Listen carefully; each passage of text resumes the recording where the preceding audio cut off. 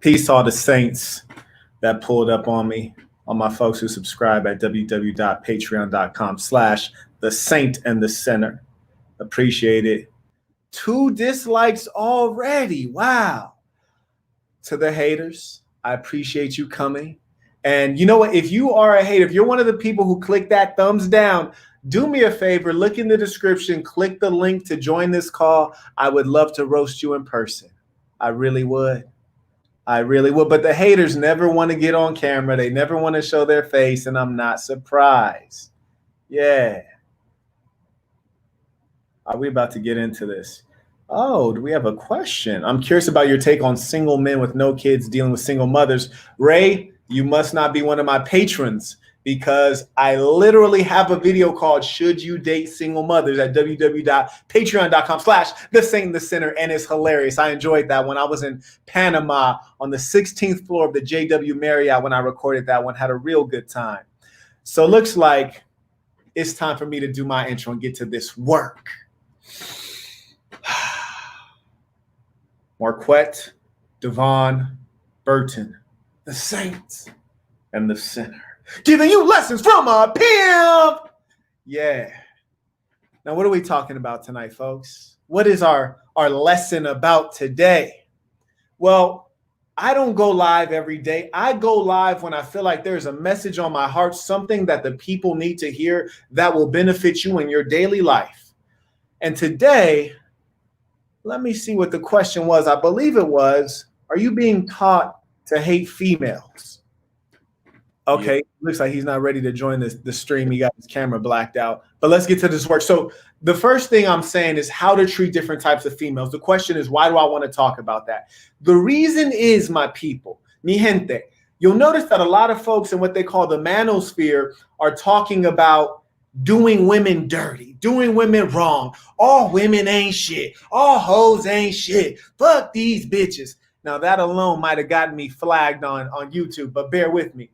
The reason that I'm pointing that out is because they're talking about women as though every female is the same. And we all know that that's not true, right? So what I want to talk to you about is the fact that some men who are not manly go out in this world and get their feelings hurt by a female, reacting immaturely to this assault on their ego, to this assault on their emotions. They begin to generalize the female based on their hatred for their ex who dumped them, who cheated on them, who did them wrong.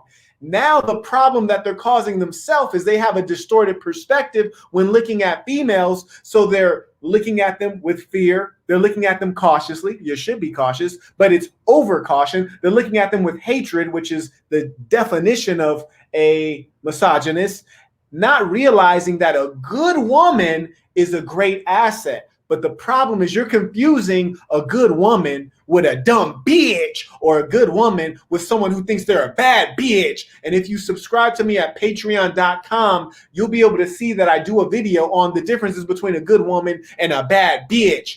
Part of the problem, fellas, and I'm going to keep it real with you. You have some women, you just got to slay her and play her. You heard me? Fuck her, don't do nothing with her after that. Might even act like you don't know her if you see her in the mall. But the problem is that because so many men get their feelings hurt and because they weren't raised up in a masculine way, they've already put too much emotion into one female. So when that ends, they can't handle it. And in reacting emotionally, they start going MGTOW, men going their own way. I can respect the idea of men leading the way. I can respect the idea that you don't want a woman who's going to do you wrong and abuse you. I would never say get married. I tell you, word is bond. If you tell the woman you're married to her, then you're married. You don't want the government involved in your marriage because then you're empowering a female. And what you must know about all females is they are vengeful. When you break up or divorce, they will be vengeful. But the key is to get that woman that you're not going to break up or divorce with, whether you want one woman to stay with for the long haul or you want multiple women who are going to stay on your team. I see my brother has called in to the stream. I'm going to hold off on adding people to the stream to a little bit toward the end so that we can kind of powwow and chop it up a little bit. So, Correct, I'm gonna keep you on here, but I'm going to add you in a little bit. All right, bro?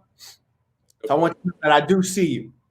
Okay, so it looks like we had another super chat. Iron Mike, B-Voy TV. Appreciate it, King. I appreciate the support, and I'm absolutely going to keep giving out this work. The reason I think it's so important to remove the false ideas that all women are bad, all women are slut buckets, is because if you think like that, you're not going to be able to attract the woman that's going to serve you. You're not going to be able to attract a woman who is going to be able to hold you down if you're not looking for her. To achieve any goal in life, you must be looking out for it. And if your view of women is perverted into thinking that they're all worthless, you will not end up with a woman. And what's worse, you'll end up like some of these niggas with these purses and this motherfucking hair extensions they putting on. You'll end up bisexual. Yeah, a lot of these cats in these MGTOW groups are actually they call themselves bisexual, but let's be real here. Let's be real here. If you're messing around with another man, I call that gay. If you think women are worth nothing and you don't want to deal with women, I call that gay. You hear me? I'm the first one to tell you, if a woman ain't worth nothing, treat her like what she's worth, which is like garbage. But if she's worth something, put her on your program and give her leadership. But let me challenge you, fellas. A woman will behave according to how you lead her. Huh? I'm not saying you could take a whore and turn her into a housewife, but if you're a wise man, you'll be able to look and see the difference between a whore and a housewife. You heard me? And when you deal with a whore, you're going to treat her like a whore, like a doorknob, knowing everybody gets a turn, right? You're going to treat her like a slut because you know she's like Costco, giving out samples to everybody. You're going to treat her like a dirtbag because that's what she is. But a wise man does not have one bad experience or two bad experiences with females and think that they're all worthless. That's emotional. That's immature. In fact, that's womanly. And that's why you hear these women with so many complaints, because they had a bad experience, whether it was a bad experience in childhood, their father did something bad, or their uncle touched them, or they had a boyfriend that did them wrong, hit them and quit them and didn't want to do nothing with them. You see, then they start saying, oh, all guys are bad.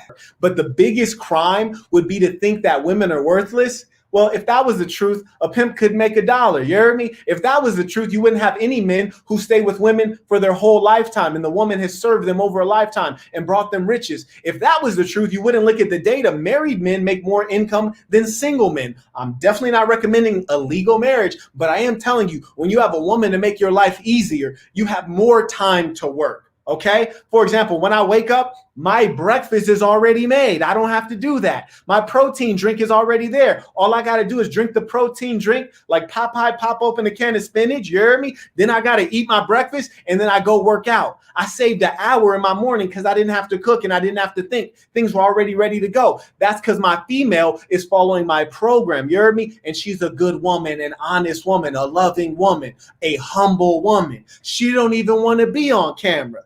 You know what I'm saying? She loves when she gets mentioned and she gets her kudos, but she doesn't want to be on camera because she's low key. Here's the way to spot a good woman versus a bad bitch. A bad bitch wants attention, right? The whole definition of bad bitch is based on externalities, based on her appearance. So a bad bitch wants to be in the spotlight. She wants to be in the center. But here's the funny thing. When you look back in time, real women always wanted to say, I stand by my man.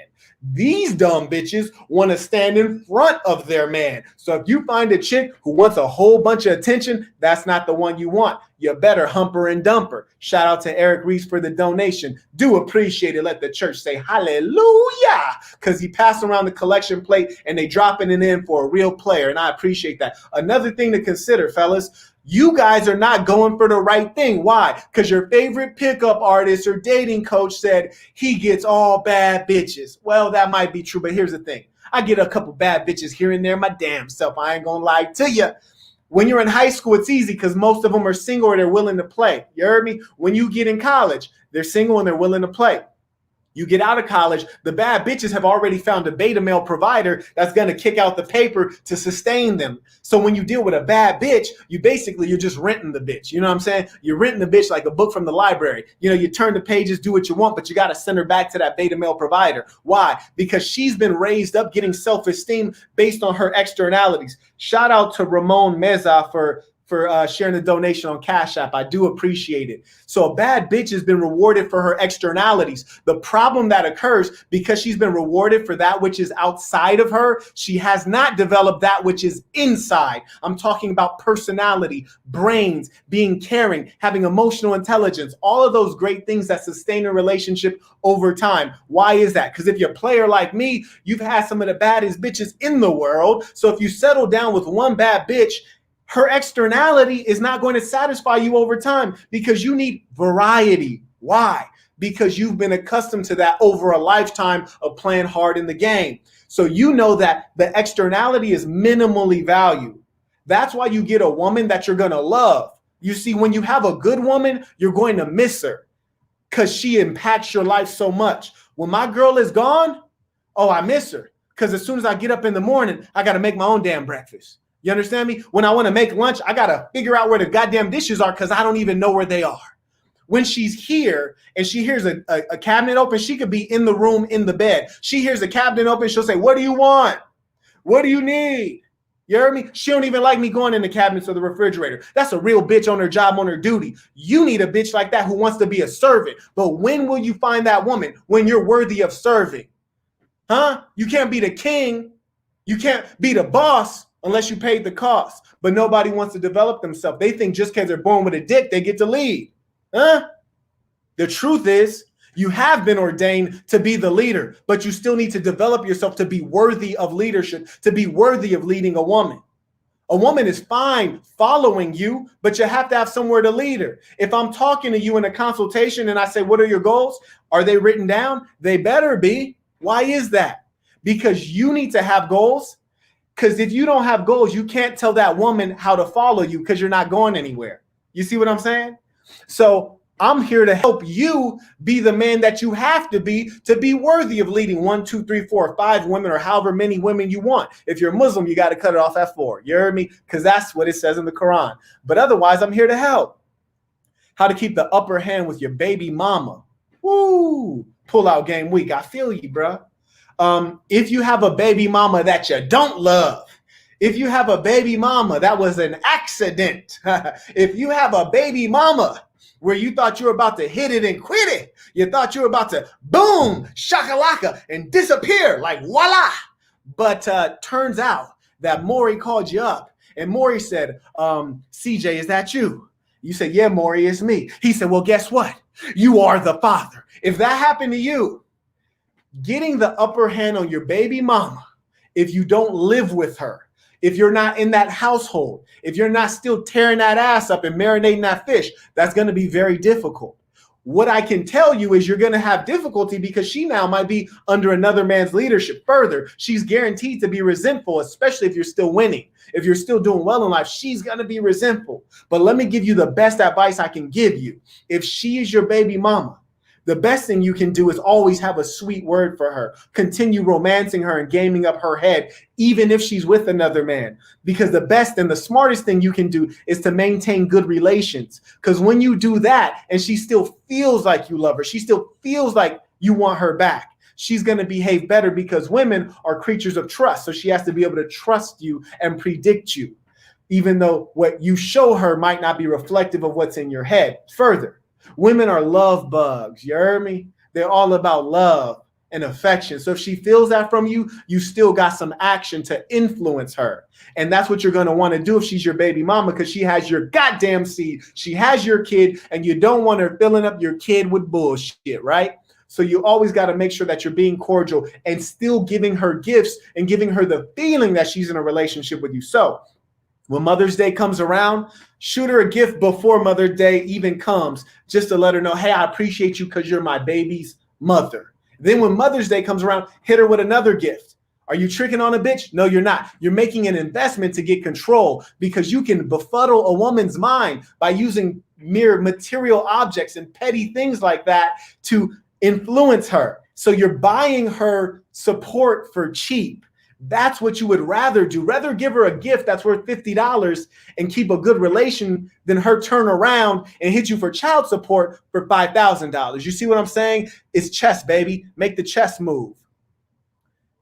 And for the folks who are super chatting, I'm trying to open up to your questions first. For the saints who are part of the Assassin, you subscribe on Patreon. Let me know. I'm going to definitely grab your questions first. Thoughts on dating women with children. Jay Stokes, you might have heard me earlier. I made a whole video called Should You Date Single Mothers? Okay? Should you date them? That's one thing. Generally, the short answer is no.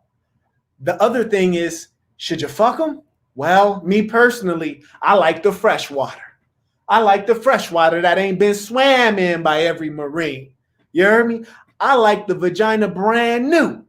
As close to that as possible. I ain't talking R. Kelly stuff, but I like the vagina in good shape. You dig? I don't want to feel like I'm sticking a straw into a hula hoop. So if you want to deal with a woman that's had a whole baby head come out the vagina, you do that. But remember that the way of the assassin, Marquettism would tell you to go for the best. And having pre-owned vagina, surely that is not the best. And the reason men stick with pre-owned vagina is because that vagina was ruined by their kids. You understand what I'm saying? So they're taking a sacrifice because that woman sacrificed her body to provide them with kids. But you're coming in after another man, and hey, that's your decision, but I don't think that's going for the best. If you feel like that's your best move, well, hell, make your next move your best move. But in all likelihood, unless you have children, unless you have some things that are setting you back in the dating market, I'd say avoid it and go for that fresh water. If you want to find a younger woman who's more inclined to go with an older man, go to the South. The Southern girls are more likely. Go to the religious women. They're more likely. Hell, go abroad.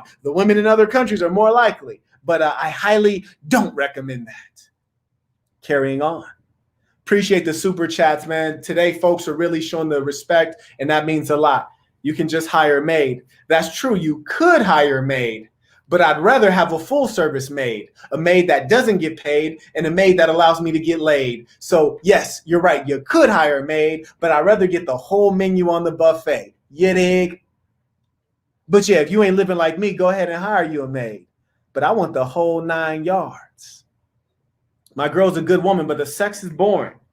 Well, Cartoon Maste, I'm going to just call you Toon. Well, look here, Toonchi. If the sex is boring, that happens. I can assure you, nobody likes having the same thing for dinner every single night, even if it's filet mignon, right? You need a little bit of variety. If you really want to keep it player, you might as well have you some French fries on the side. You know what I'm saying? Because a bad bitch, oh, she knows how to fuck. Why? Because practice makes perfect. She's been fucking a lot. That's not the woman you want as your main woman. So I advise you, if you think you're slick enough, go ahead and get you a little bit of French fries so that you have some French fries on the side of that sloppy Joe. But here's the thing, my friend. If you're really player, you can get your main lady, if she's really bright and she understands human biology, you can get her to understand, hey, love, I'm not going to do anything in front of your face, but I might need me some French fries every now and then. Carrying on. Advice on how to get a woman attached in high school. Kirk, thank you for that question. I always appreciate the young lions tuning in. I'm going to be very brief. And as I always tell you guys, if I don't know something well, I will let you know. My experience in high school is that I got women based on who I was, right? Or who I am, because I'm the same person. So I was voted best dressed, voted best smile, voted Mr. Irresistible. Part of it is mouthpiece, is being friendly. It's always embracing people around you, always greeting people, learning their names, being light, cracking jokes. When you know everyone's name, all of a sudden everyone knows your name. Women are social animals. So whoever is thriving within a social group, she will attract to that man. So the most important thing you can do in high school is to be popular. You can do that through various means. Depends on what kind of high school you go to. If you go to an urban high school, you might be the most gangster guy. You might be a hustler, which is what I was. I made money. You heard me? You might be an athlete. Whatever the case is, you want to thrive within that social group, and that's going to bring the women to you. In addition, dressing fly is always going to put you in the game, especially in high school. Yeah. So I hope that gives you a little nugget on what you can do in high school. But the most important thing that I could say got me women was being that motherfucker. You heard me? Read the Black Box, and that describes all of my high school experience. Read that motherfucker in the description. You can purchase the Black Box, and it's all about my high school experience. If that don't teach you how to get you a bitch in high school, I don't know what does. And the good thing is I gave you a little bit right now. The Black Box is a whole book about it. Oh, let's talk about it. Yeah, let's talk about this. I just had a consultation recently with a gentleman, And he had the same concern that you had, which is, hey, man, my girl is on social media like she getting paid for it, man. We can't go anywhere without the phone going off. I'm wondering who in the hell you talking to all this time. Just like I said earlier, a bad bitch is all about attention. Why? She wasn't raised right. When human beings are raised correctly, they get their self-esteem from internal sources. Why? You have an infinite well of self-esteem and self-worth because when you were a young child, your elders, your mother, your father, your grandmother, your grandfather, your uncles, your aunts, they kept telling you, oh, you're so handsome or you're so beautiful. You're so smart. Oh, look at them dance. Look at them sing. Like they gassed you up when you were a kid. They paid attention to you. And when you were a kid, you got high self-esteem because you were raised around adults who poured love onto you. If that was not the case, you were raised by a single mother working 3 jobs who never talked to your ass. Let the TV raise you. Let the iPad raise you. She was always at work. Left you at the babysitter. Babysitter neglected you. Babysitter might have touched you. When all that shit happened to you and you were not getting enriched from kind words from adults, from reassurance from your father, you grew up with lack inside. And as a female, when you grow up with that lack, now you need attention from the outside world. Why? Because you want to feel good on the inside. Everyone does, but you want to feel good on the inside because there's a big void. And how do you get attention? By any means necessary. These hoes are the Malcolm X of social media. By any means necessary. You show your ass, show your titties, you're twerking on social media, you're talking to every dumb nigga that hop in your DM inbox. I can assure you, if your woman is on social media constantly, especially if she's making posts, oh yeah, that's not the bitch you want. I'm going to tell you about 2 different young ladies. One young lady I know, she doesn't mess with social media at all. We're not even friends on social media. She has a couple accounts, but she never checks them, never uses. Sometimes we're together and she's just sitting on the couch, not doing shit. Not on her phone, not watching TV, just chilling. That's called peace. That's peace, man. It's so rare you find a woman that has peace where she could just sit down and cool the fuck out.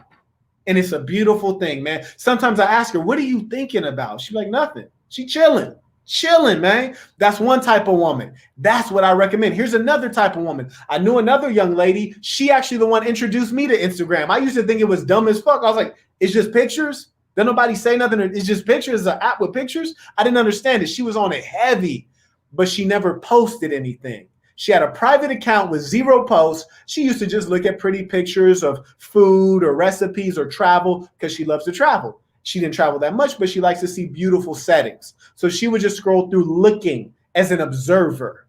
Those 2 personalities on social media are acceptable. The one that's constantly posting or constantly tapping, double tapping pictures of niggas with their shirt off or constantly, trying to be in the loop on shit, that's not the one you want because she follows the crowd. And you're not a crowd. You're one fucking man. That's not the woman you want because she's always trying to be attentive to what other people are saying. She needs to try to figure out what you need, what you want. Like if I yell out right now and say, bring me some water, you'll see some motherfucking water appear. Attentive to my needs, not over there like on this phone. So what I'm telling you, brother, is this. Number 1, you said it triggered my trust issues. Nah, bro, either you trust the bitch or you don't trust the bitch. If you don't trust her, let me tell you this. Start investing in getting you a new woman more aligned with your values. That's number 1. If you don't trust her, get you a new woman. Be real with it. Don't play with it. I'm not saying you got to dump her. Hold on to her till you get a replacement. Because as my uncle told me, when you got 0 women, it's hard to get 1. When you got 1, it's easy to get more. So never go down to 0. Okay, so make sure that you start working on getting that new woman because the one you got is not worth a goddamn thing if she's constantly on social media. And I can assure you, if you feel like you don't trust her, if you have a gut feeling, well, what do they say? They say trust your gut, don't they? Carrying on. And if I missed your super chat, please forgive me. Okay, folks, it says tips on managing multiple women to bring money in. Who? Now, I always need you guys to clarify your question. So tips on managing multiple women to bring money in. Are you talking about the ism? Are you talking about running them hoes up and down the blade? That's one thing. You could just be talking about having women who bring you back their earnings in a square way. You dig? So please do clarify what you're saying to me so that I really understand, because I want to address the question you really have. But let me just give you a little bit of game on managing multiple women. The number one thing is that if you're really player, you concentrate and focus on that one woman. You listen to her so well. You understand her so well that even if she knows there's multiple women, she feels like she's the only woman. And every human being, you know what we want? We want to feel special. That's what a player does. He makes you feel special. That's what a good politician does, makes you feel special. That's what a great teacher does. Mr. Rogers makes you feel special. So remember, your goal should be to make her feel like she's the only woman in the world when she has your attention. So when she doesn't have your attention, the world is dark. When she does have your attention, the world is bright and beautiful. It's exciting. There's so much optimism. There's so much possibility. That's how you manage multiple women. Because if you're really player, if you're really worth something, the woman knows that other women want you. She knows that other women might get a little slice here and there, and she has to accept it because she knows that you're 10 times more valuable than the average Joe. So she's willing to split you in 10 different ways. Carrying on. Ali Farah, watching all the way from Australia. Shout out, brother. I appreciate you tuning in. Love your content and energy, bro. Minus all the penman stuff. Fair enough.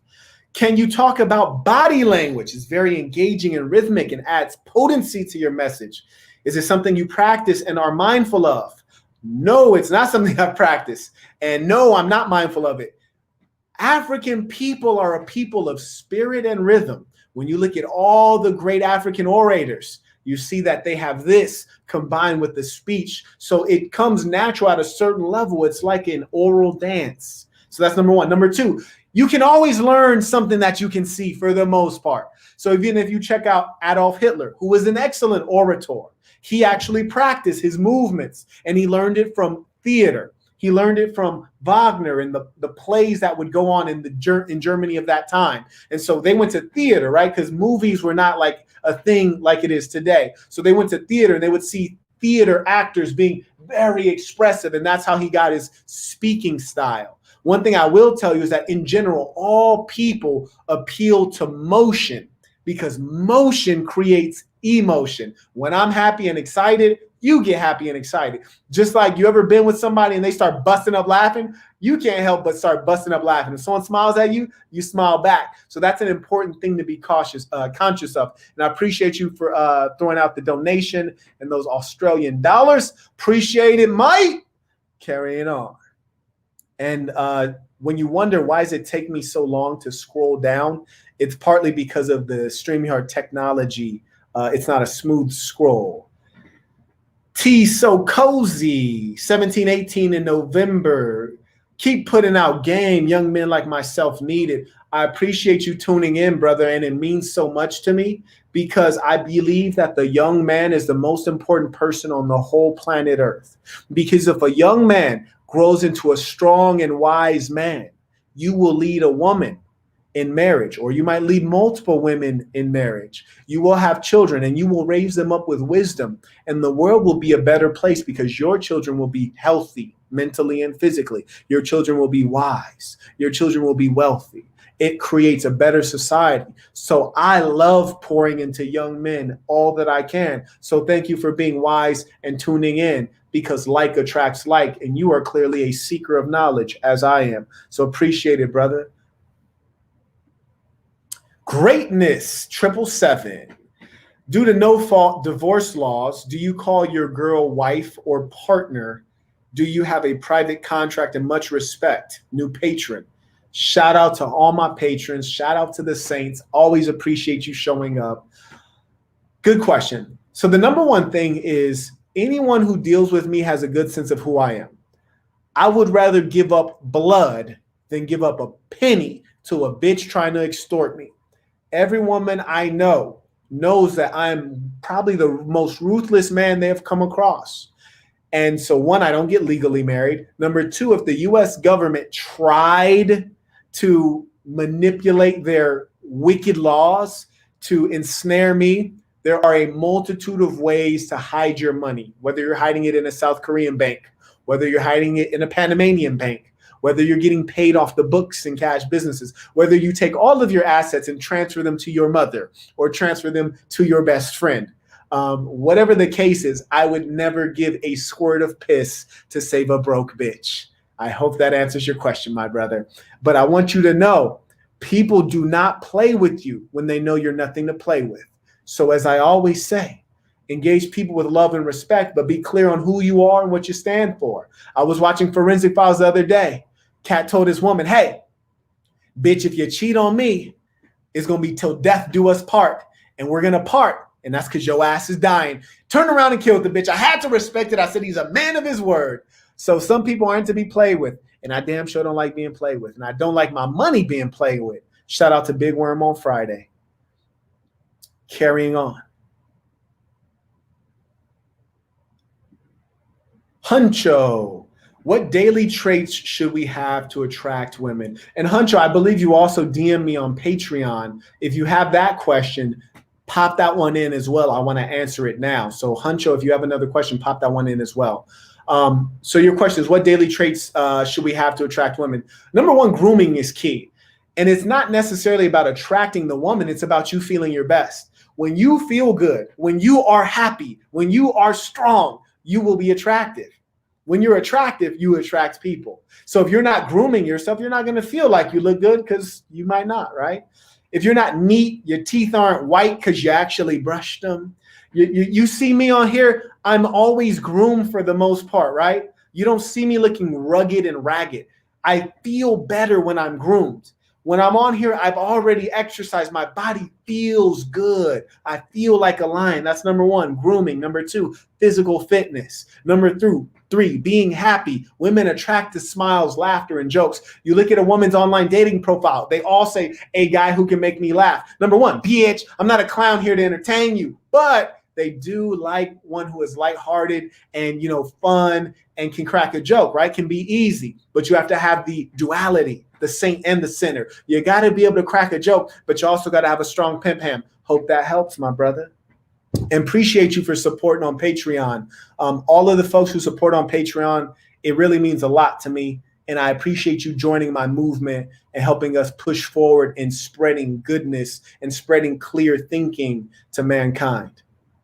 Thanks for always blessing us with great info. Much respect, Kelton. I truly appreciate that, my brother. And I will continue in this war against lies because we are in the age of Jahiliyyah, which is the age of ignorance in which people are saying all kinds of crazy stuff. What do I mean by the age of ignorance? Think about it. We're in an age where people can't tell the difference between a boy and a girl, talking about transgender.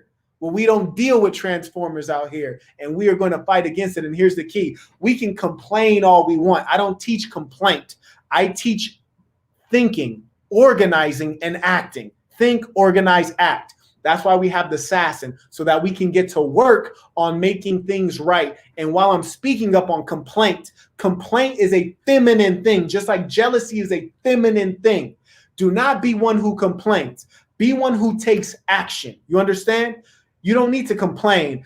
Someone asked me, what do I think of Coach Red Pill? I didn't have a chance. I see two folks are coming in. I'm going to merge you into this call shortly on the video. I saw Coach Red Pill on his primary page. He says, I'm tired of men being treated bad. I'm tired of feminists doing this. I'm tired of that. I'm tired of this. And I was like, bruh, first off, I don't want to hear your complaints. Shut the fuck up. You sound like a bitch. And unless you're giving me some pussy, I don't want to hear your complaints. You heard me? If it's a female, I might give her a little bit of airtime. If she gave me some pussy, I might give her like a whole minute to get her complaints out. But after that, she don't have to shut the fuck up. You heard me? So a real man is not about complaining. A real man is about pondering, contemplating, planning, organizing, and taking action. It is a weak position for men to be in a society that's led by women. It's a weak position for men to be in a society where they're victim of women when they're using the instrumentality of the legal system to extort you for child support or to extort you for alimony. Who would think you'd pay for a woman that you're not even with anymore? You can't even get no punani, but you still paying for the bitch. Alimony is an insane concept. You heard me? And we will destroy that along with a great many other wicked things in this society. And we will do that through organizing. We will do that through not backing down. Now, yeah, shout out. That's Sass in Life. I'm gonna go ahead and scroll up to the top. I'm gonna merge my boy Zone 3 in. Zone 3, when I merge you in, let us know who you are. Let us know where you're from. I'm gonna read through some of these comments while you're doing that, and then tell me what's on your mind. And I just merged you in right now, live. Hey man, listen, man. I made a video about you, man. I'm a Kevin Samuels fan, bro. I just want to know. Oh, this is beautiful. Everybody give him a round. If you're in the comments, give this man a round. I want to respect the fact that he pulled up on the big homie. You know I want to respect that. And I might fuck around and link your video. DM me on Instagram because I love haters. DM me your video. I'm going to link this shit, okay? Because I love haters. I made a video about you. I'm going to keep it 100. I made a video about you. I reacted to your video, and I was just trying to see, like, the whole Lions Den, you know what I'm saying? You was kind of reaching a couple months ago. I just wanted your explanation in terms of just like, where did it come from? You feel me? Good question. First, UFC Vault. He says, is there a digital file of the black box? The answer is yes. You can get the ebook. If you email Bridget at fletchapp.com, she will set you up for that to get the ebook of the black box. I appreciate you asking that question. And I got two more folks waiting. I'm going to merge them into the call. First, I'm going to address the good brother's comment. And Zone 3, what's your name, good brother? Zone 3 on YouTube. Okay, Zone 3 on YouTube. Okay. Now, I'm not surprised that a Kevin Samuels fan is going by fake-ass fucking names, but that's okay. That's okay. I'm going to still fuck with you, though. You hear me? I say my whole government name. Why? Because I'm not scared of nothing, man. I'm a Fiat Yisho. You heard? Check my G file. But number one of my patrons said, Marquette, I follow you and Kevin Samuels on Patreon. I get great advice from you and Kevin Samuels, particularly on business. Right. You guys should collaborate. I say, for sure, bet. Let me check him out. Bridget checked him out. She said, I don't think you're going to like this. I don't think you're going to want to fuck with him. I said, sit it right here. I checked him out, and I noticed something that was fraudulent. Number one, Zone 3. If you come to me and you say, Marquette, tell me about fill in the blank. If I don't know fill in the blank or I'm not strong in that area, you know what I'm going to do, brother? I'm going to refer you to someone who knows about that. I'm not going to pretend. Further, when you bring me your dreams, you say, I want to start a business. Oh, I'm going to tell you everything that I know. Why? Because I've started multiple businesses. Okay. You hear me? What he did, he created a whole show about businesses, had young men coming on his show saying that he could invest in them. If you look in the comments on that particular video, he said that they would make investments. And he's coaching people on businesses. He's never started a business. And let me give you the definition of a business. A business is a system, which means I can go to sleep and wake up richer than when I went to sleep. That's a business. Now, let me give you the last piece, my brother. And I love you too. I might seem mad because I'm disappointed that people are so brainwashed, but I love you. And I'm going to give you this last piece, my brother. Right. Look me in my eyes, King. I got you. Understand this. Understand this. Yeah. A business is a system that you create that has products. You can go to sleep and still make money. Wake up and have more money than when you went to sleep. He has no businesses.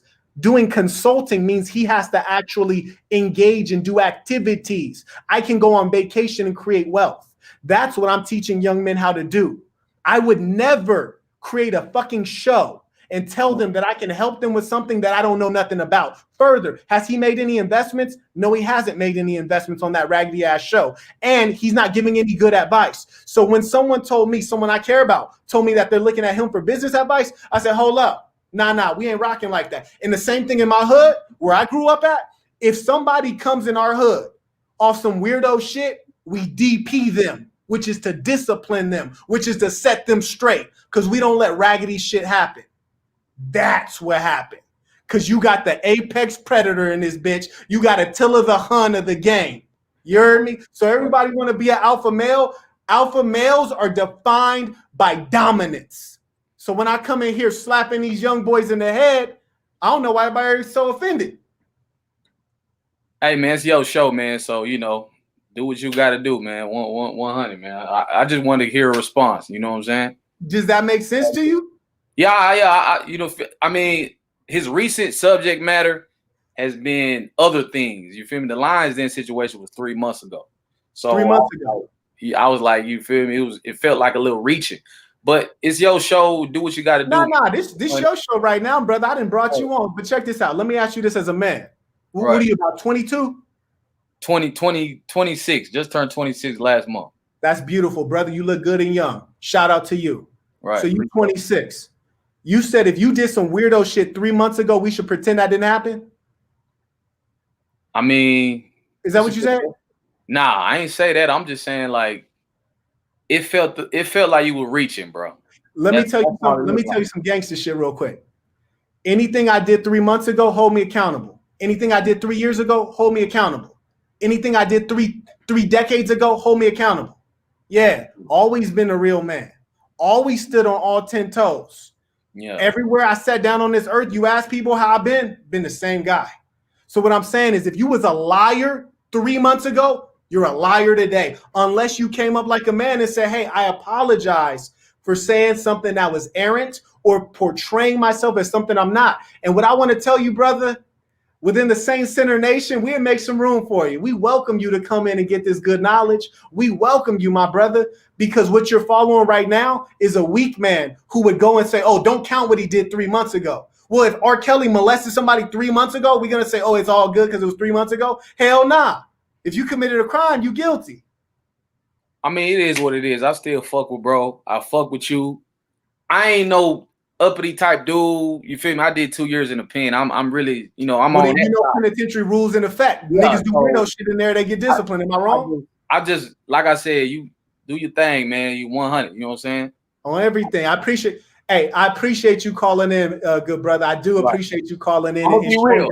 My reaction, I was kind of harsh, but I just had to hear from what you got to say. Now I understand what you, from your standpoint. You feel me? It's all good though. And I tell you, man to man, I respect you pulling up and hollering at me. Right. I respect that. I respect you chopping it up with me. And I feel like what I'm standing on makes perfect sense. It is. You explained it. You stood on it. I respect it. Absolutely. Do you have anything you want to say to the people for you dip out? Hey man, like I said, man, fuck with me, man. Zone 3 TV, ZON3. You know what I'm saying? On YouTube. I reacted to Marquette. I was harsh. I'm gonna keep it real, but he explained it man to man. It is what it is, man. 100. And if I watch your video, you was cracking jokes, man, I might have to fuck with you. You know I like roasting people, bruh. Hey, if you get me back, it is what it ain't, man. But yeah, 100. You better be careful fucking with me, boy. Hey, it's a pleasure. All right. Fellas, what's going on? How you doing? What's going on, player? Is that pronounced 16? Yeah. Yeah. Pull your camera down a little bit, good brother, because there you go. Now you're in the building.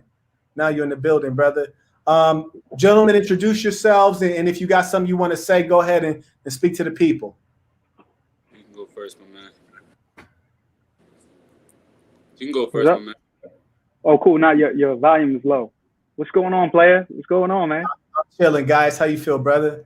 I'm feeling good, man. I really appreciate the advice. This is one of your best lives, man. I'm telling you. Okay. Hey. For real. Hey, appreciate that.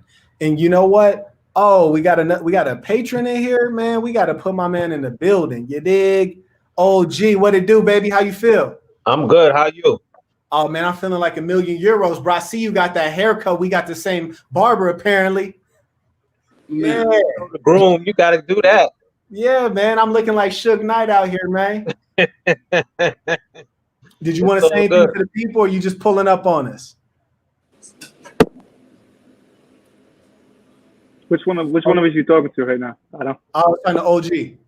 Oh, my fault. Okay. 16. Did you have anything you wanted to say? Yeah. I was getting on the line because I had a question. Like I have a baby. Speak loudly too, so everyone can hear you. I have a baby mom's now. Like I'm only 18, right? And like I made a mistake. Like not saying a mistake or whatever, but sure. She was like kind of like my first after. Yeah, say it again. She was like my first after high school. Well, I dropped out of high school and then like was going through some situation with my dad or whatever. End up in like a situation living with my people or whatever. And then I came across her and we ended up having like intercourse for a couple of months. She ended up getting pregnant or whatever. My man said we had intercourse. You are a proper young man. I said we had intercourse. It's some intercourse. Okay, tell me more. Yeah, but she ended up getting pregnant or whatever. So now, like, we had a child and we separated. Like, but she's not on on the right topic. Like, she wants to get more spiritual, but then again, she's like real deal on like the culture. She's more into like the culture, like what I see or whatever. Like she's going through her 21 phases. And like I just want to know like how do I know how to raise my child, and like I'm just gaining more knowledge, just growing up or whatever. Like how do I like guide her and then like have I don't know like not have like the burden on my back of child support and then her like getting mad or whatever this and that. I'm gonna answer that first part of the question. Number one, brother, when you present yourself, you are an intelligent young man, and I can tell that. You just said, I don't know. You do know. So don't ever say something that's self-deprecating, meaning putting yourself down. You do know. Don't ever say, I don't know. That's not true, okay? And when you articulate, just say, you know what's on your mind. If you're feeling anxious, write it down or practice it before, and then just get it out short and brief. I have a sense of what you're trying to express. You got a young lady pregnant after high school, which was not the best timing. 1 minute, I'm sorry. 1 minute. Okay, I'm gonna keep talking. Looks like he's getting some headphones. I think a lot of cats got BMs that they rather not have, but basically got a baby mama, and now he's trying to figure out how do I influence her so that I don't end up stuck with child support. And I don't end up in a bad situation where I have no influence in her life and my child's life. This question I actually just answered a little while ago, so you might have to rewind the stream, but I'll give you the short and sweet of it. Is the same way that you would influence a female of any kind, baby mama or not, you need to Dr. Phil her, which is number one, do you want to get back with her? Yes or no? No, because like she's not in the right. I think we should because of the child, the sake of the child. But then again, okay, check this out. First, you need to get clear. You said yes. You said no, and then you said yes. You said no, I don't want to get back with her because, and then you said yes for the child's sake. First thing as a man, you got to reflect. You got to engage in introspection. Ask yourself honestly, do I really want to get back with this woman? Do I feel like she will ever follow my program? That you have to discover within yourself. Once you discover yes or no, do you want to get back with her? That's going to impact how you're going to be able to influence her. Because if you do want to get back with her, you can influence her from inside of the home. If you don't want to get back with her, you're going to have to influence her from the outside, which is more difficult. Anytime with women, you need to make sure that they trust you and they feel like you love them, even if it's not necessarily romantic love. That's going to give you a start. If you want to go deeper, DM me on Patreon and we can figure something out. But I just want to give you a little bit of game to get you going.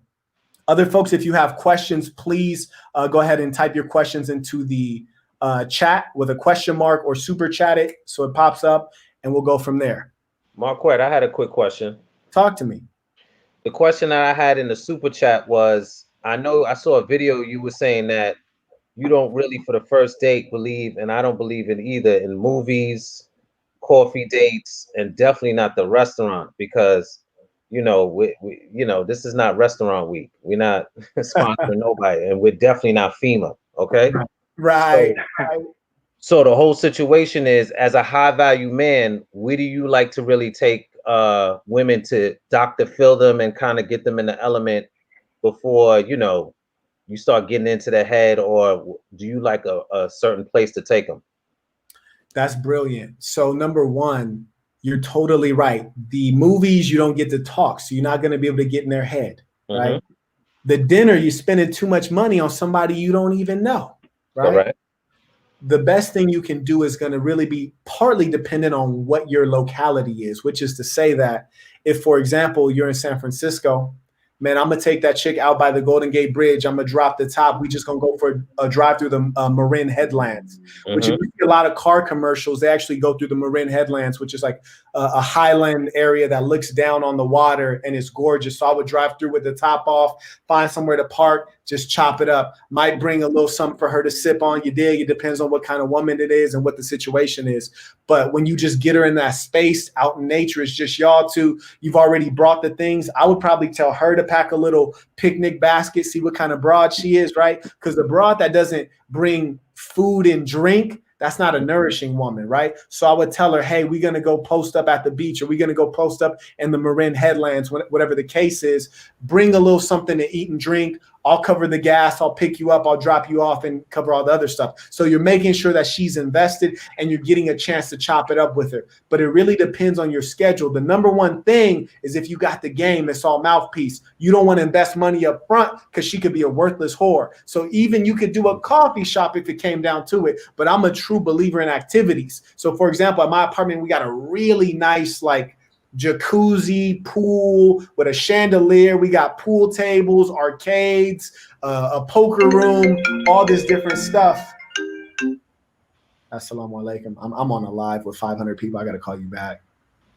All right, bye. But we got all this stuff, and because of that, I could just have a chick pull up and we could shoot pool. When you get a woman into motion, especially when you can use games like arcade or a pool table or things like that, you're always in a winning position. Because the good thing is if you're shooting pool or you're playing ping pong or you're playing foosball, you don't necessarily have to talk. You can leave a little bit of silence. You can let her drive the conversation. It's easier to pick her brain once you get her relaxed and laughing. So that's how we structure those dates. I like that. That's smooth. But I'm out here in New York, so it's a little different. I don't got the Golden Gate Bridge and San Francisco treats with train. But I'll make it work. Yeah. I mean, New York is a beautiful thing. You can even people watch. For example, one thing that I used to do with this one shorty that I had is we would go out, sit somewhere. She was an East Coast chick. We'd sit somewhere that's nice and populated, like say Times Square, for example. Mm-hmm. And then you just point out people and you say, hey, what do you think their story is? And so you point out 2 people and you say, 15 seconds, what's their story? And then you literally make up something oh, I bet they met here. And I bet he's like this. I bet she has this kind of job. And it's a nice little game you could play with her to see what her imagination's like and have fun. You'll also learn about her because if the female's saying a bunch of negative things about the random strangers you're pointing out, shows you what kind of woman she is. If she's saying positive, uplifting things, shows you that she's a keeper. Okay. Hey, I just want to address the fella beneath me. I'm in New York too, man. You should try the High Line. High Line's beautiful, especially in the summertime. It's right by the West Side Highway, so you get to walk up above, right? They got that little walkway. Yeah, so check that out. Yeah, and I appreciate that, guys. And shout out to the Assassin, man. The Assassin is all over the earth, you dig? We got cats in Sweden and Amsterdam and South Africa and Panama. In Australia, I can't name everywhere. So we pulling up, man. We got major plans. We are going to throw a conference, so do pull up. I see we got J-Rob Visions in the building. What it do, baby? Talk to me. What's going on, brother? What's going on, Kings, man? Appreciate you having me, man. I love the show. Thank you, brother. Talk to me. You got anything on your mind? Yes, brother. I just had one question for you. Okay. I am 21 years old, man. I live in Tennessee, the southern hemisphere of the country, you know what I'm saying? The dirty South, you know what I mean?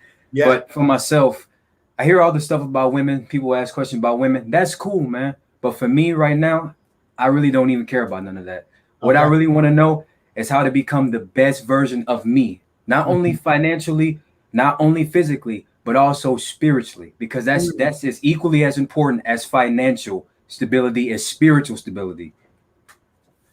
Spirituality is more important than anything. Yes, sir. Spirituality is the most important thing.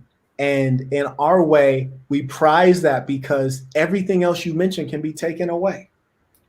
Yes. I have investors. I sent out an email from my primary company to our investors when this COVID-19 thing was a couple months in.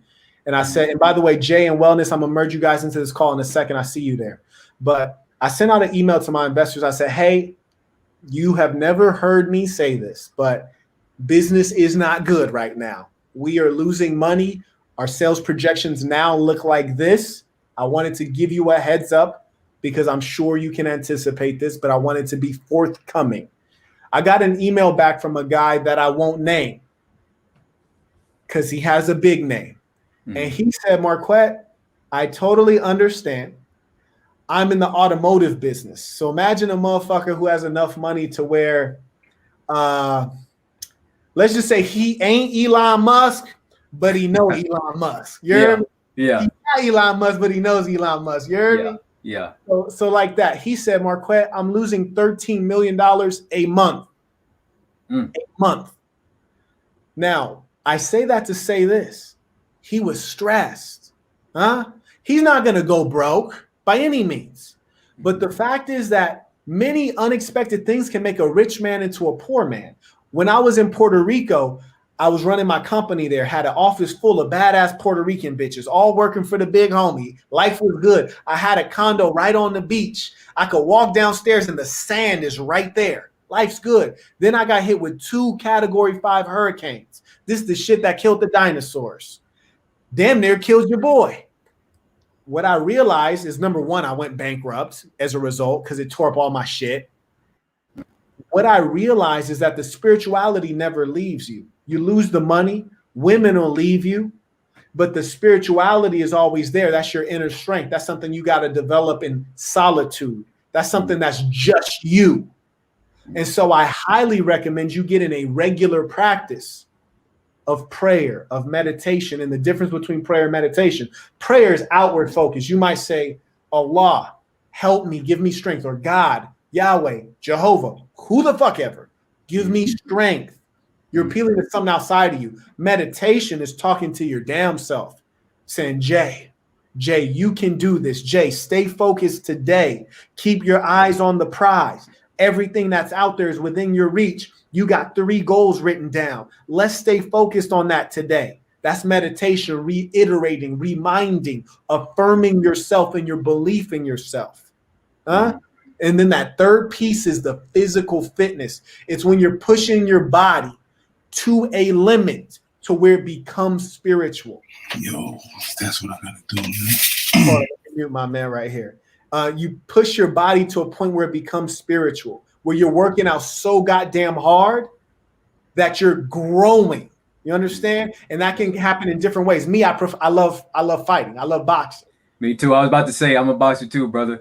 Yeah. You know about that. You know about the physical, right? And when you get those things together and you do it with regular discipline, and then the last piece is knowledge, because you cannot know the difference between right and wrong unless you have knowledge. Period. In the book of James, it says, if you understand something to be sin for you, it is sin. Which is to say that because you're an intelligent, knowledgeable person, if you know the difference between right and wrong and you still do wrong, for you, that's a sin. There may be another person of lesser understanding, and it says he knows not what he does, which is he's doing something wrong. He doesn't even know it's wrong. You can only take pity on that person. And the truth is, the worst thing about stupid people, they don't know they're stupid, right? You just got to take pity. Ignorance is bliss. What's that? Ignorance is bliss, as they say. At some level, but at another level, ignorance can hurt you, right?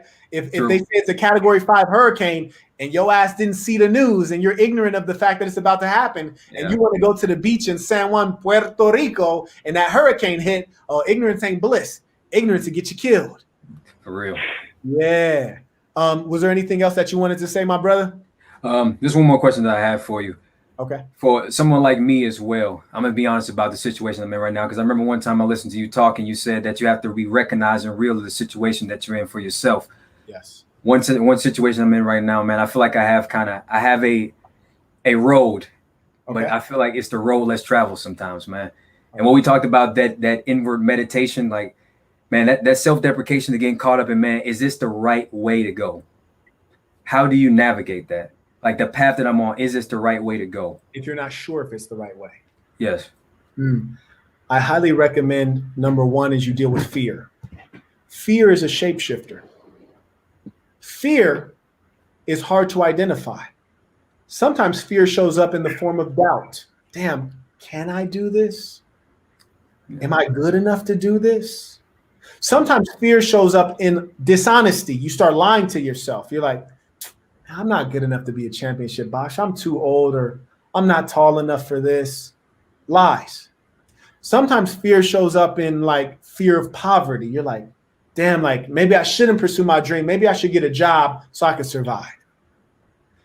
Number one, deal with fear. Figure out if fear is impacting your thinking, because you will never see clear if you are experiencing fear. That's number one. Number two, get expert advice. If you're dealing with something in a particular area of life where there are older, successful people who have walked down that path, Have a one-on-one conversation with them and lay it out. And the number one thing is be honest. So much time we spend pretending, trying to look good. Trying to fake the phone. Yeah. Quit all that. Like, that's why when the homie was on before his time, why did I roast Kevin Samuels? He's an image consultant. The fuck out of here. We don't need an image. We need to be the real deal. I'm trying to consult you on what you really are and make that a great thing. I didn't understand that whole thing, brother. Like, I saw that video. I was watching Kevin Samuels before I saw that video of you. My thing is this: if you listen to somebody else's disagreements, does that mean that they have hatefulness? Right. No, it means that they disagree. How can you call yourself an alpha man? I don't even call myself how can you call yourself an alpha man when words bother you to that degree? Words. Thank you. Thank you. I totally agree. And I want to shout out Derek Warren for giving the donation. So Derek Warren, shout out for that, brother. I appreciate you keeping that going. And you're totally right. Words should never affect a man. Somebody put their hands on you, they got to lay down. But that's a different story. So what I do want to say is, number one, get rid of fear. Number two, ask for expert advice. And number three, go forward like a fearless lunatic. Whatever you decide to do that shit hard. Yeah. Hard. Go all the way. You might lose friends, you might lose girlfriends, you might lose money, but go hard all the way. And don't worry. You're born alone, you die alone, brother. There you go. Nobody gonna be there with you. There you go. Anything else? Was that the whole of it, brother? That's the whole thing. J. Rod, you got vision. Use it, my brother. Appreciate that, man. Church, next time. All right, listen, we have wellness in the building. Talk to me. Oh, where did wellness go? You hear me? Brother. Yeah, we hear you. We hear you. It looks like you are in a dark room right now, but we can hear you. Yeah. I got a quick question. All right. When you was younger, like growing up, did you have like books on, like, for example, did you have like certain notebooks, for example, like for critical thinking, maybe questions or journals? But I would like to know like for myself, I feel like I need different notebooks for different things. For example, picking up wisdom and stuff like that, or different things. Like, I just wanted to know, like, did you grow up with different notebooks or something like that? When I was young, you may not have purchased the black box. Do check it out. This will tell you all about when I was a young man. Okay. When you read this, I think you will find that I was not the kind of young man that would write down notebooks of ideas. I was not that kid at all. I was pretty grimy, man. So that was not really a focus of mine. What I can tell you, though, as an adult, is that sometimes we do too much thinking and planning, not enough doing and acting. That's true. I could do a consultation with someone for an hour and a half. At the end of my consultations, I tell them, we've said a lot. What's the one next step you're going to do to achieve the goal we have identified? One next step. A journey of 1,000 miles begins with one step. You only have to know what the next step is. You don't have to know what step 1 through 80 is. You only got to know the one next step to get forward. And so I would advise you, my brother, is not do too much thinking, not do too much planning, do a lot more acting, focus on action, always figure out what are my 3 goals, no more than that. Keep things simple. Right. Ideas are great, but ideas don't make money. You got to put the idea into play. So I always say make your next move your best move, which means you might have 5 ideas. Figure out which one pays. All right. Work on that one. One more question. Talk to me. Are you a music producer? No, I don't produce any music. Any music. I know one. If you need one, I ain't hear you. You need one. I know. No. I was just asking. That's it. Oh, okay. My fault. No. Thank you. Yeah, anytime, brother. Thanks for calling in. Is that my brother, Ann in Truth? Yes, it is, my man. Yes, it is. Talk to me, man. This is one of the Saints people. Show this man some respect. Appreciate you calling in. How can we help you? What do you want to say? What's on your mind? First of all, I just want to represent. I want to represent this. All you Saints out there. Y'all doing y'all work.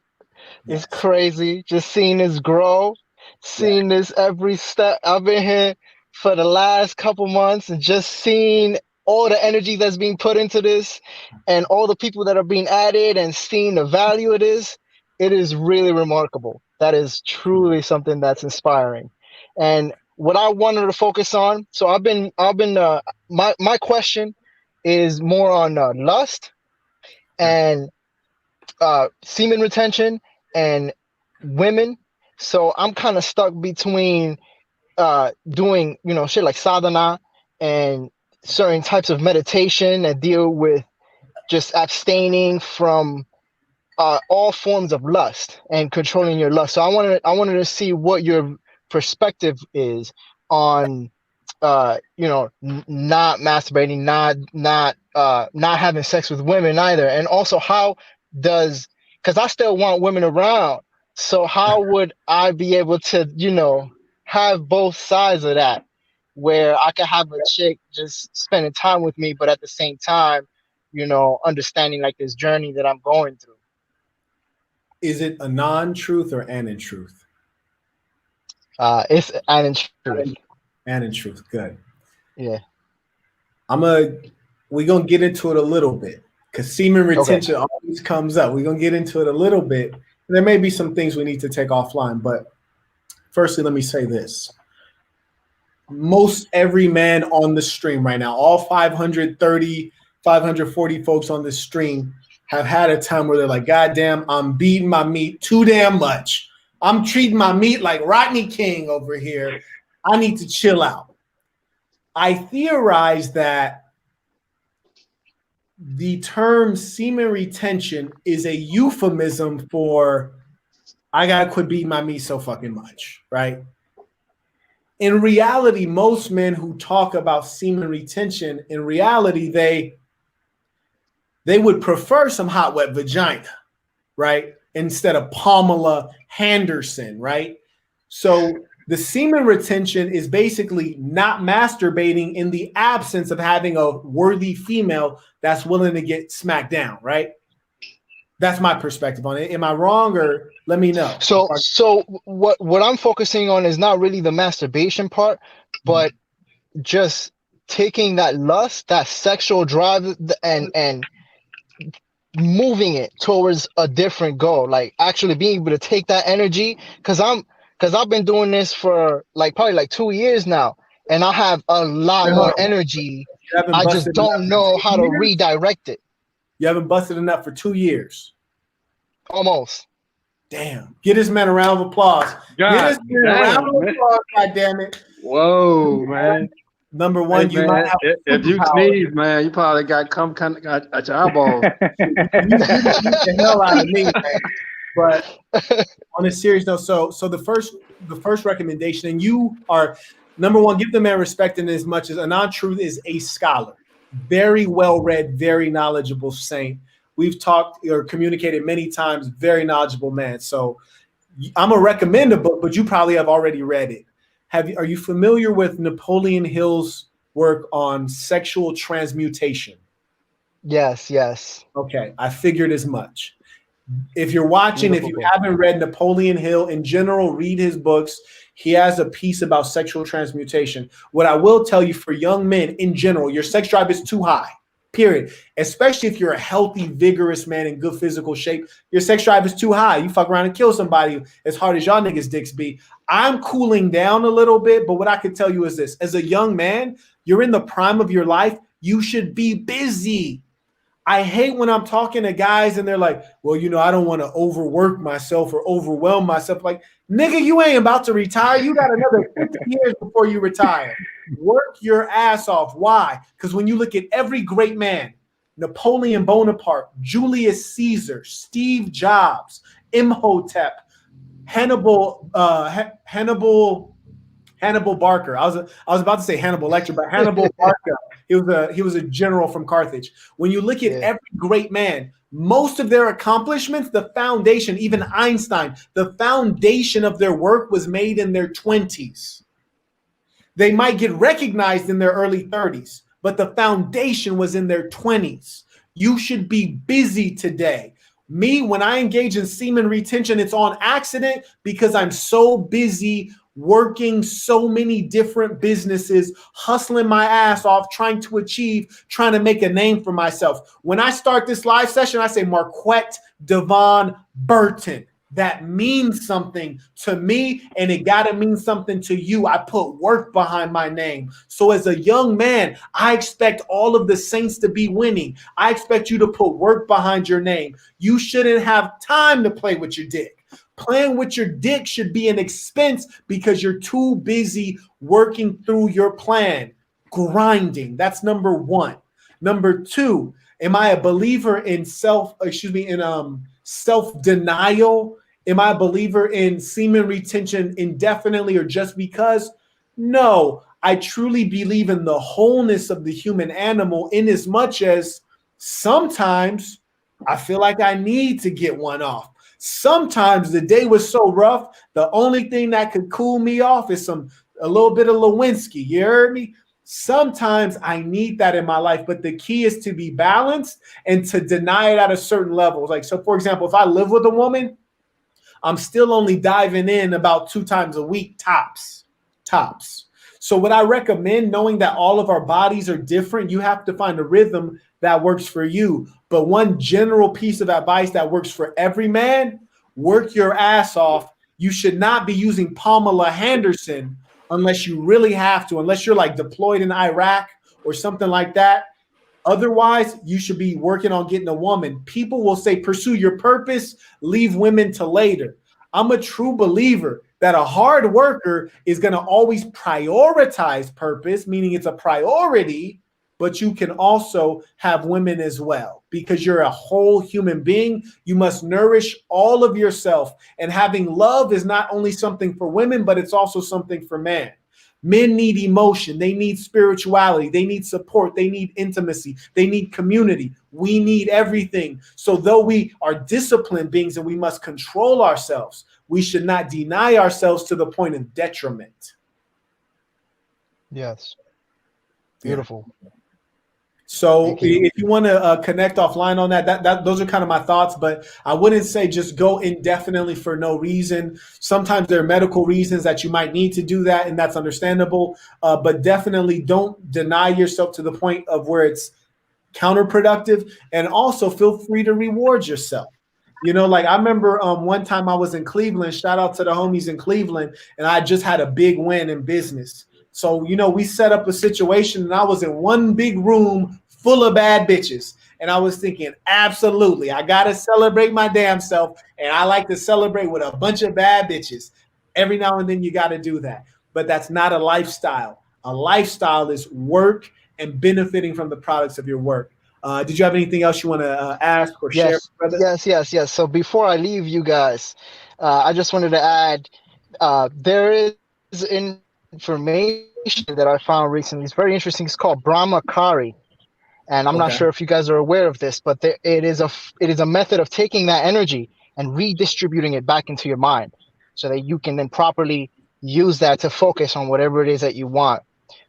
It's very, very intricate in terms of, and it's very closely related to spiritualism, which you were just talking about. So it's very interesting that just before I came on, you were talking about spirituality. But yeah, I suggest that you guys very much look into it. And also, I 100% recommend this man. Okay, everything this man has said, in the way he says it, the energy that he puts into it. Because think about it, we're on these videos, and we haven't had to pay a single dime to be on these videos. Yeah, we have some people on here where you can't give them a call without donating, you know, and that says something. That says something huge about this man. So I just wanted to say I appreciate this man, and I appreciate all you guys for adding to this nation, because this is truly a remarkable experience, and it's going to grow and it's going to get very, very, very crazy. Thank you. I appreciate that. And if you can type in Brahmachari in the chat so people can Google it, because they might not be able to necessarily spell that. I know I can't, so I'm speaking for my damn self. And if you would DM me that, I'd love to check out, like, if you got like a good link for a Brahma card, I want to check it out, see what you're talking about. And as I said, the saints are so knowledgeable, and I bring them all together so that you guys can soak up this wisdom. And Anan, I know you might have to go. I know data is expensive. I'm on Wi-Fi right now.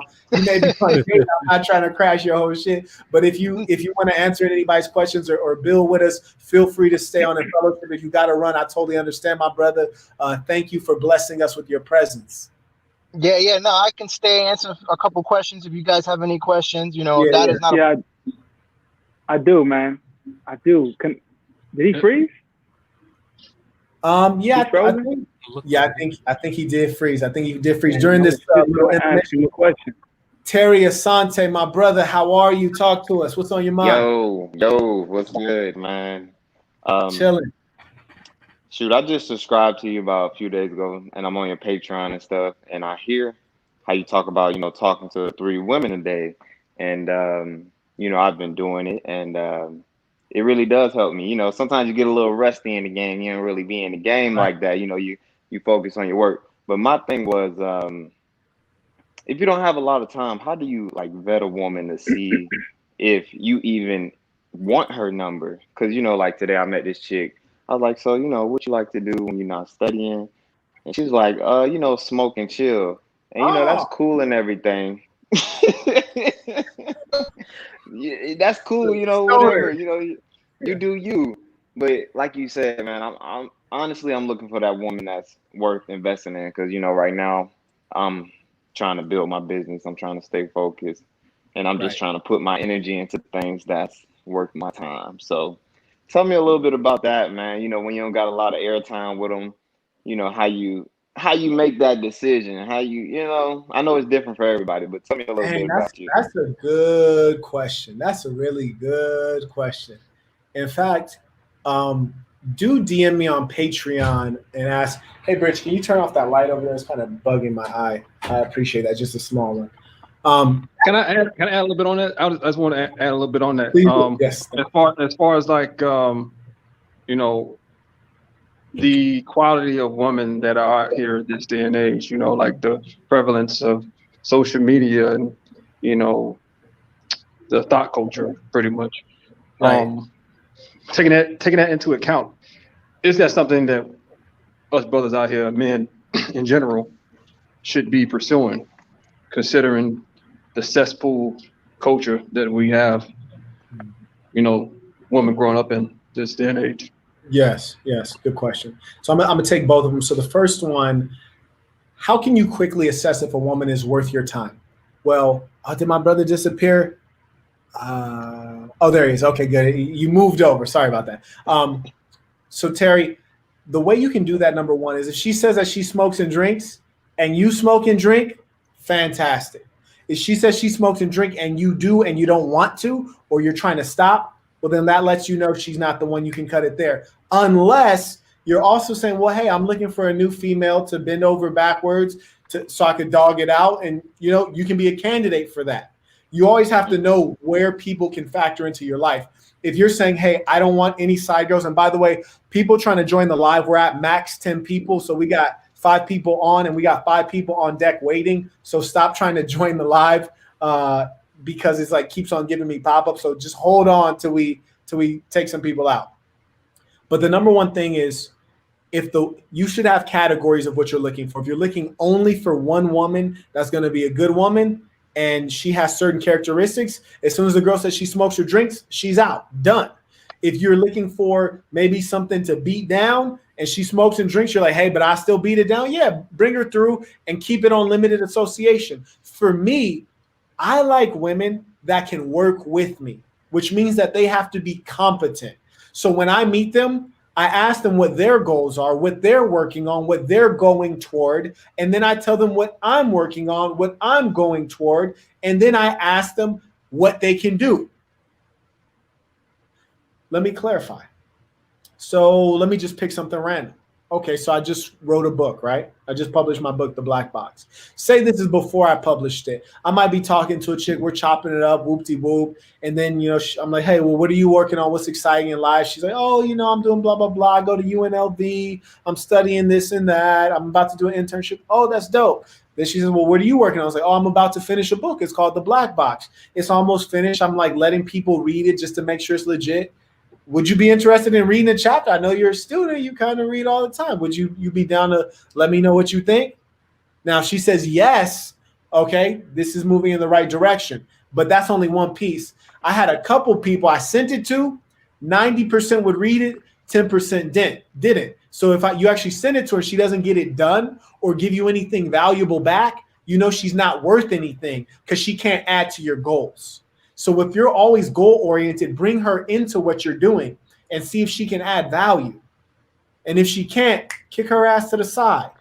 Or make use of her in the way that she can be used, which is most women, if they don't have any brains, they still got the vagina. You might have to use that if it's clean, and it might not be because Brother Truth said a lot of these hoes are thoughts, right? And they just basically giving out their body for free. And that's problematic, and you really got to try to avoid that. So it should be relatively simple to see if a chick is on your wavelength, just based on the conversation. Yeah. Cool. Was there anything else before we switch somebody in? No, I mean that was about it, really. Sadly, that's not always the case, but you just got to know what you want out here, man. You just got to know what you're looking for, man, and be vigilant about it. And the truth is, when you're living and being who you really are, and you're being honest about who you are, women will get out of your way. There have been women I've encountered, they know they're not worth shit, and they get out of my way because I'm not lying to you, and Brother Truth probably could add on to this. Women who aren't shit, when they encounter a man that's focused and confident and moving forward in a clear direction, they get out the way because they know you're not going to tolerate bullshit. So they just step aside. Looks like we got 100%. The Black God in the building. Yeah, what's up? What's up? Brother, talk to me. How you feeling? Well, first of all, man, thanks a lot for all the work you're putting in. I watch your videos. It's great content. You're definitely like a notch above. I listen to all these guys and I love every content, but your content is just like, it's a notch above, man. I have to say it. Great content. So I just had like two questions I want to ask you. My first question is this. Can you forgive a woman that has cheated on you? No, stop. We're all right. Done. No. All right. No. All right. Next question. And then that's no. Hell no. All right. But I'm gonna let you finish anyways, my good brother. I'm gonna let you finish. I appreciate it, man. I appreciate it. Now, did you have some more to say? My answer is no, but I'm gonna let you finish. Though. No, I mean, you said it right there because you actually answered the second question because my second question was gonna be, even if she comes back and she doesn't really want to submit, and you try and make it to submit, but she doesn't want to submit, but you pretty much answered the question like it's a no-go. So this is what you do. She's cheated. Right. If you deal with her, you break her for everything she has. You completely dominate her. You limit her influence in your life to literally being a sex object and being able to serve you. That's it. Because she is a low woman. Why? Because women cheat. When women cheat, they do something that's really dirty. And let me tell you what that is. Men cheat. They might cheat off of, oh, that girl got the big booty. She got the big titties. We cheat for reasons that petty. When a women cheat for this, and this is crazy, they cheat because they actually like people, right? Like they actually like the people they're cheating with. It's crazy. Right. Or if they're cheating for physical reasons, then they're really a whore. Because that is not the typical female nature. Because the female seeks security. That's why women are always trying to get married, right? Right. They want to lock in a man. So if a woman's cheating, you can never trust her. You can never truly understand her nature. She will never be able to morph into something good for you, my brother. And talking to you, I can tell that you're a good, upstanding man. You need a woman that can match your energy. Appreciate it, brother. You say it all. Again, appreciate the content, love the content. I'm a supporter, and I probably what I'm gonna do is hop on one of your Patreon and get more of your content, man. Because I just got to Red Pill like the last, I would say, 90 days, and it's just like Neo in the Matrix. Like my eyes are just opening every day. It's crazy. I hear you. Thanks a lot, Marcus, for everything, and I appreciate you, brother, and wish you all the best. Thank you for calling in, my brother. Thank you for looking at. Quick, can I add on to what you when I first found your channel, man, I must admit I was like, man, who the hell this milk dud looking like ass nigga think he is, man? You know what I'm saying? Especially when you came in the camera, like, you know, we had the my quote. I'm like, man, what the hell Right, this nigga think he is, man? And then, you know, as I started watching the you know, content, man, I was like, man, this, you know, the difference is that you actually have, you know, a soul to the game. You know what I mean? Like it's different in that, you know, you actually can feel the, you know, enthusiasm in your words, you know, and they backed by, you know, a dynamic history in different industries and different experiences and shit. You know what I'm saying? Like, like real talk, man. You one that dynamic individual, man. How you go from teaching in the school to, you know, doing business across in Puerto Rico to, you know, shit, pimping holes on the blade. Like, you know, that's a lot of goddamn, you know, it's real, dog. It's like a whole stew. It's a nigga stew for real. Like, and you have a different way of delivering that, dog. Like, it's very soulful, bro. Like, you pretty much out here carved the whole lane for yourself, my nigga. Like, I already see the shit. The shit is God's plan, man. Like, you pretty much gonna blow up overnight, bro. It's already destined. I appreciate that. And, you know, I often feel torn because, one, people do know me as a businessman. People do know me as a teacher, like literally a guy that used to teach 11-year-old kids. And then to see Marquette Devon Burton on TV or on the internet cursing and stuff, people like, oh, no. But for me, I've always had a place in my heart for people that have been forgotten by the mainstream society. People have been forgotten by the churches and the mosque and all this stuff, because I grew up in a criminal family, bruh. Like who mama? Your daddy usually go to jail, right? Cool. Your dad did some time. My pop was in the pen when I was born doing 10 years. But my mom went to jail too. You know what I'm saying? Like, whose mom is going to jail? So like my whole family was thugging. So for me, I always felt like, why is no one guiding these people? These people are not the people who go to church. They go to jail. And when they get out of jail, the mainstream doesn't want to deal with them. And so I always said to myself, if I could touch these folks, this is the real work. And even with like say, like, if you look at like a figure like Jesus, which I'm the opposite of that, right? But people would look at this man like, how are you holy, but you hang out with prostitutes? How are you holy, but you hang out with lepers and people who are unwell? And then he says, well, people who are sick need a doctor. And so I always said, like, I got to go among people that are where I came from. And I came from a gutter. So I always got to be able to relate to that. And so to me, that's like, I just made a video and I saw some comments on that which were disheartening in it. It was the revolutionary value of gang members. I grew up around a lot of gang members.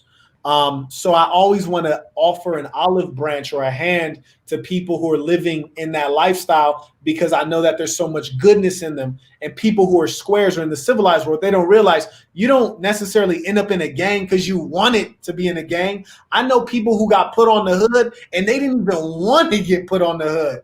I know people who got put on the hood just because they grew up on that block, right? And so to me, as long as we can bring people into something where they're valued, loved, understood, and pushed in the right direction, that's the core of my work. And I hope you're right that we do blow up overnight. And I say we because there's too much work for one man to do. I say we because we all have to do what is right.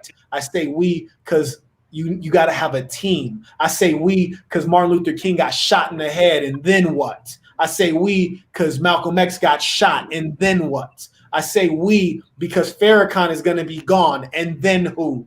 So for me, it's about building this organization, build up this assassin to make things right, brother. So I appreciate that you see clearly, and I love that you in the gym every time I see always, man. jelly. Yeah. I want to be in the gym too, baby. Yeah, man. I sleep in this bitch, man. What weight you fighting at? Oh, heavyweight. No kidding. Yeah, man. Yeah, I've been boxing for about 27 years, man. Like, you know, I don't fight no more though, man. I just train now, man. Amen. Yeah, man. I gotta stop boxing heavyweights because motherfuckers be too big. I keep getting injuries hitting these 270-pound niggas. Yeah, man. Like that's the thing, especially you get up in age, bro. You can't be sparring like you motherfucking training for Rumble in the Jungle type shit, man. For real. You know, that's a lot of fighters get, you know, they career cut short because they sparring like they motherfucking, you know, fighting Mike Tyson on fight night. Like you fuck your whole goddamn body up, your brain and everything sparring like that, sparring hard every day, man. You gotta be able to cut that bitch back at least 50%. Exactly. Yeah. Looks like we got Raja Mahdi. I appreciate having me on, man. I'm gonna go and get it in, man. Appreciate it. Brother, Also, I had a question just in regards to like prioritization. You know what I mean? Like, what do you do as a process to ensure that you are engaging and working on the correct things, moving closer to your higher goals in life? Because for me, like, you know, that's one thing I have a problem with from time to time is, you know, prioritizing, you know, my business, my career, my fitness, and, you know, a multitude of other things, you know. So what is the process that you usually go about, you know, delegating or eliminating or, you know, putting whether like the highest things need to be? Identifying the priorities so that the mind is not overwhelmed. You always want to write down your list of things that must get done. For me, and I always preach capitalism, not because I'm greedy or I want you to be greedy or money hungry, but because when you're broke, love won't get you on the bus. You still got to pay $1 to get on the goddamn bus. So I never want you to be in that position of scarcity. So I always say, go with what pays, number one. So I always make a list of what has to get done, what my priority or what my goals are. And then I ask myself, which of these will make me $1 the quickest?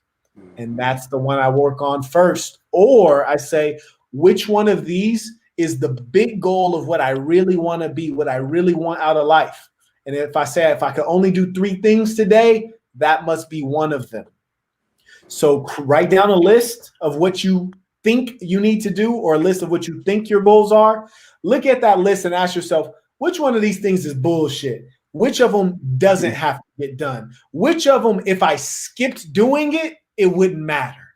If you could skip doing it and it doesn't matter, it doesn't make you feel bad, it doesn't hurt nobody, you don't lose no money, skip that shit, okay? Because we're never going to be younger than we are today. We don't have forever.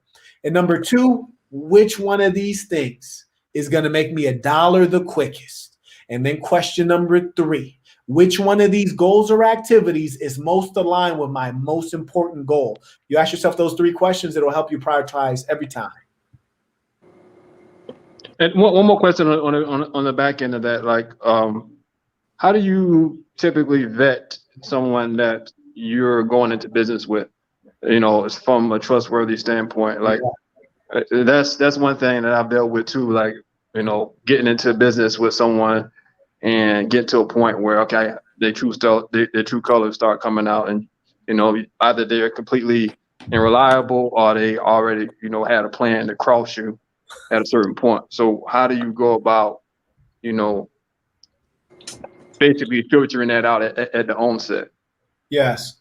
Number 1, to know what's truly inside of a man's heart is very difficult because people wear masks. Some of the chapters in the Black Box, I talk about how you can lift up the mask and kind of take a peek at who people are. Sometimes they will tell you who they are. You should know a man by his works and by his deeds. Surely there should be clues on how the person's behaved over time, which is to say that you should not be excited to go into business with strangers. Try to go into business with friends and people you know well. They will feel obligated to you. The key is to have friends and associates that are of high value. I hear Black people mostly say the following errant thing. They say, oh, you know, I don't do business with family, or I don't mix money with family. That's the dumbest shit I've ever heard in my life. Well, I don't do business with friends. I don't mix money with friends. Dumbest shit I've ever. So what are you saying? You got untrustworthy friends? Is that what I'm hearing? My Jewish friends, I hear them say the opposite. I only do business with family. I hear them say the opposite. I only do business with people who are friends, people I trust. The wisdom is that you get friends that are trustworthy, high performers, have good track records. You get to know them well. And you do business with these people because you know them well and you can trust them. That is the key. But in all pursuits, there is a level of risk. To achieve, there is a level of risk. And I promise you, you will be cheated. You will be double-crossed. But if you're a wise man, you will be prepared for it, and you will have a big stick to beat the living daylights out of these people in whatever means is necessary. I've had to sue people. I've had to pull up on people. I've had to play hardball, and that's a part of the game.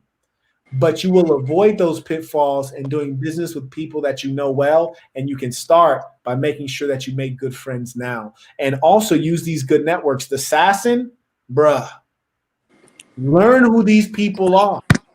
One guy's a physician. Another guy's a lawyer. Another guy does UI UX for a tech company. Another guy works for a very large company in Silicon Valley. Fuck with these people, right? Learn who these people are. Do some small projects. Pro bono. You work for free. I work for free. Let's just collaborate and build something. That's how you find out how people are. But also when money gets involved, people might change. You're going to have to test it out. There's no success without risk. Work with friends and family. All right, hey man, appreciate your content, man. As always, brother, like you dropping some major gems right now, man. Straight up. I was wondering, when would you planning on doing that conference, man? I'm definitely gonna be in the motherfucking building. Good question. I'm about to, within the week, I'm gonna post up the structure of the conference and what the topics are. I want to finalize what the topics are. And I'm also looking at venue. I was asking myself, we definitely got to have it in Las Vegas, period. Las Vegas is the convention capital of the country, and it's very cheap for people to fly into from all over the country and all over the world. So that's number one. I was asking myself, do we want to have it on the Strip, or do we want to have it around the Strip, or do we want to have it completely off? I figure if we have it on the Strip, that's nice because, you know, after the conference nights, people can, you know, engage in social stuff. If people want to hit the gym, they can do that. So I'm planning on having the conference in about 90 days from now. So within 3 months, I want to have it. And I don't give a shit if COVID is still going on or not in about 3 months. That's a bet. That's a bet, man. Again, appreciate you having me on, brother. And you know, keep killing the game, man. I know you will, man. Straight up. Absolutely. Thanks for joining, brother. All right, before I hop out of here, can I just ask you a quick question, brother? Yes, sir. And I just wanted to ask, one of the gentlemen was talking about the fresh water. He was talking about the fresh water, actually. And I'm in New York City, and it's basically Gotham. You know, like how do you find fresh water out here, just out of curiosity? That's a great question, man. In New York City, for sure, the water is not as fresh. There's no doubt about that, my brother.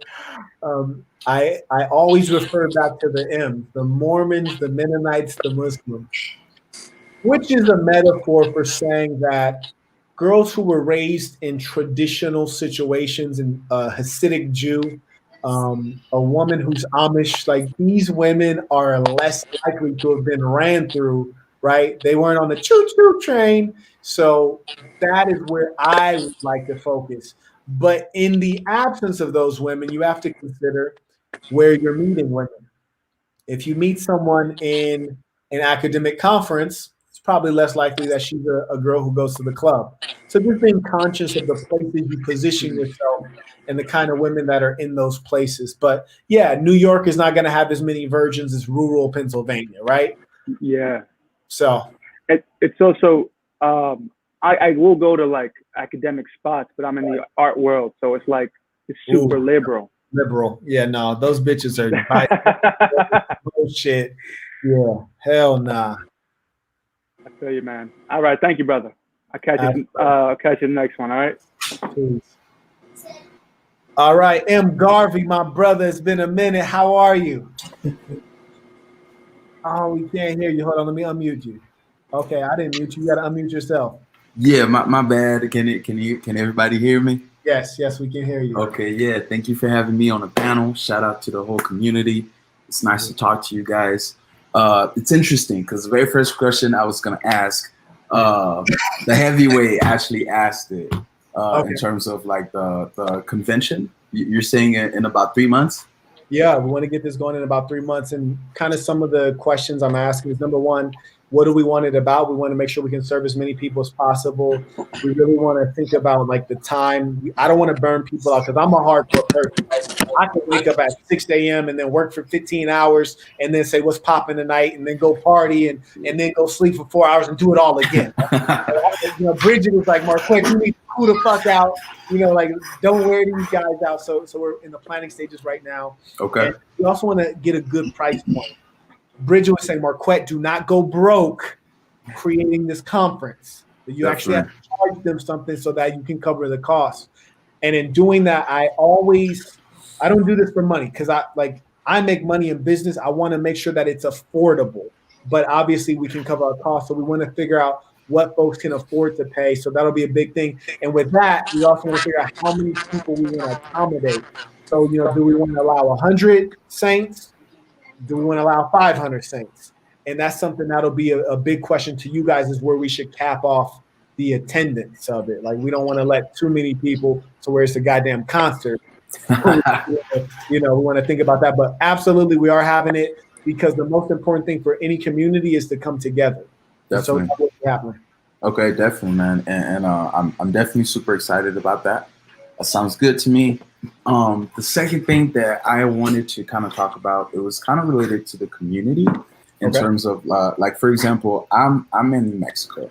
I'm actually in Albuquerque right now, and I have a friend of mine who actually just moved back to because he used to live here in New Mexico, then he went to Utah and he just came back. And you know, we're in the process of trying to start our own business. So our biggest thing is really, my biggest thing is, you know, you want to start a business, you want to work with dependable people.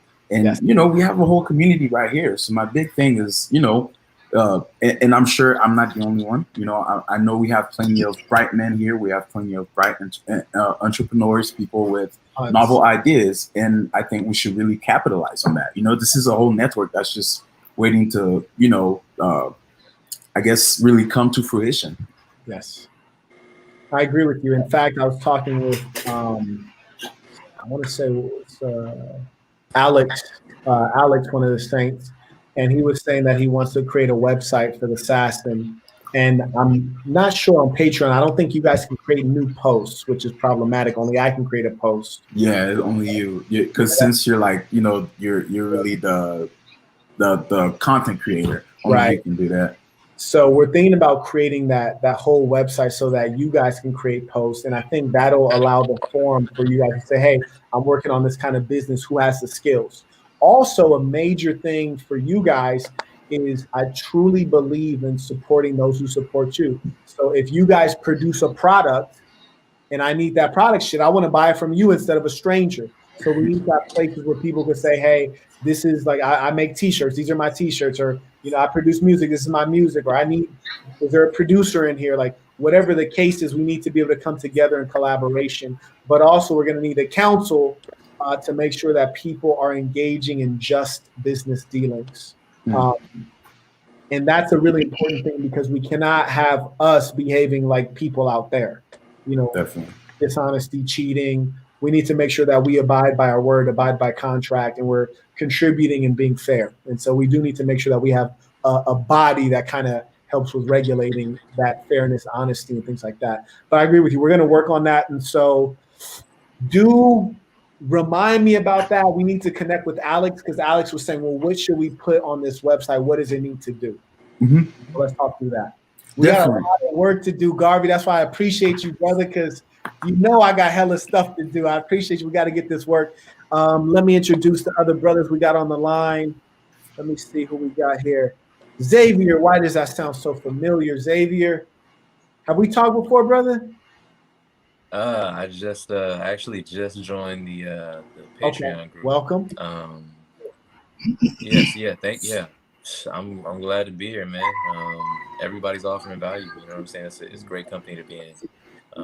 So yeah, you know, I'm glad I just woke up from a nap. I'm glad I woke up just in time. You know what I'm saying? Like, Which time zone this you is the in? message I needed to hear. Yeah. I said, which time zone you in? EDT. EDT. Okay. All right. Oh yeah. So it's kind of late over there. Yeah. It's like 2 a.m. Yeah. I feel you. I feel you on that. My fault, man. My fault, man. I'm gonna try to consider that. We got cats in South Africa too, and got you. trying to make it work for everybody. Did you have any thoughts, questions, comments you wanted to share? You wanted to post up or what? Yeah, man. So I'm sure this may have already been addressed to some degree, but basically I just wanted to talk about, like, so for me, I'm sort of having, like, I have a couple of ideas as far as like starting entrepreneurial pursuits. Okay. The issue is basically just like starting anxiety and narrowing down, like, I have these ideas. What do I pursue? And then like I said, the other end of that being, just the starting anxiety. Okay. So I did mention earlier that fear will be your number one impediment in everything that you do. So you have to acknowledge that that's going to be there, and you have to be willing to step over that. The good thing about fear is that it makes your success easier, because whereas there are 10 or 20 people who thought of starting the same idea or business you thought of, they were too scared to do it, but you stepped out and got it done. So fear is to your benefit in that way if you can overcome it. With regards to your ideas, I'm sure you have multiple ideas. You want to go with the one that's profitable, obviously. The way to find that out is to do customer discovery, which is to talk to the people who potentially would need the product or service that you're producing. My caution as a businessman is, I tell everyone this: when you're creating a product and it's your first product, it should not be a vitamin, something that makes your life a little better. It should be a painkiller, something people absolutely will not go without, right? Mm-hmm. So do not create a vitamin, something that can marginally improve life. Create a painkiller. Thank you. So that's number one. And you should always ask yourself, thanks. You should always ask yourself, how can I fail fast?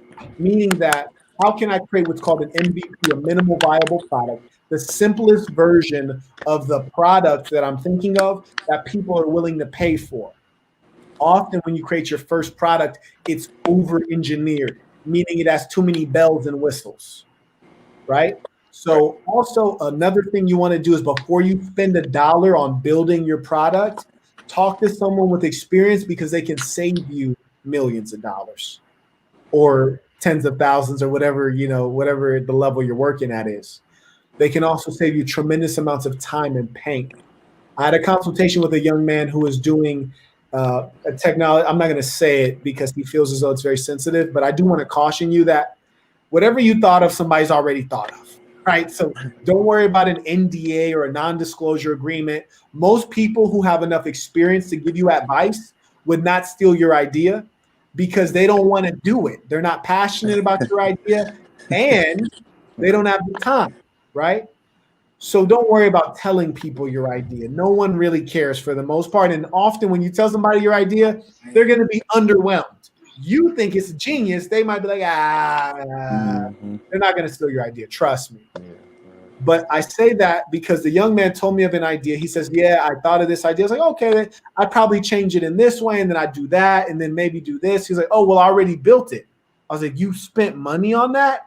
He's like, yeah, I spent like, I think he did $13,000. He paid a firm to build his idea. I was like, oh, you fucked up, bro.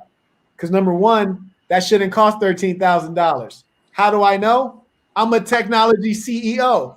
All I do is build technology. That's not $13,000 worth of technology. You'd have spent $150 and talked to me. I'd have told you that before you did that. That would have saved you $13,000. You see how $150 can save $13,000? That's a smart move, right? Getting expert advice is helpful. Secondly, he built the wrong product because he didn't do customer discovery. When we were talking, I said, how much are you going to charge for this? He said, I'm not sure. I said, well, if you don't know how much you're going to charge, how do you know if the money you're spending on the product can be recovered? If you spend $1 million to make a business, but the business only makes 500,000, you're losing money. You have to work through the mathematics before you even start the business. But he wasn't business oriented. So I say that to say, you got to get good advice. The key is going in humbly. Like when I started my first business, I didn't know a lot of things. I made a lot of mistakes. And I'll tell you one that was extremely embarrassing.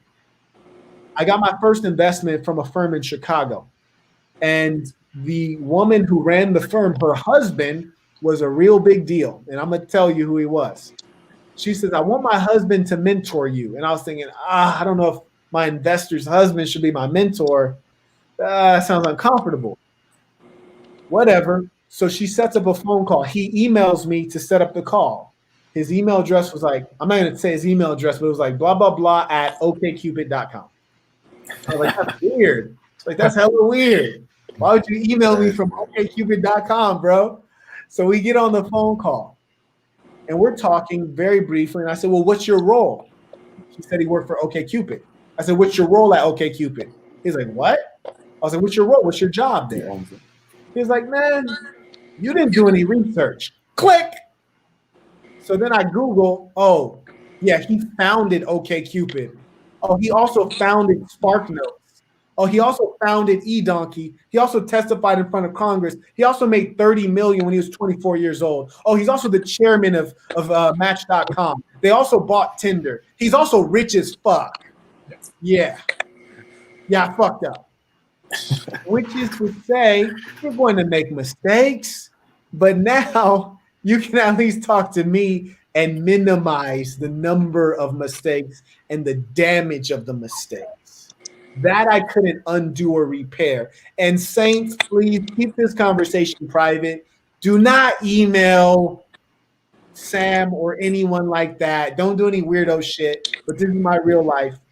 So that was extremely embarrassing, right? And you can never repair that kind of a thing. But I say that to say, do your research, get expert advice, pick the horse that runs the fastest, do customer discovery, fail quickly, which means put your product out in the market. Get feedback from real customers. Don't try to guess. And a real customer is someone who's not related to you, doesn't like you, and doesn't know you, right? Because they'll tell you the truth. They'll tell you that your product sucks. Your mom is going to tell you, oh, you're an entrepreneur. That's so good. This is great. So you want to get real advice. So that's what I would say to you. If you want to get any more detailed than that, I don't want to like bore everybody on the call and talk about your specific situation. Yeah. That's general good knowledge. Garvey, talk to him. Yeah, just a quick question about what you just said. I was actually right about to drop off, but you started dropping the knowledge. I had to stick around. The very first thing you said in regards to the product is that, you know, you need to create something essential, something that people are going to want, something that people need. Because if they need it, they're going to look for it regardless. The one question is, are they going to buy it from you or are they going to buy it from a competitor? Here's my thing, though. Personally speaking, the thing that really comes, what do you call it, natural to me, man, and I've been busting them out since I was young, is just poems, man. I can write them like no other, you know, like I could just sit there and write plenty of stuff. But my thing is, it's art, you know, it's not a necessity. So how do you market things that are, it's a luxury. It's not something that you need. Yeah. So number one, that's a totally different market. And let me tell you, there are different types of businesses and there are different types of businessmen. I'm a businessman who likes to sell things that everyone can buy. I like consumer products that are widely consumable. Like I want to be the Walmart of fill in the blank. Everybody could go into Walmart and cop something, right? So that's some of the businesses I like. The other kind of businesses I like, so I like it on the very low end. Walmart is very low end, right? And then I like it on the very high end, the Rolls Royce, right? Like when I'm spitting game, I got the Rolls Royce of the game. People might say things like, oh, AMS got more followers. Of course, he started first and he gives a simple message. It's elementary. I'm giving the postdoc. I'm the Nobel laureate of the game. You heard me? I'm giving the PhD version. So it's the Rolls Royce level. So what you have to do, you're selling something that is not necessary, poetry, which means that you have to understand your customer is the one that has a large, what's called discretionary income, right? You're appealing to people who are in the upper class, people who buy art, people who have spare time, people who do not have to engage in the trivialities of mundane activities such as work and jobs, right? Mm-hmm. So you need to get plugged in with those people so you can get published and you can get recognized and you can start making your name among that class of people, because that's where you're going to be able to do it. And also, I don't know if you heard of Saul Williams. He's a well-known spoken word artist, or maybe used to be well-known, but got to get your name out there if you're an artist, because art sells based on the person. Definitely. The person matters, right? Definitely. Unless you just got that crack, which may be the case, right? But in the art world, the person matters. They want to know your story, but you're selling to the upper class, and that's why I recommend you start plugging in. And as a young black man, this is your time, especially when you're a fish out of water. What I mean is that when the Chinese government invited me over to do business, I was the only black CEO there. Only one. That means that everyone wanted to hear what I had to say. Everyone wanted to talk to me. Mm-hmm. You're a black man in the poetry world. You might be a fish out of water, and that might be a beautiful thing. So you have to work your angles. Okay, definitely. All right. Well, Marquette, thank you so much, man. I really appreciate it. I wish I could stay longer, but I can't. I gotta sleep because I gotta wake up early and get this bread. But thank you for having me. Thank you to the community. And I hope that in the future we could just keep connecting and keep growing. Thank you. Absolutely. Awesome. Peace, man. I got a question. I have one more person. I'm going to come straight to you. We have a question. Is that Trayvon? Yes, sir. What's good, Marquette? I'm from Southern California, too. Shout out. Yep, big facts. So I got a quick question, man. Mm-hmm. All right, so me and my baby mama, we broke up about a year ago. Okay. She's Puerto Rican. She's bad as fuck. But I've been hidden the whole year. We've been broken up, and she's been in 3 relationships. Now, this is my dilemma. This is what I need. I need your expertise and wisdom. You feel me? All right. Even though I'm still fucking, I'm having issues with her. I guess I would call it narcissism, for lack of a better definition. Okay. Even though we still fuck, I still deal with bullshit, even though I'm not her man. So how do I still get the benefits of sleeping with her without dealing with her bullshit, because I'm not her man no more? How can I create that disconnection? We were together 10 years, so she still has those attachments, you feel me? And we have a daughter, obviously, that's 6 years old. So obviously I expect her to have those attachments, but I'm not for the fuck shit neither. You know, peace of mind is the ultimate bag. So how can I create that disconnection where she doesn't feel comfortable enough to give me bullshit, but I can still get what I want from her? And what you want is the pussy, huh? Yeah, that's it. This is good. This is beautiful, brother. This is beautiful. My people's from Pomona, so I'm already knowing about the blade. You know, I got a little bit of game, but you next level though. You next level. Pomona's so gamed up, man. You got my partner Sugar Free out there, bro. Oh yeah, you already know. Man, we used to turn up to the big homie. Yeah. But I tell you this. Number one, and I have to say this, and the reason, man, you got to respect what I'm saying is because I don't tell you what you want to hear. I tell you what's real, and I lay out a whole menu, and you could pick from the menu, right? There's an option on the menu called "Quit fucking your baby mama." Yep. Right, like that. There's an option called "Quit fucking your baby mama," and you ain't gonna have to deal with the bullshit. There's an option right there. Yep. Now I know how it get. So I had to throw that out there, even though that's not what we're talking about. We meant. Yo, you good? I had to throw that out there. Now, because I went back and hit some pussy I knew I didn't have no business in, so I understand. Now, the thing with you not being her man, you got to keep it gangster with her, which is to say, when you're hitting, you're hitting. When you're not hitting, you shouldn't even be dealing with anything. A part of it is, are you opening up to the bullshit? No. Are you even giving her airtime? So you would really have to tell me what the nature of it is. Because, for example, like as we're speaking, I got about 20, 30 text messages. I'm not responding to none of them. Right. Now, when I pull up to smack it down, maybe after I bust that cool nut, you got 5 minutes to say what you're going to say before I fall asleep. Say what you're going to say, baby. I might not say shit back, but say what you're going to say. I'm going to fall asleep. It's traffic out here. We got to get home. You feel me? Yeah. You know what I'm saying? So that's the airtime. But if you're giving her airtime for the bullshit, she's going to continue engaging it. And so the number one thing is to shut it off, which is number one, stonewall. Don't even respond. Number two, if she start raising her voice, let her know, hey, baby, we got some new standards. Standard number one, you ain't gonna raise your voice. I'm not gonna disrespect you, but I damn sure ain't gonna respond to you because I don't know who the hell you talking to. And that's the key. You gotta stand on those standards firm and not engage with the bullshit, because you will never out-talk a woman. You will never beat her at being dramatic. And if you get dramatic and the police show up, your ass is going to jail, not her. So I highly recommend that if it's a sex thing, you keep it as a sex thing, which is difficult when you got 10 years in the bag and a 6-year-old, right? Mm-hmm. So you got to keep it all the way gangster. If it's just going to be sex, you just got to limit it to that. And you got to do a standard, a level set with her and say, hey, babe, I love you. I feel this way with you, but you got a Dr. Filler. Check this out. If she's fucking with other niggas, right? Yep. She got it right now.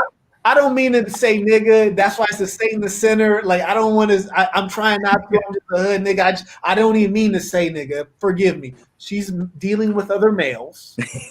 She's dealing with other males. Girl, you could be straight with me, bro. It's all good. So you got to tell, like, look, shorty, I don't even be wanting to knock it down like that, but I got to pull up on you and knock it down, baby, because the water is so good. So you know I'm going to pull up on you, and we know we got a seed. And I love you, and I'm going to always love you. You're going to always be my BM. There's a reason I dropped a seed in you. But you got a man. So look, when you feel emotional or you have something to talk about, you go talk to Jerry and Tom about that BS. Because I'm just going to knock the stuffing out of it. I'm not here for all that other stuff. So I just want to let you know. And the reason I'm doing that is not because I'm harsh. It's because I want your relationship to work out with so-and-so. Right. So if you're bringing me your emotions, you bring it to the wrong person, because he the one supposed to be loving you. You got to build with him. So I'm just trying to let you put those emotions in the right place. Okay. All right. Good looking out. I appreciate that. And then one day you're going to have to stop slander. Well, the funny thing is, like, I get occasionally, I don't press the issue. Sometimes she'll hit me and I'll be like, sometimes I'm busy. It's not like I'm just pressing all the time. Yeah. But I ain't gonna lie to you, man. I'm gonna keep it 100 with you. I don't have no seeds. The homie got all the homies got seeds. A couple BMs, and one of the homies, he's a true believer and always smack. He said, "Hey, if it's my BM, I'm gonna be hitting to the day I die." Yeah. You heard me? Yeah. And I don't have no seeds, so I don't know. But I can tell you that if you can still beat it down, you're gonna have more influence. Yes. So that's something to be mindful of too. Okay. All right, brother. Appreciate you pulling up. Appreciate it. Absolutely. We gotta holler at my brother.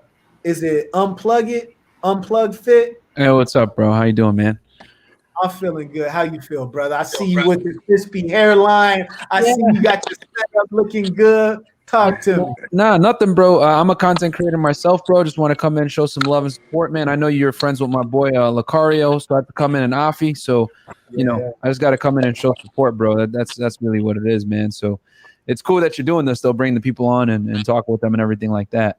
So, well, do forgive me for getting to you so late. I didn't want to cut anyone off. No, bro. No, the other people waited their time, bro.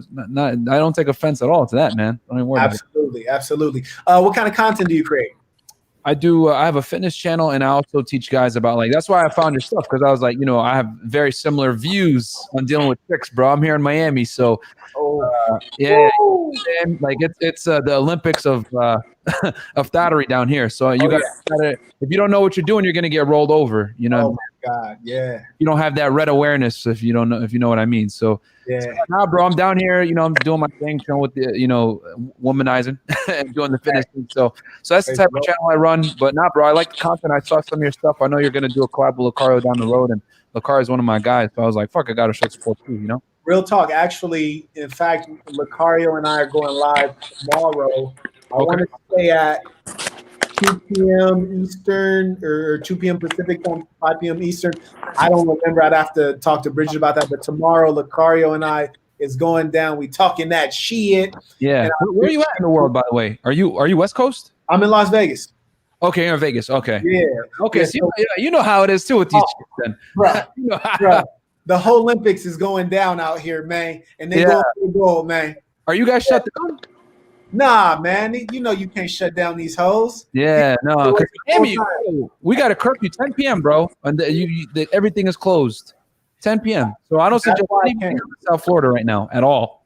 No, that's terrible, bro. That's why I came to Vegas, because it's always been a 24-hour city. People say New York is 24 hours, the city that never sleeps. I've seen New York go to bed many a nights, but Vegas, we don't stop. So that's why I came out. Let me say this. Miami, we don't stop either, bro. I mean, but here's the thing. I don't like New York City, bro. I know people are gonna probably think I'm crazy for saying that, but I was talking with Lucario about this. The thing about New York City, for the guys out here that want to go out and party and figure out what cities you want to go and game in, like New York City, the thing I don't like is that you got to spend dough to be around bad chicks. Like, you know what I mean? Like, you got to get a table, you got to go to a top joint. Like, you can't like meet the hottest girls align themselves with the most powerful men in New York City, because the rich, you can't fake having money in New York City. If you live in Manhattan, you got dough. It's point blank, period. You know what I'm saying? So the girls are aligning themselves with those guys. So you're going to only see hot girls at like One Oak, Mr. Purple, rooftop spots. And then if they see you, like if all 6 of us rolled in there, they're like, oh, you guys got to get a table, 500 a head, something like that. You know what I'm saying? So like, but like the thing I like about Miami and Vegas too is like this, like there's girls everywhere. And then with Miami, since we have so many hot girls, you go to Miami Beach, you go to Wynwood, whatever it may be, and you're going to see bad chicks. You can even find them at dive bars. But if you go to a dive bar in New York City, you're taking an L. There's not going to be no hot chicks, bro. Like it's an L off rip. So the thing I like about Vegas and Miami is like it's good because there's like abundant women. And then like, bro, McCarran Airport, like the chicks are coming in every 10 minutes. You know what I mean? Shout out to Donovan Sharp. We talked about this on one of my shows. But yeah, man, no, I just want to come in and show support, bro. I don't want to take up too much airtime and all that. But like, you know, pulling up on me, man. And anybody that focuses on fitness is someone that I respect, because that's core to my belief system. And you in Miami, man, so you probably seen some of the flavors I like. I love my Dominican mommies. Oh yeah, Spanish girls, Puerto Rican mommies, you dig? And the thing I used to love about Miami, I pulled up. I used to have a hoe who lived on Lincoln Road. You dig? I've been all Miami Beach right there. Yep. Yeah, dig it. And I used to hop on a boat, man, and just go over to the Bahamas for the day, or hop on a bird and shoot over to Costa Rica, what have you. And that's what I love about Miami. It's so accessible. Yeah, it is, dude. Yeah. And it's like so many girls come here, bro. Like, honestly, that's kind of like what woke me up living here. Living here is what, like, you know, really exposed me to like the realities of how, you know, girls really get down, you know. So Vegas and Miami will teach you like uncomfortable truths about female nature, bro, 100%. And you'll be like, oh, wow. So, yeah, man. But now, bro, I'll hit you up on the side, man. Like, but I appreciate I want to come and support, appreciate the content, man. I align myself with anyone that has like-minded views when it comes to giving men the truth, you know, when it comes to dealing with chicks, with fitness, whatever it may be. So, it's all good, man. Thank you, bro. Brother. Yeah, man. Christian G, been waiting patiently, my brother. I see that you're on mute. Talk to us. What's the deal? What up, dog? Man, I just want to say I appreciate you, bro. It's refreshing, man. I don't know if it's just the universe or whatever, but I happened to run across, it was a video where you were reviewing 4 other dudes, man, and I was just laughing because you were mentioning high value, and you were speaking on certain topics that most dudes don't understand, man. And the reason I say this is because, like, I've been broke. I didn't have a car. I didn't have none of that before. And I had my mind, and I thought positive, bro. And I was able to knock stuff that other dudes, you know, didn't get. And I know that it's not about that, bro. It helps. You feel me? It definitely helps. But I was 17, bro. I needed an apartment in Texas, bro. And I got somebody that was married to get me an apartment to co-sign me. You feel me? So I know it's not. And you see, I'm an average, like, I'm regular, bro, but I believe in myself and I believe in the value, like you said. So it's not too many dudes that, like, I'm gonna come on like dick riding or none of that, but you're an intelligent dude, my dude. You feel me? And like the way that you speak and carry yourself says a lot, bro, because I'd rather be reading a book, bro, or researching my own business, but I'm taking the time out my day. I even donated to you because I really, you got it understood, bro. Like you said, you came from the hood or whatever. We know people that think they understand the ism, but what you're talking about is real ism, bro. Like, it's not about that, bro. Like, if you got to go on Tinder to go get a female, man, you're not focusing it, bro. Like, I had it all and lost it, bro. I had 4 females and I lost it all, bro, because I was in that mindset. You feel me?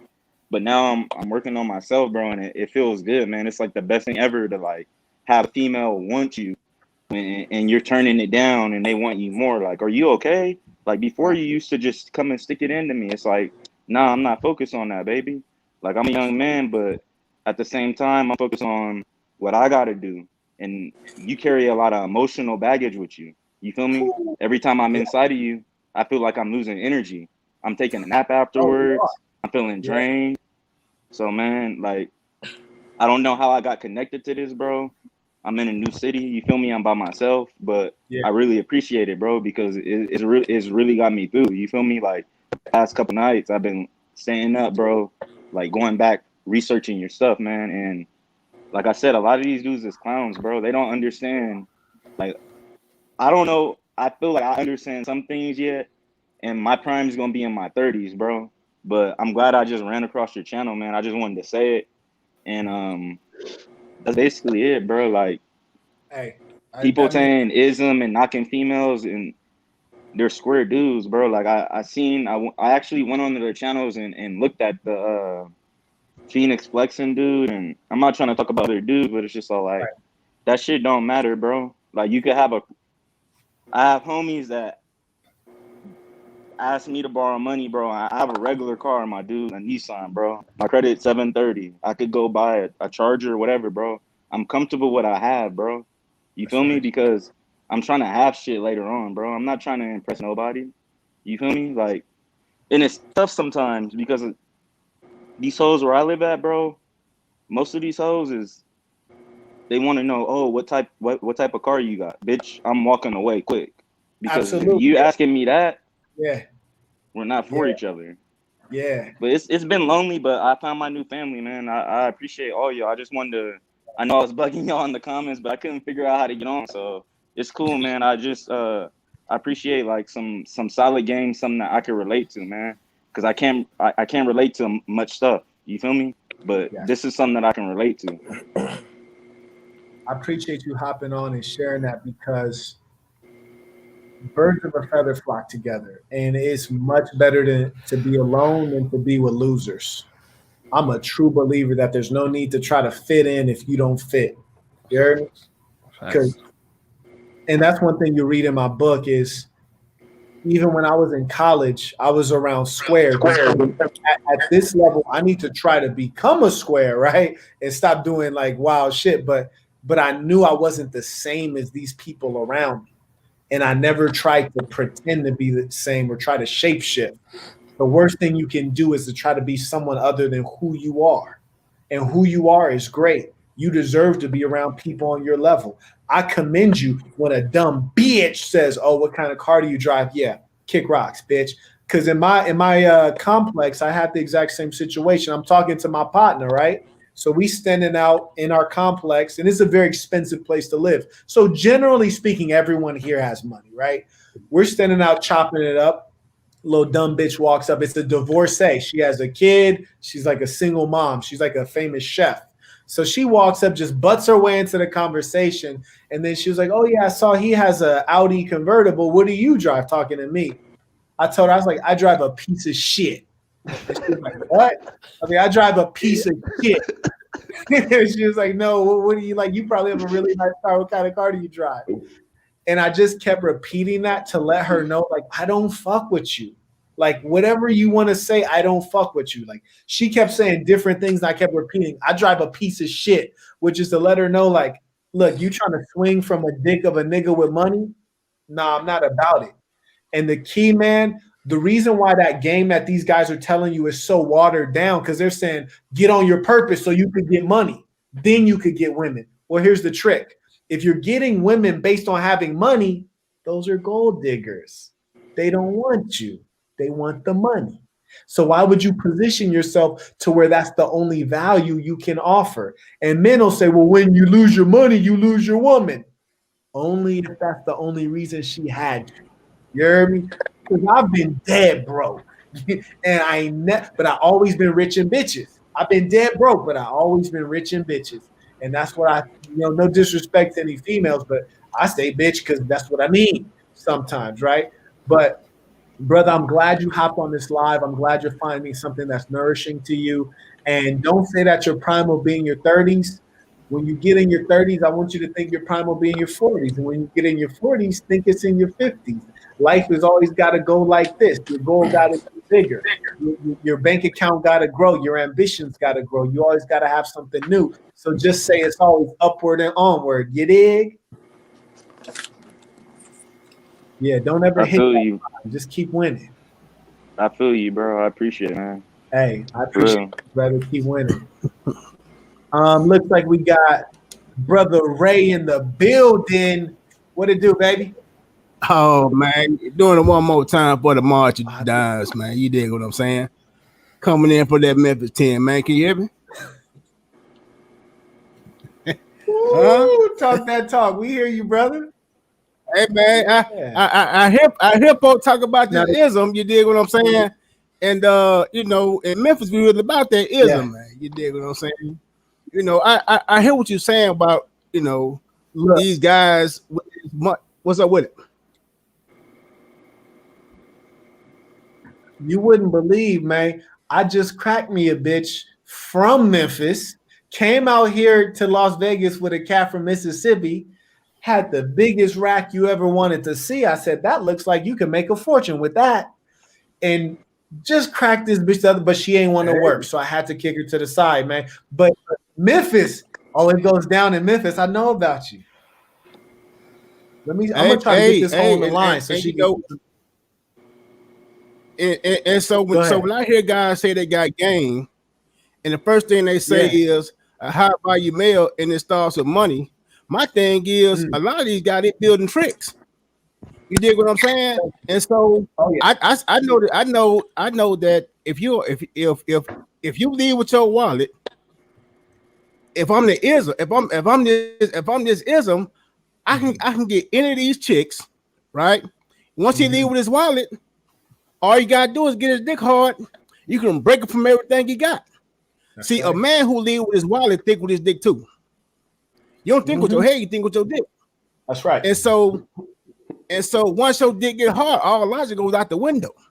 You dig what I'm saying? If you got a bad chick, if you got a bad chick who up front and say, listen, I got my own money. I don't sell pussy.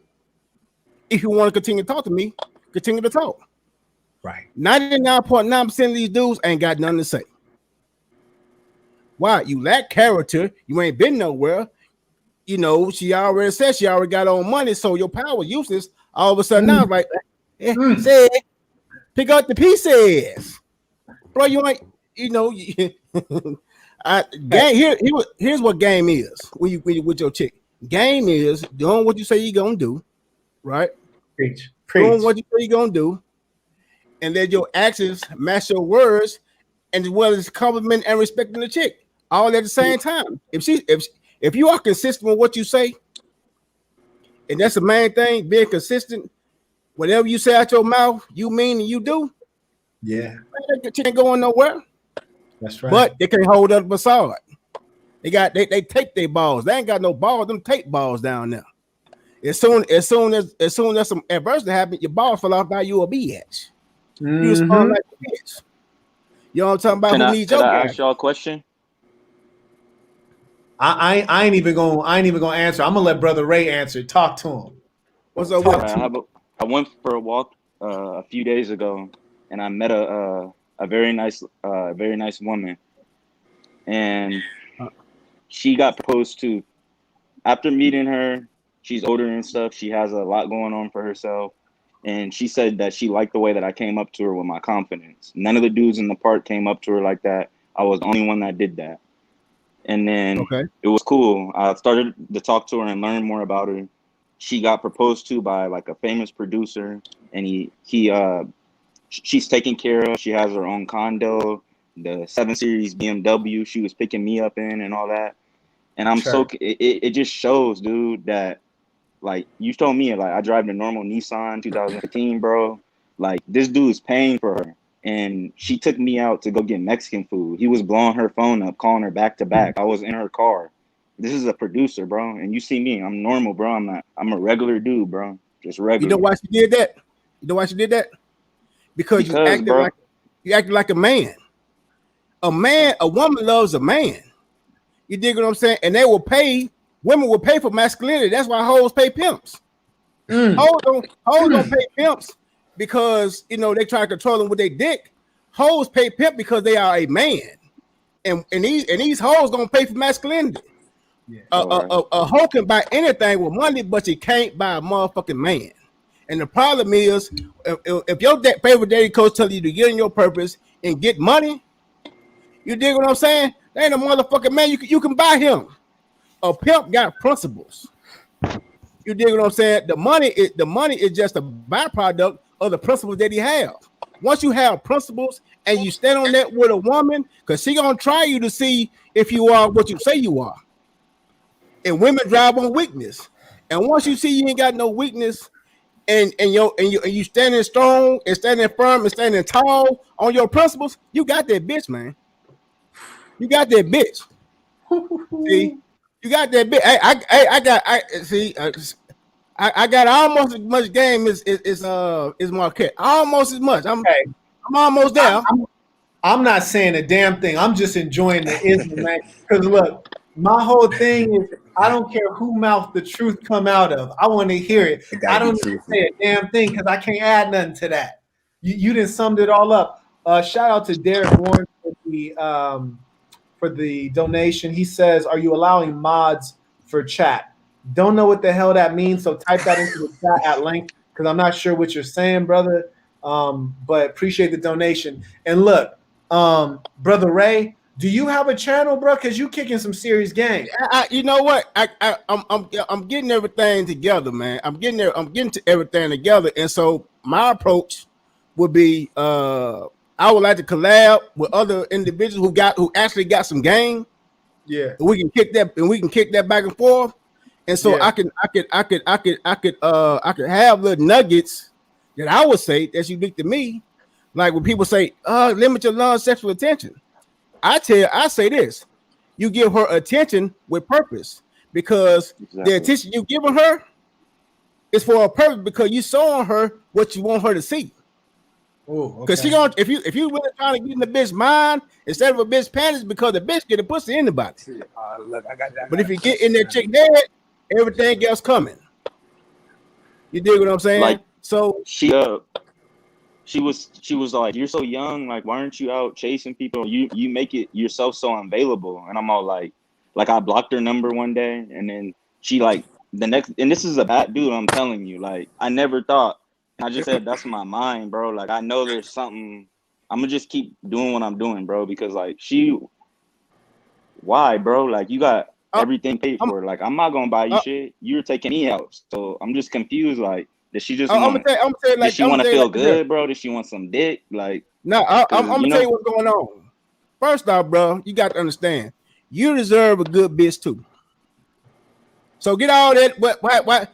Why is she doing this to me? Motherfucker, because you deserve it. Right, I agree with that. You deserve a good shit to happen to you. You deserve to have a good bitch. You know what I'm talking about? And so don't man, why is she doing this to me? Why the fuck not? You the best definition of a boy. You a mama's motherfucker in her eyes.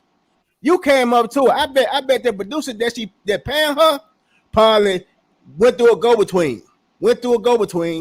And all of a sudden now she had to connect with this dude. You just came up to her like a man, put your balls out there like a man, and she see you as a man, and so she gonna pay for that. So you just being a man, don't be like, man, because the thing is, you have a tendency to blow the bitch. Don't blow the bitch. You dig what I'm saying? Don't. You know, you got a good thing going. If she wouldn't play, don't blow the bitch by saying you don't deserve to be treated like that. If you're a king, you deserve to be a king. Just like Patrice O'Neal said, hey man, a queen is a king's bitch. That's it. Woo. You dig what I'm saying? So if she your queen, they understand you're a king and that's your bitch. So get the mind boogers out your mind, man, and get with that bitch, man, and burn up because she gonna pay. She mentioned a couple of things that I didn't like though, brother. She when she took me out and we had dinner, she mentioned to me that 2 guys proposed to her at the same time, and that's when it hit. She likes attention, man. She likes conflict. You feel me? And she's older than me, but the guys that she's dating are way older, and she was like kind of bragging about it. She's like, yeah, this is the bad girl side of me. And then she pulled out her phone, a whole nother phone, bro. It was like bro, trust me. Take her serious. Bruh, she pulled out a whole nother phone, my guy. She said, this is another guy that proposed to me. And I'm flying out to Philly. She FaceTimed me from Philly. I'm all like, this girl, I was just confused. I'm all like, what did I get myself into? Now, I'm gonna tell you something about them dudes, bro. Shit. I'm gonna tell you something about them. Them dudes love stars. They love stars. They know she ain't shit, but they wish she'll change for them. They think they special. She loves stars. As long as you understand that the bitch ain't shit and don't, you know, me and all that. If you already see that bitch ain't shit, continue to understand that bitch ain't shit. And matter of fact, keep your emotions out of it. Keep your emotions out of it, bro. Don't feelings. Go ahead, brother. One thing I really want to advise you to do is, you see, we're all about respect. We treat people according to who they are. Yeah. This woman has revealed who she is. Right. She is using men. Right. She is behaving in the identity of a prostitute. But that's a renegade because she's missing a what? She's missing a pimp. Yeah. Right. And that's why she's talking to you like that. Right. So what she's giving you the opportunity to do, what she's giving you the opportunity to do, I did. I'm gonna leave it right there. But let me tell you this: pimping is illegal. Man. But if it was legal, I would tell you to break that bitch for everything she has. And check this out. Pay attention. Everything she has is everything that she's connected to, which is those 3 or 4 other guys. You break her for everything they have. And I can tell you that's quite a bit. Make sure you get money in cash. I got a question. It's like it's a similar type of question, but it's like a little bit of a different angle. Because I'm 26, and I usually, like, my baby mom is 30. Like, I usually talk to women older than me, but I just met this girl. She's like younger. She's like 19, and like she been coming over and chilling with me, and like, but she keeps bringing up all the time, like, and I've been taking it slow because I got a baby, so I just be kind of chilling. But she keeps bringing up how dudes keep trying to hit it fast. Like, she just keeps bringing that up. Like, I'm not talking about it. She's just randomly bringing it up. And I'm like, is she trying to put on some type of facade? Like, I don't really understand what she doing. And she's not, it's obvious that she don't want me to just try to hit it. Like, she's not positioning herself in places where that is, I don't know if I should just escalate it probably anyway, but you know what I mean? I just want some advice, I guess. You want me to tell you what it is? She's trying to find your weakness. She's trying to find your weakness. She can't find because it. Those men are rude. They think with their dick. You understand me? Because the bitch gonna tell you how to get them. Keep your dick up out the bitch. All right. If she offer nothing else, if you keep your dick up out the bitch and get in her mind, man, everything else goes. I think I did too, because I called her. Look, I called her randomly. I waited like a week because I be watching you, Marquette. I be watching a lot of people, and so I just chilled on my reaching out and stuff like that. I be chilling on that. And she's the type of girl, she don't reach out. You know what I mean? So I gotta reach out, but I just space it out. So I hit her up. I called her. As soon as I called her, she's like, "Yeah, what you doing?" You know, she just basically just came over. She just spontaneously was like, "Yeah, I just come over. You know, we can smoke or something." I'm like, I didn't invite her or anything, so I'm like, the interest must be super. I don't know why she's doing all that. Oh, she said she wanted to come over and roll up a blunt.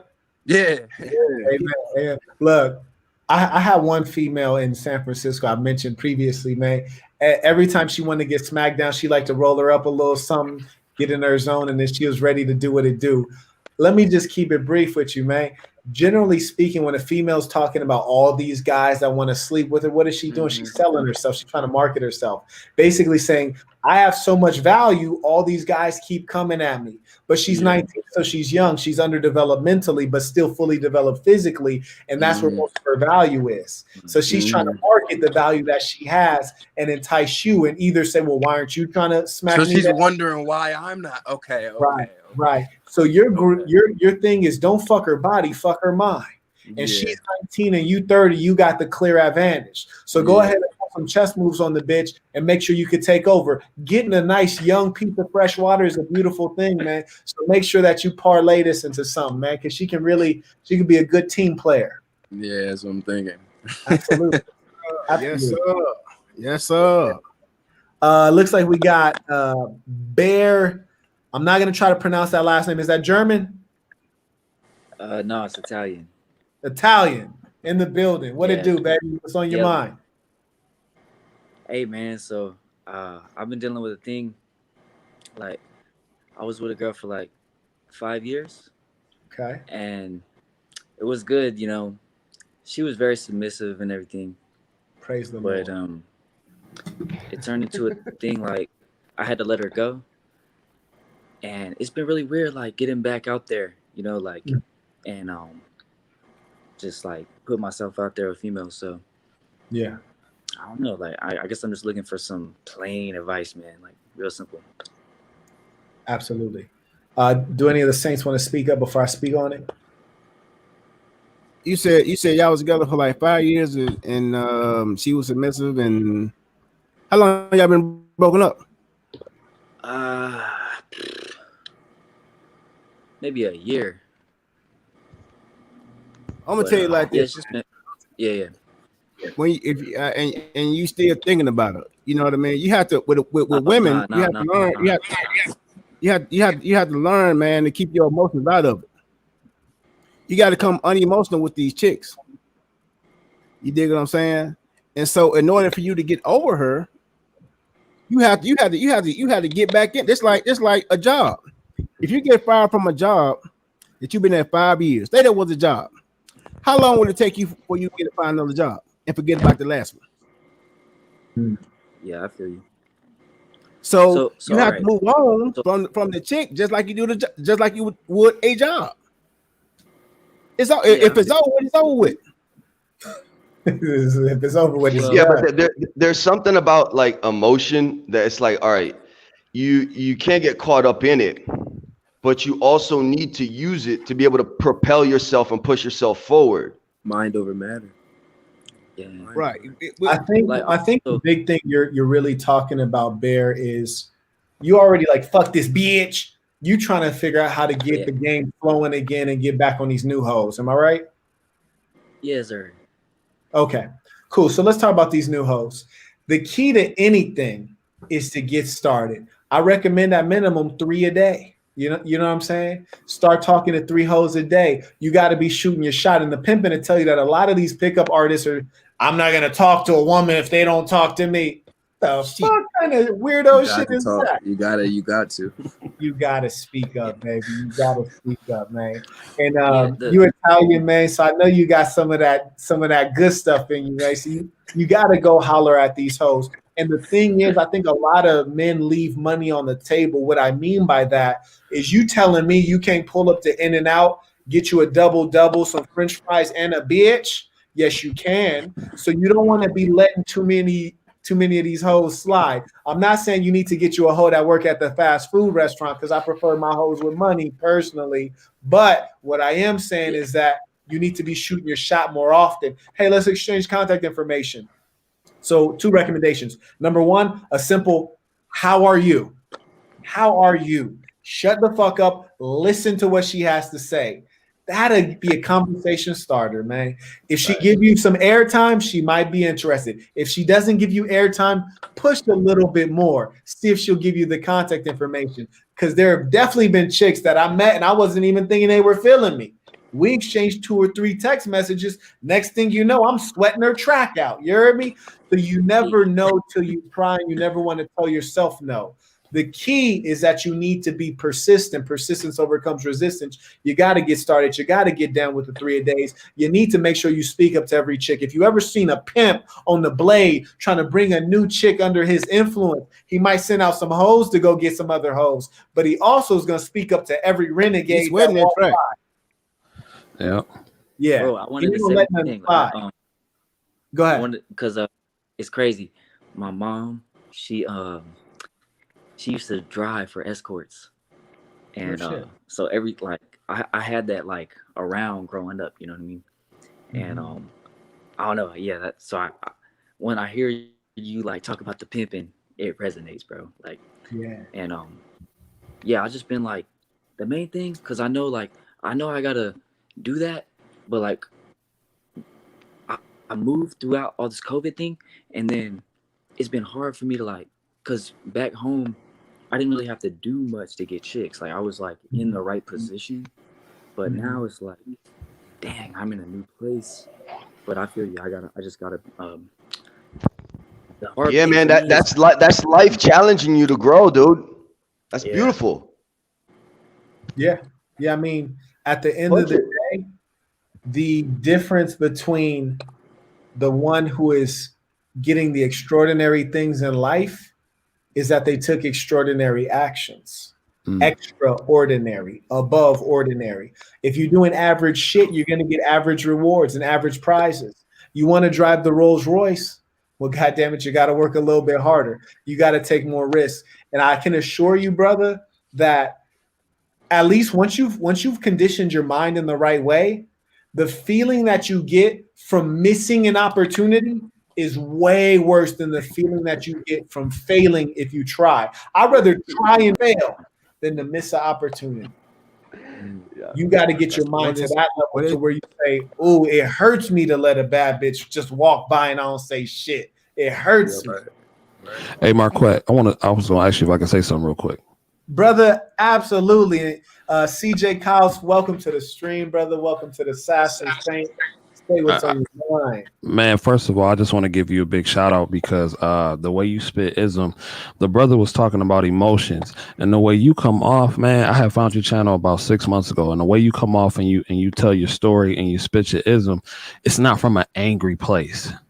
And I felt what he said when he was talking about emotions, because if you listen to other people, it's all about anger. I feel like they coming from an angry place and it's so misplaced. And I feel like that's what's important about the game. You cannot be so emotionally involved with a woman to the point to where you can't focus on anything else.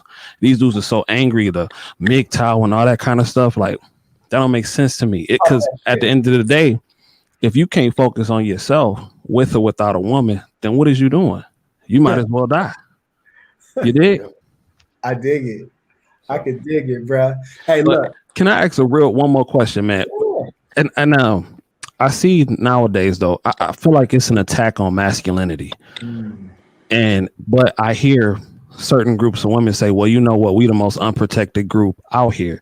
And I wanted to get your thoughts on that. How do you feel about the women that saying, well, we don't feel protected by y'all, but at the same time, masculinity is being attacked from all cylinders? How you feel about that? We are in a profoundly sick society. Profoundly sick. I say that because, well, you just mentioned something strange, MGTOW. No disrespect to any man. But the idea of a man going his own way, meaning parting ways with a female, as though the male and the female were not created in a pair, is strange. We're in a profoundly sick society where the female would tell you that she's the same as the male. She can do everything a man can do, and then turns around and says in divorce court, well, even though I earn just as much money as a man, I need a man to pay me alimony. Or to say, I can be the mommy and the daddy, but then turn around and hit you with child support. Or to say, I need a man's protection, but you can't follow a man's direction.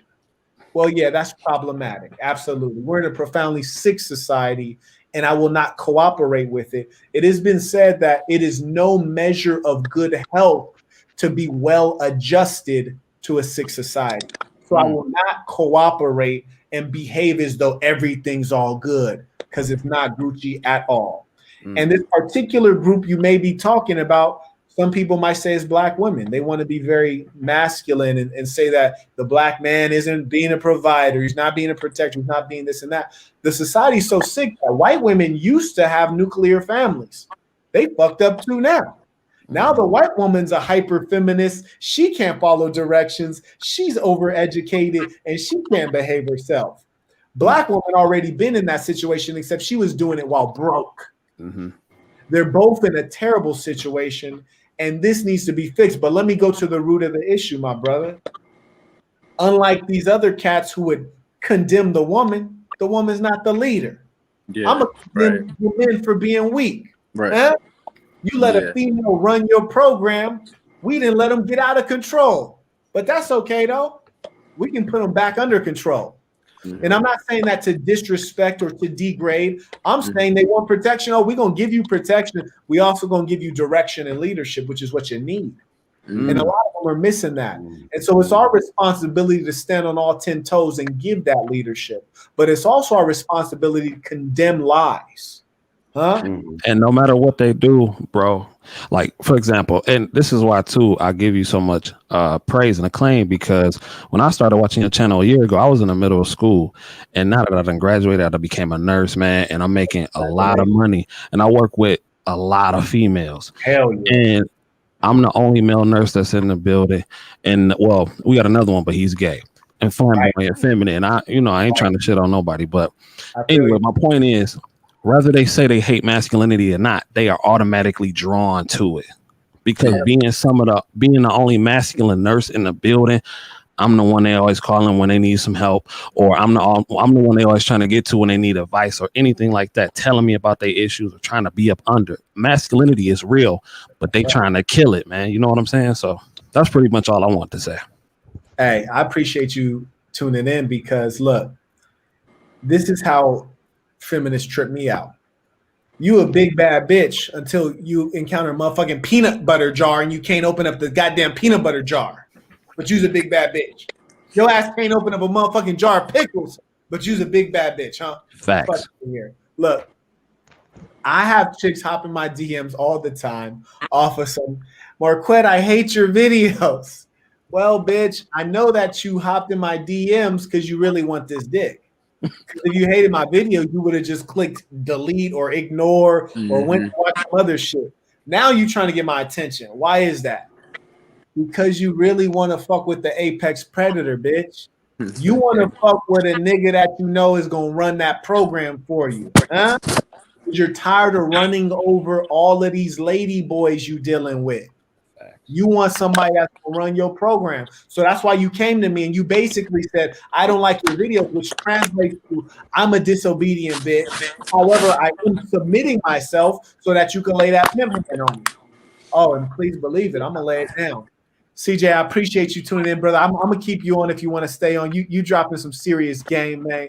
I love your perspective, and we definitely going to have to chop it up. I appreciate you joining the sainthood right now. I appreciate you giving me the opportunity to speak, man. That's the difference between you and a lot of people. Y'all don't want to hear from the people that done put you on, but you letting your followers get a chance to interact with you and talk to you like a normal person. People may not seem like, they may act like that's not a big deal, but that's real shit. That's real shit. That. And you know what, man? The key is, even though I might often come off arrogant or cocky, that's because I'm a LA nigga, right? That's how LA niggas are, right? But the truth is, I realize that I ain't shit. Like I realize I ain't shit. I could walk outside and get shot just like anybody else, right? Like I'm not gonna get shot and come back to life like Jesus. I realize I am a mortal man, and no matter how good my hands are, I always treat everybody with respect. Be the smallest person in the world, I'm gonna treat you with respect. Because I'm a true believer in that. I don't believe in karma. I don't believe you're going to get back what you give out every time. But I do believe in treating people well. Why? Because it's a reflection of who you are. And because I feel good about who I am, I don't mind other people shining. That's why I love to have you guys on there. And I shut the fuck up and let my man, Brother Ray, kick some game. I want to enjoy the game like everybody else. I don't need to be the one talking. If he got the answer, let's hear that ism. And so I always want to show respect and defer where there's knowledge, because I truly believe that in this community, there's strength. In this community of real men sharing real ideas, that's where the power is. And I've always looked historically at movements and saw like, okay, Martin Luther King was a great orator, terrible organizer, terrible ideologist. If he was an organizer, when he got shot, the movement would have kept going. If he was a great ideologist, he would have created some ideology to uplift the people, when in reality, that didn't quite happen. That's why he's the favorite guy of the government. There's a holiday because he really wasn't effective as a revolutionary. Right.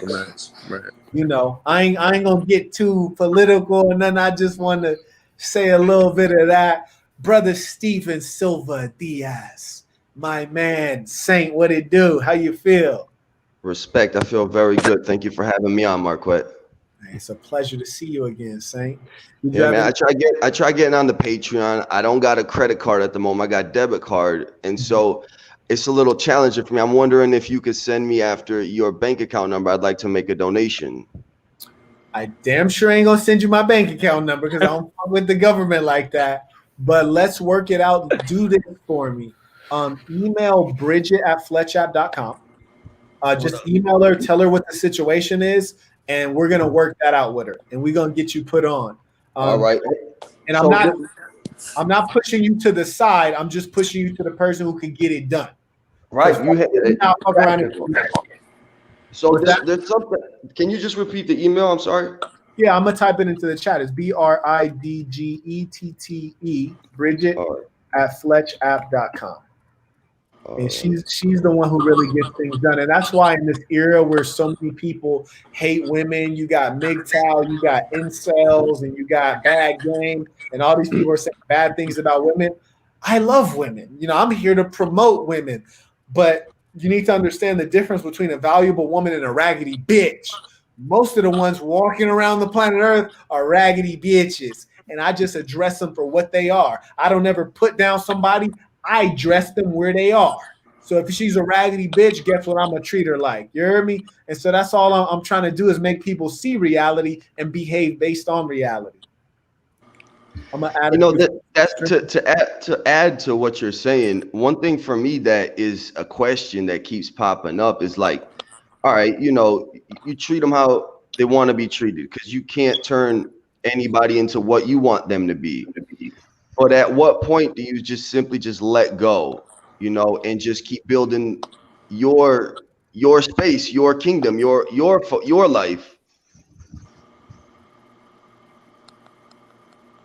You know, 'cause I was watching a video the other day, from a brother, Immortal Minds, and he started talking about how kings move, right? And so I was drawing this parallel between the pimp and the hoe, and do they transform into something the moment they wish to really turn their lives around or in a different direction? Because you always take those skills with you wherever it is you go. And so I was looking at it like I see this also like from a geometric point. Like you see the cross, you know, you got the vertical, the horizontal line. So you got like those two dimensions, right? Because like you have hierarchy. That's the male thing, right? You have somebody that's above somebody else. You have the order. And these feminists and women are coming at it like, oh, we're all equal, right? That's like the horizontal line. Because like you were saying a little while ago before, Marquette, you know, you're going to treat everybody with respect. You'll give them the benefit of the doubt unless they prove you wrong. That's right. But then I see this other dimension. It's like there's like a space, like if you're looking at the cross, right? You got this line and this line. But where they intersect in the middle, it's like I see this other line that we can't see. It looks like a dot because it's going forward from back to forth.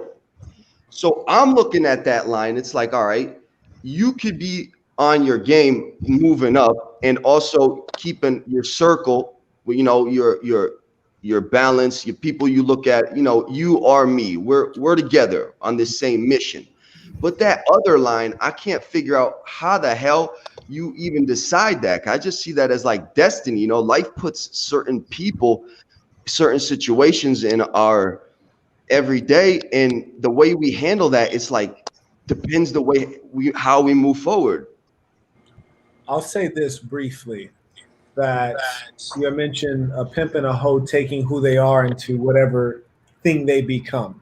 If a hoe becomes a teacher in a school or a hoe becomes a restaurant worker, is she going to take what she was into her new endeavor? A tiger doesn't change its stripes, generally speaking. One of the most beautiful things about the pimp and the hoe game is that you're engaged in a pursuit that is illegal, that is dangerous, in which you must be cunning, you have to be sharp. To think that you developed all these skills and this perspective and the ability to look at a trick and assess how much money you can take out of them, or to look at a trick and say, I feel like you're a dangerous person. I'm not even going to catch a date with you. They're going to take that perspective into everything that they do, and they're going to be able to thrive. A hoe is one of the sharpest females you're ever going to deal with, period, because she's had so much experience, particularly with breaking men. That's why a pimp and a square are on two different levels, because a hoe can befuddle the mind of many men, but she cannot get into the head of a P. And very few men are like a P, because a P is not controlled by the P-U-S-S-Y. You understand? They're controlled by their own mind, right? So a woman that's been a hoe, she's going to take those skills with her. Why? Because those skills paid her. She's going to take those skills with her. Why? Because those skills gave her power over men. And for a female, that's a privileged position, because when you know that you're weaker, but you get to exercise dominance over someone stronger, damn, does that feel good. So, of course, a hoe is going to take that skill set with her. And a pimp is going to continue pimping. A pimp don't ever stop pimping. A pimp, that's not only a job, that's a goddamn identity. It's a calling. It's just like the priesthood. You heard me? But the key is, are you doing it for good? People say pimp like it's a dirty word, and I find it appalling. Why is that? Because a good pimp takes a woman that's living in filth, a woman that has no money, a woman that has tremendous need, and he provides. Don't most women say they're looking for a good provider? That's what a good pimp is. He teaches them how to survive, how to thrive, how to win, how to dream.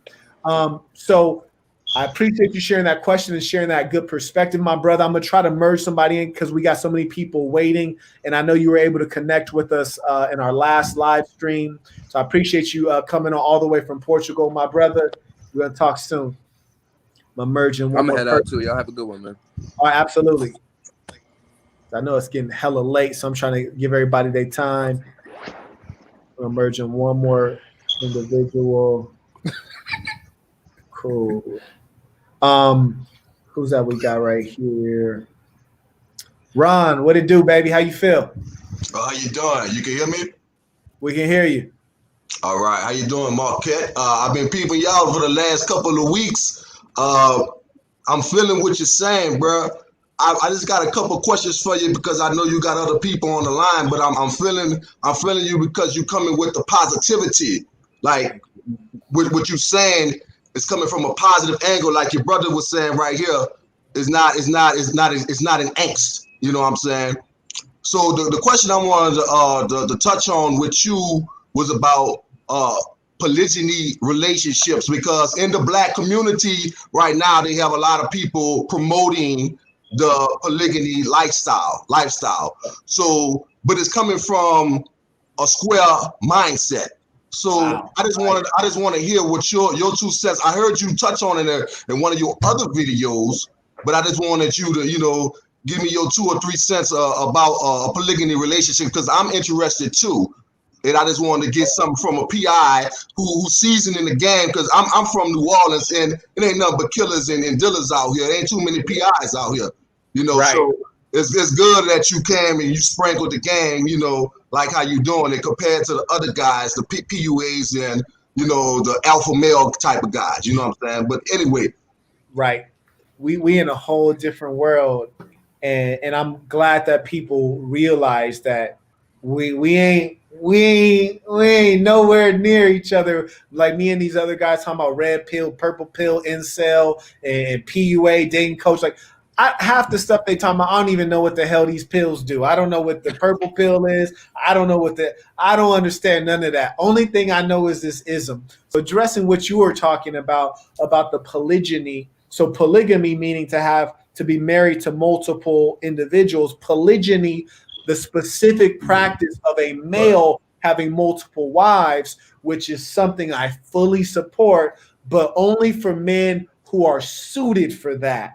And I always tell people, know who you are. Some of us ain't built like that. Some of us can't have it any other way. We don't even feel happy unless we got a couple of them things running around. You heard me? So right. Like you, I'm in that same boat. I don't even feel right unless I got at least 4 titties. I need more than 4 is a minimum number of titties, right? So right. What I do want to say is that number one, a PI is going to be the best person to be in that position because we're not stressing. The reason I don't recommend polygyny for most men is because that's going to stress them out. One of the brothers that was on the call earlier, he said, man, I'm trying to knock down my baby mama every now and then, but she keeps on bringing all this baggage and emotional stuff and argument with a pimp. Oh, that he could turn that down as easy as he turned down his collar. A pimp ain't gonna stress over a bitch trying to run her mouth, right? Because all she can run her mouth, but she ain't running the program. I'm gonna run the program. And so the whole thing about it is that you got to make sure that that's in your blood to where it's easy for you. Because when you got 2 or more women, now you have 2 or more people to manage. You have to manage their relationship with you and their relationship with each other. Because I'm a big believer in bringing it together in family. I don't want to have one hoe living here and another hoe living there like the Mormons do it, and they got everything separated. I want all my hoes together in a big family. I want to pull up and say, yeah, all that right there, that's all mine. I own all that. That's all my property. And so I'm a true believer, but I recommend it for men who really have it in their soul, number one. Men who don't compromise, because when you're going to have multiple women, you got to lay down your law very clearly. You got to have rules and regulations that you stand on. Thirdly, a PI knows that you don't have to have a whole bunch of money. The Mormons, they think like, hey, you got to have the money stacked up if you're going to have multiple wives. I'm like, why? That don't make sense. If every one of these females could live independently and finance themselves independently, why when they come together, all of a sudden I got to have more money? When they come together, shouldn't we all be richer collectively now? So you got to know how to manage and control that situation. So the pimping is going to definitely be a good guide for that. But when you find a woman who's ready for that, you have to give her tremendous amounts of game because you're living like our ancestors. You're living the way men have lived for hundreds of years. You're living the way they tell you to live in the Torah, in the Bible, in the Quran. But you're in contradiction to our society because we're in a sick society. So peep this. They would say marriage between one man, one woman is normal. Okay, cool. So if I multiply the number of women, now it's abnormal. So you telling me I can't marry 2 women, but we can have a grown man turn into a woman, call himself transgender, and that's normal. And then he could get married. That's normal. Yo, right? God damn. So we're in a sick society. So you have to insulate your women against the sickness of the society and give her a perspective so she could look out on the society and not follow the law of the land, but follow the law of her man. And that's what you really got to have her focus on, bro. Right, baby. Thank you. I had one more question. Look, there's one more. I just wanted to ask you. Yeah. Look. So I changed my life. Well, what I want to ask you is, at the end of the day, like, how much in your life, you said you had many adventures in your life since you was a preteen, right, with the females. How much of your success in life was based on visualization and maybe like a law of attraction principle, but visualization and seeing into the future of what you want your reality to be in the future? How much of an importance was that in your upcoming? That's a very important question. People will say it in different ways. The way I like to say it is self-belief. Like really believing in yourself that you could have what you want. Some people might visualize it and see it, and I could always see it. I could always imagine myself in the back of a nice car with somebody driving it for me. Believing is a difficult thing. You might see it, but do you believe it? Sometimes you struggle with that. Sometimes somebody might look at you and say, man, Ron, you got the talent. They'll tell you, but you don't even believe it. The meditation is key to getting to the point where you could believe it, but also being around the people who got it, getting closer and closer to the people who have the reality so you could touch it. You could touch the Rolls Royce. You could see it.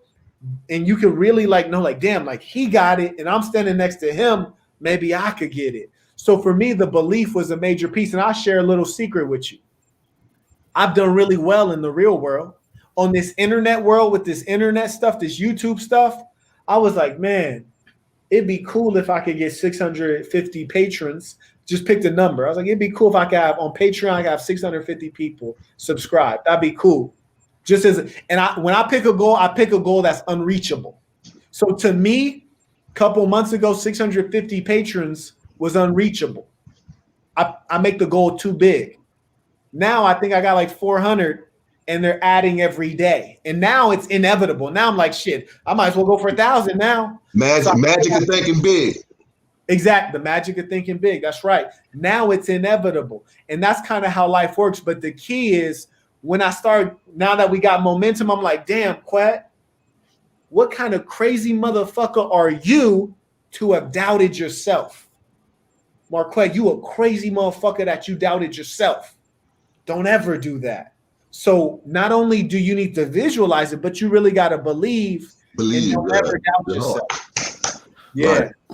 Marquette, with this YouTube game and this putting out content, do you believe in using like ads to promote yourself, or just staying consistent with the content and just letting it grow? Like, do you believe in putting like money behind ads and everything like that, just on a business tip? That's a great question. On a business tip, I believe that if you strategically pour money onto something, that usually helps it grow. However, with the algorithms on YouTube and the way things are run by the Google corporation, putting money onto your videos will actually not drive your growth on YouTube.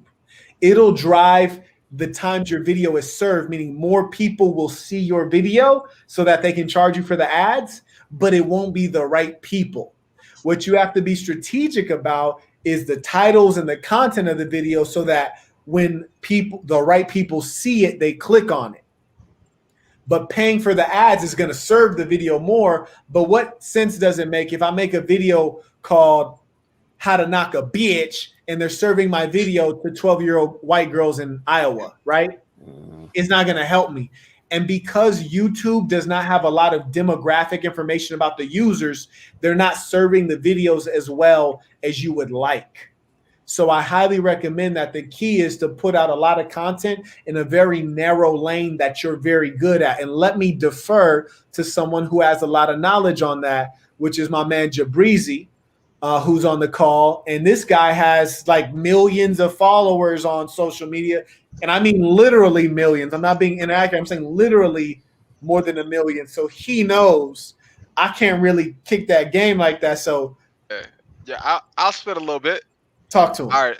So in terms of running ads, I've seen people run ads on videos and they be quite successful. It depends upon the content. You got to think about what you're posting. If you're going to do an ad, as in the first 3 seconds, and then at the 15-second mark, is it making so much sense that the person wants to continue to view?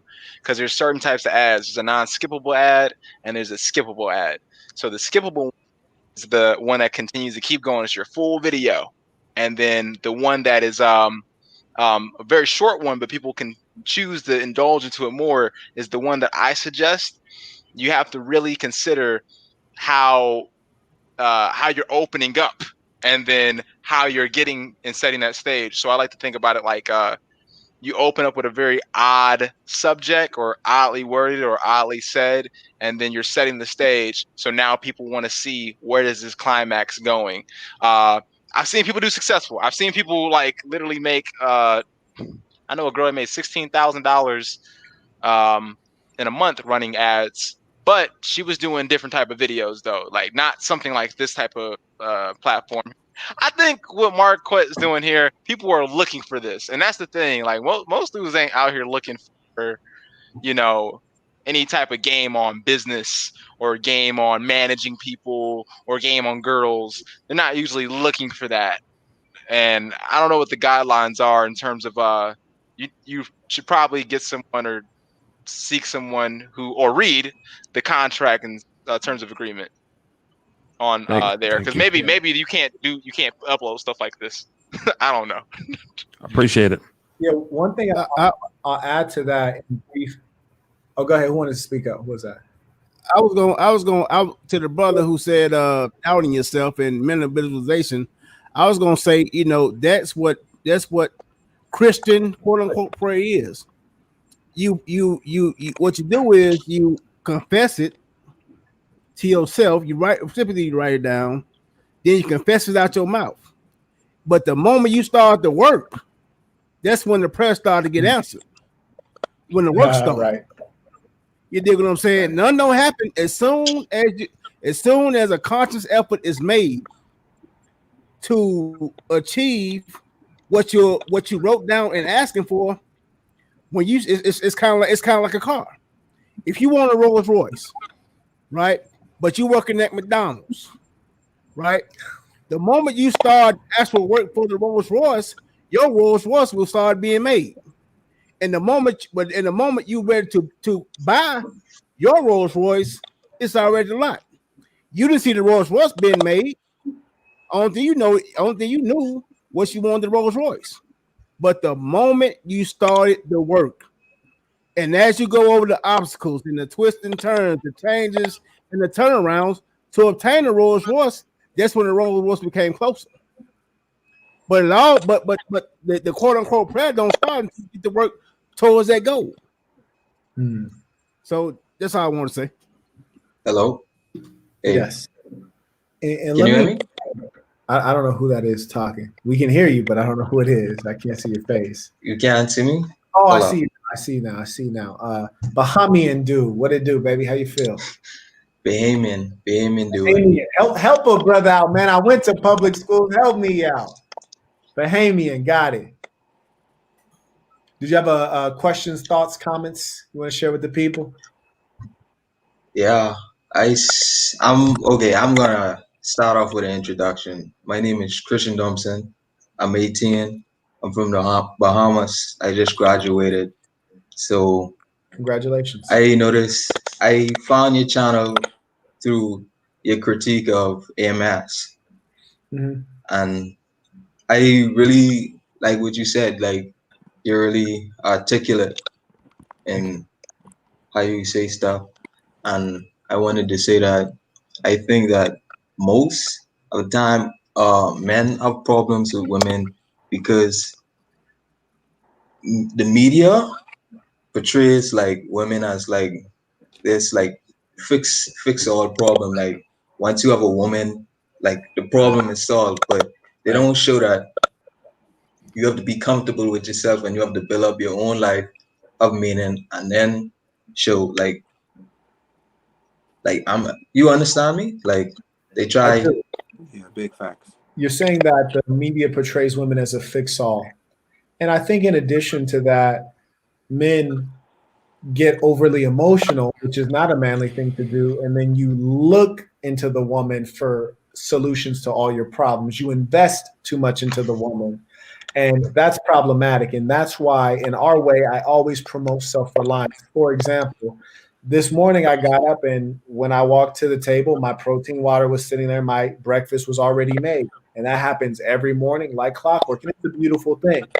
But if on one morning my lady wasn't there to prepare all of that, it would still be a great day. And I'd go back to the basics of what I do, which is to pour some oats in a bowl, put some sliced almonds, put some raisins and pour some almond milk in there and eat it, right? Not as nice as what she's going to make, but I'm ready to adjust, which is to say that as a man, you have to live in a stoic way, which is like being a blade of grass in the wind.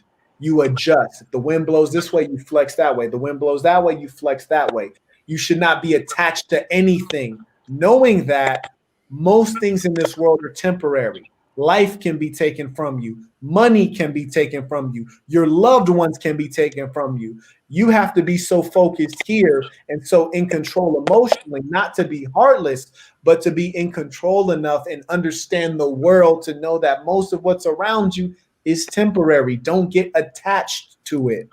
A religious scholar once said that for religious people, you should live life the way you would live life in a terminal at an airport, which is to say you're on your way somewhere else, that you're going to be longer. You're just in the terminal temporarily because life goes by that quickly. Just a little while ago, I was 18 years old like you were. I was 18 years old doing crazy shit, committing crimes, trying to figure out how to get laid. And then I woke up one day and I'm fucking 30 years old, right? Like it goes by so quickly, my friend. So yes, you can't invest in women. Why? Because one day you might wake up and the woman who's laying next to you might not love you anymore. You might wake up one day and the woman who's laying next to you might be of no fucking value. The only reason I promote getting your bread together is not because you should use money to get women, not because you should use your purpose to get money and then use your money to get women. No, because if you save money, one day your money can save you. You heard me? Things go bad, you catch a case, you pay for that lawyer. You need bail, you pay for the bail. Your grandma needs cancer treatment, you pay for the bill. I'm not saying money solves everything. Spirituality solves everything, but it's always good to have a few ducats tucked away. So that's what I promote every time. But you're right. People invest too much in the females. You should never do that. You need to invest into your goddamn self so you have something to offer a female, so you have something to offer your friends and family. So you're right about that, young brother. I appreciate you calling in. You calling in from the Bahamas right now? Yes, sir. Yes, sir. That's beautiful, man. Then Bahamian, right? It's Bahamian. Yeah, Bahamian. The Bahamian women, I left Miami on a day cruise, man, and I pulled up in the Grand Bahamas, and they seem so much more gentle and respectful than African American women. Beautiful black women. They talk. Have you experienced African American women? Not really. You might be a little rough around the edges sometimes. I love my sisters, but they're a little bit strong sometimes. I appreciate you tuning in, young man. Thank you for the support. If there's anything we can do for you, let us know. Please stay within this Sasson community because we want to take care of you. We want to make sure that you're nourished. So make sure if you don't do anything, if you paid attention during this call, you should have at least one goal written down in life. So I have one question. So one more question. Milking it. Talk to me. Last question. Go ahead. What do you believe in? Like, you believe in Jesus? What do you believe in? Let me and tell why? You, and no disrespect to anybody, the number one thing I believe in myself. Number one. I want you to believe in the same thing, yourself. And the second thing I believe in is I believe in people. And this is what I mean. I would always tell this to the Muslims in my travels because Muslims are very strict people. They have all these rules and they often look down on other people. And I would ask them, how is it that you love God, but you don't love God's creations? How can you love God but not love his creations? He created all of these human beings. So I say that to say my religion is people. I believe in myself and I believe in people. I love people. I want to treat people well. So that's what I believe in if we're just talking generally speaking. Am I familiar with the Bible? More familiar than most Christians. Am I familiar with the Quran? More familiar than most Muslims. And I do take from all of those practices. And if you observe my behaviors, you mostly would say I was a Muslim. Okay. How about you? What do you believe in? I've been I went like anthropology and I was searching all that type of stuff up. Like I was searching through it and I didn't really find all those religions to be credible. I am not going to comment on that, but what I will tell you, my brother, is that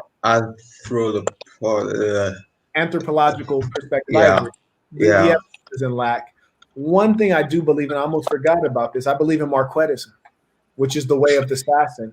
And I'm going to make sure that I drop some documents so people can read through that. And what it really is, it does the same thing that most religions try to do without God and without things that you can't see or can't prove. It tries to give you a framework for how to interact respectfully with your fellow man, how to lead your family, how to do things that help us get along better with each other, how to do things that help us respect our physical body, respect our mind, and get our money right. And hey, I don't think there's much else left. You get your money right, you get you a good woman, you show love to your friends and family. There ain't much left after that. Young brother, I appreciate you tuning in, brother, and please do come back soon. Okay. Add one more person into the call. I just wanna say what's good to the Sasson. I'm a Patreon supporter. Appreciate it. You know what I'm saying? I just got back from Venice Beach right now, laying some game on some females. Church. That's one thing I try to practice, sharpening the mouthpiece. And just a little bit about me. I was a square. You know what I'm saying? I'm a square coming to the truth. So you know what I'm saying, that's my identity. But one thing that I want to ask that I believe will give value to you and everybody listening is, what is one question that you wish that the Sasson community asked you more often? Ooh, I hope you guys peeped that question, like how he flipped that. I just want you like think about what he was thinking when he asked that question, and think about how you can apply that to different situations. Can I just apply that to a different situation so they see the kind of game you just displayed? Let me flip that real quick. Imagine you were in a job interview. At the end of the job interview, what does the employer always ask you?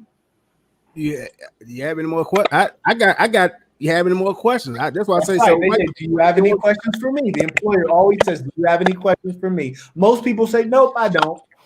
But clever people, they'll ask a question. But what he said, he says, okay, so you got this thing called the Saint Center Nation, the Sasson. What's one question you wish they asked you? So if you were in a job interview and you were saying, what do you think is one question that the people who work here, the people who are here, what's one question they should be asking? That's something I would love to hear. If I was the employer, I would love to hear that.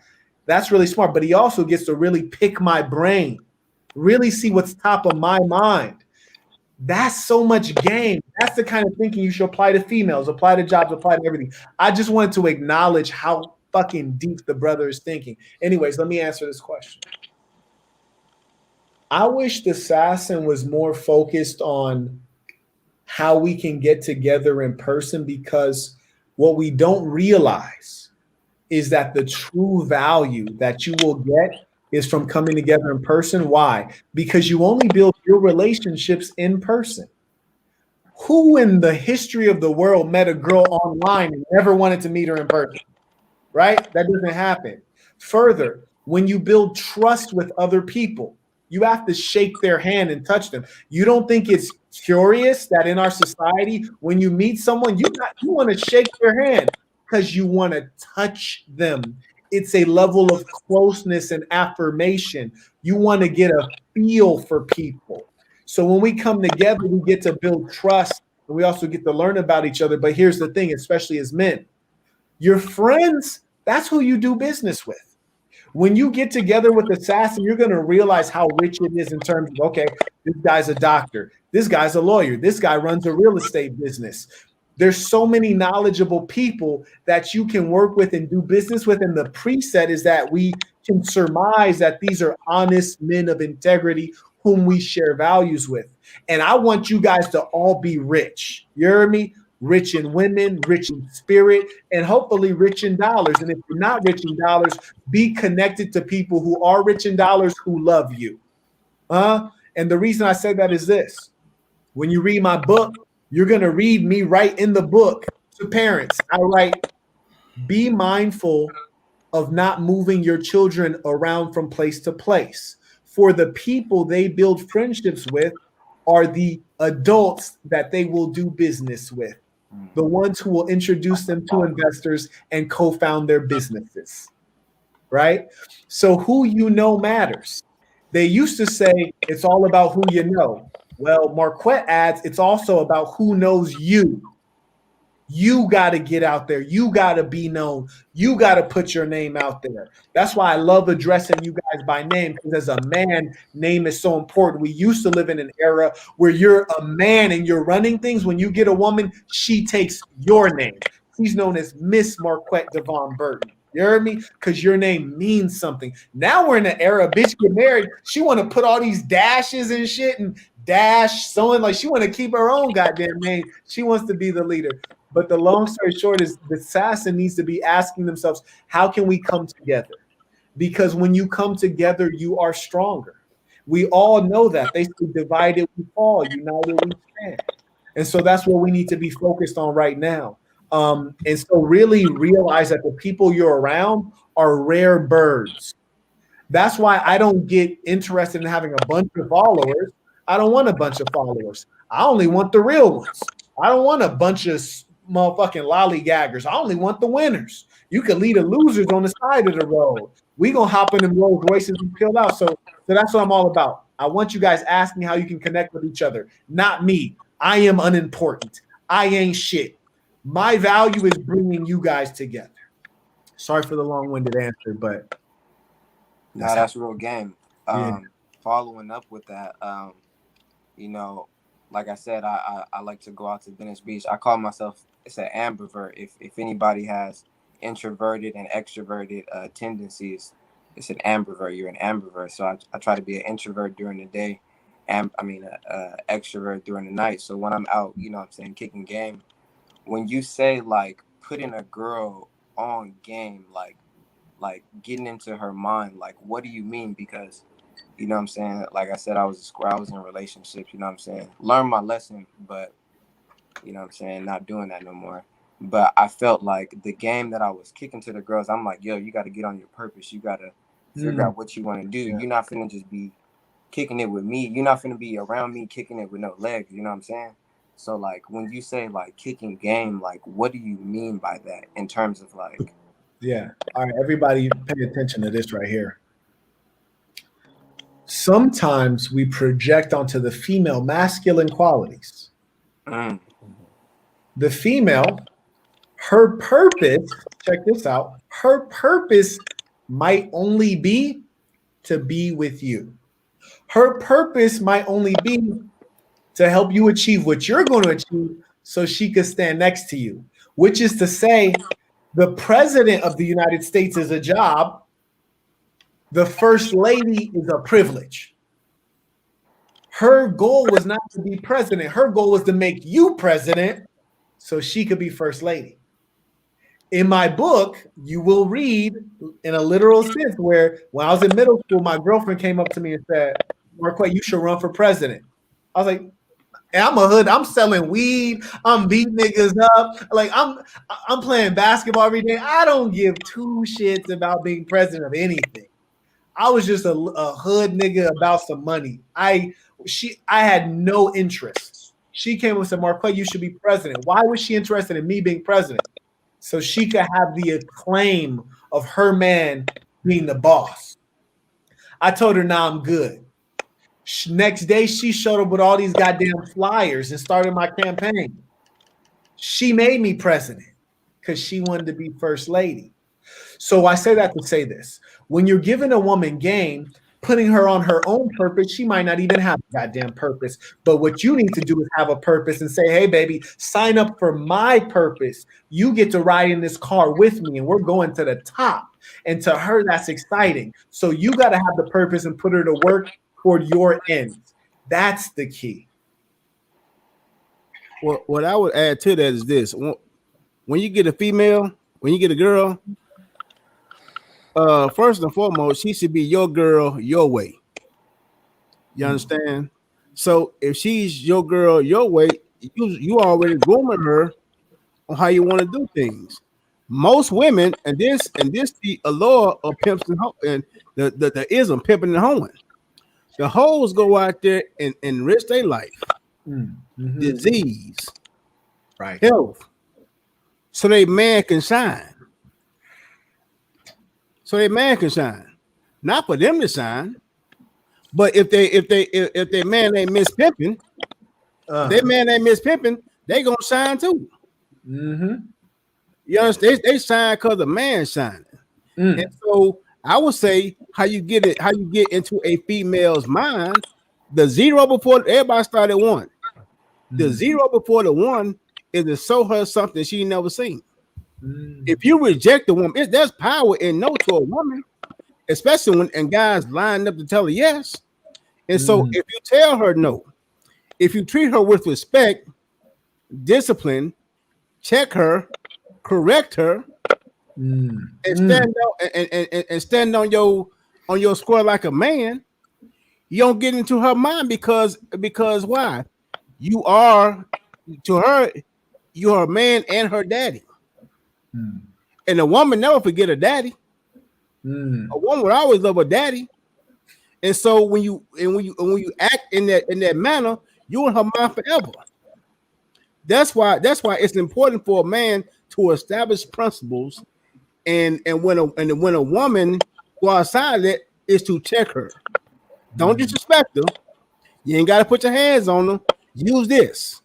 If you use this with a woman and you up here and not really just focus on the sex, but getting up here, oh man, you got that chick, bro. Yo, I gotta jump in. Yo, I love this because it's a particular female. I can't quite say who this female is, but she's made me a lot of money. And when my man said with the socks hat on, also FYI, go Sox, love it. All right, you know, it's been moments where I've had to check her, but I definitely didn't disrespect her. And it's so weird because you got to be very tiptoe with your words and remember everything that came out of your mouth, because you know women love to play the amnesia game. You know, when you be addressing what they said, but then when it comes to what you said, they know every word that came out your mouth. So remember every word that came out of your mouth and what came out of their mouth. But you know, in terms of her purpose, yo, it couldn't be any more definite. Like she's like, I'm gonna make you rich and we're gonna do so good. And I made sure when I spoke to her, I said, look, Marquette had a great video when it came to pimping. He said this. He said, when you speak about your goals and your dreams, you say we. But when you say we, you really mean I, right? So everything. So you can mask your intentions with a we, right? So, and what's crazy is a lot of people in this world in general don't have purpose. And if you can just give them purpose, you've given them so much. That's right. That's right. Get that chick something. The thing is, if you get that chick something to do, like I meet a chick who I like, even if you go out there and cut yards every day, and she's doing whatever she's doing, tell her. Don't say it. If you feel like it, I'm just wondering, if you tell her, write this for my phone numbers, people who need their yard cut.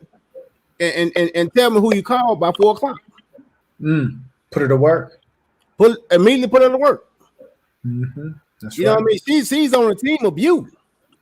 That's right. She's on a team of you. You it. You the whole game. Nothing else kind of matters when it comes between you and her. You it. But a lot of dudes even scared to get a woman direction because they scared to lose them. They scared if they even say anything like that masculine to them, they scared that they'll lose them and they'll leave. A lot of dudes are not qualified to be leaders, don't know how to be leaders.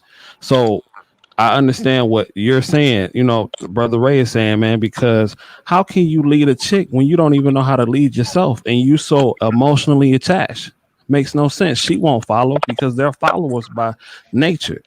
But if you don't give them anything to follow, where are you going? That's right. And Dave, I'm gonna bring you into this conversation. Justin, one sec. I see you. I didn't forget about you.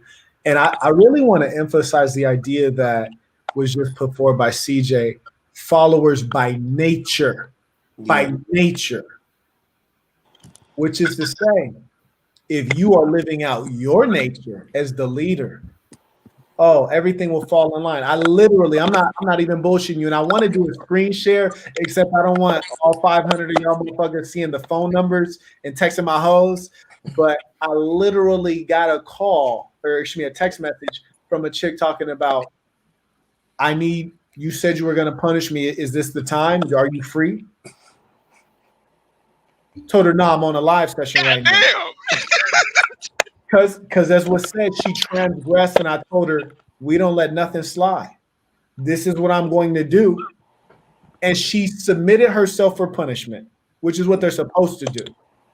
Yes, she knew she was wrong, and she submitted herself for punishment. Because I remember when I was teaching, I read this book. It was called The Power of Words. I thought it was fascinating because it said, if you're a teacher in a classroom and you have rules, but you don't enforce them, then you don't have rules. And the Haitians, they have the saying, La Constitution, c'est papier, leur béarnais, c'est fait, which is to say, the Constitution is paper, a bayonet is steel. A Constitution just has written laws, but we pull out that steel bayonet oh, we'll make you follow these laws. So you always got to enforce and stand on what you said you stand on. And women will test you. They find joy in testing you. They find joy in creating drama and being put back in line. So yeah, keep that pimp hand strong. And remember, as Brother Ray said, you don't pimp from the hip, you pimp from the lip. Finesse. I'm gonna add something to that. A woman, PUAs call it shit test, but I call it quality control.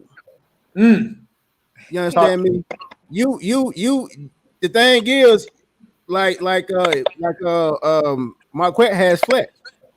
He may run quality control on flesh every so often to see if it still hold up to the demands that he said that it does. The woman gonna test you to see if you falling off as a man. It's quality control. What makes a product reliable that it performs through whatever you put it through. You stop it and say she want to leave. You tell her punk ass to go because you a man. Oh, she ain't going nowhere. Oh, you want me to leave? Then you say he was gonna leave. She started testing you, and you still stand firm. You're reliable and dependable, and you can't be trusted to do what you say you're gonna do, and you ain't a fraud. Bingo. That's all. You're not a fraud, and they are checking every second. They are checking every second. Dave, you go by Dave. Dave. Yeah, Dave. What's up, man? Man, I appreciate your patience. God damn it, you waited in a DMV line to get in here. Thank you, brother, for having that patience. Like you waiting at Disneyland to get on the ride, man. Yeah, sorry to keep you up so late, dog. Oh man, you know, Bridget already texted me 4 times to tell me I need to quit talking shit and get off of this live session. But yeah, I'll be quick then. Serving the people, I just can't help it. What's on your mind? I got you. I just have like a couple questions. I'm from New Orleans, so I've been like around the game my whole life pretty much. And I've like always kind of used like pimping strategies, but not really like not my goal is for them to make money for me. Just to like date multiple chicks at the same time, basically. And my strategy has always been kind of spend like a lot of time on a baseline, like number 1, and then build from there, like to where 2 knows about 1, 3 knows about 2 and 1, and 4 knows about 3, 2, and 1. And so like the farther you get away from the person that I care about the most, the more you know. So they're more in, but I respect them the least, which is an interesting, it's kind of like almost opposite. And it gets like, it's more emotional at the bottom, but I'm like omitting the most at the bottom, to where at the top, I'm fully honest, but I don't give a fuck about them. And like in a similar, like all through my life, that was like through high school into college. And like, these were like all kind of people that were like acquaintances. So they like all knew each other and they all hung out and like, they all knew their place, and they knew not to fuck with the order. You know, I wasn't like physical or anything. It was pretty much just like unspoken that I just had it established. And yeah, I mean, I've gone through periods of like no girls and having to build it back up. And but yeah, my questions are, why is it so much easier to get chicks when you have a bottom in place already? And is there a way to like embody that energy when you don't have bitches? And then the final question is, how do you feel about that strategy of each chick knowing more the farther away from the bottom they are? Well, thank you for sharing that with the people. And, you know, number 1, you have 3 questions there. So number 1, why is it so hard to get a bitch when you ain't got a bitch? That was one of the questions, right? That's a classic question, man. That's a classic question. Look here, man. When you got a bitch, you got pussy perfume all over you. Yeah. It's just like the feeling of when you got a pocket full of money. Your ball's going to swing a little different when you got a pocket full of money. When you have nothing but motherfucking lint in your pocket, them shoulders going to drag a little bit. When you're spiritually developed, you're going to stand tall no matter what. But I can't lie to you and pretend as though real abundance doesn't show. You can see the pussy perfume. You can smell it. So a woman can tell when you're wearing another woman. And that turns them on because they're social creatures. They go where the crowd goes. That's why in high school, the girls all like the popular guy. Can't even fucking explain why. We like a girl for a specific reason that we like her. They like a guy because every other girl liked the guy. He's the tall one, or he's the good looking one. He's the captain of this team or that team. So that's number one. Women, in fact, there are scientific studies that show the following, that in your dating profile, and if you were on the call earlier, you know that one of my investors runs a very large, in fact, the largest online dating site. And in their research, it shows that men in a photo with women in their dating profile increases female interest, meaning the number of times they swipe through. Conversely, women in a photo with men decreases male interest. You're like, this hoe ass bitch, right? You swipe that hoe straight off the screen. But if she see you with another bitch, that's validating you. It's saying another woman signed up for that pimping, so she want to go get her a taste, see if the ism is as sweet as it looks. So that's number one. That's why it's easier to get a bitch when you got a bitch. And the pimping always tells you, and I'm sure you know, having one is so close to none, so you never want to do that because you can't be a pimp if you ain't got no hoes. So I don't want you sitting on the side of the road broke down like that. So check this out. You're basically telling me you had a whole system. Now, your system is interesting in as much as it's very strategic in that you're bringing on the hoes in a thoughtful way. You also have all these chicks who are aware of one another. The real question is, what is your end game?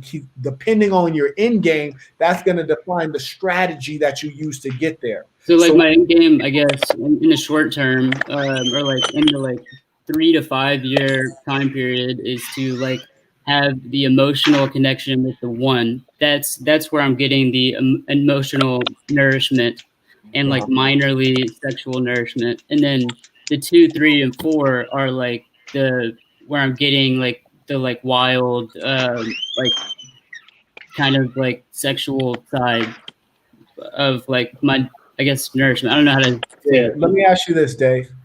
If you got the whole 2, 3, and 4 just to satisfy your carnal desires, just to give you, a little bit of Lewinsky, or, run whatever sexcapades you want to do, why are you retaining them? Why not just have them? I'm kind of like naturally jealous, I think. Like if I smash once, I want to keep it for like as long as I can.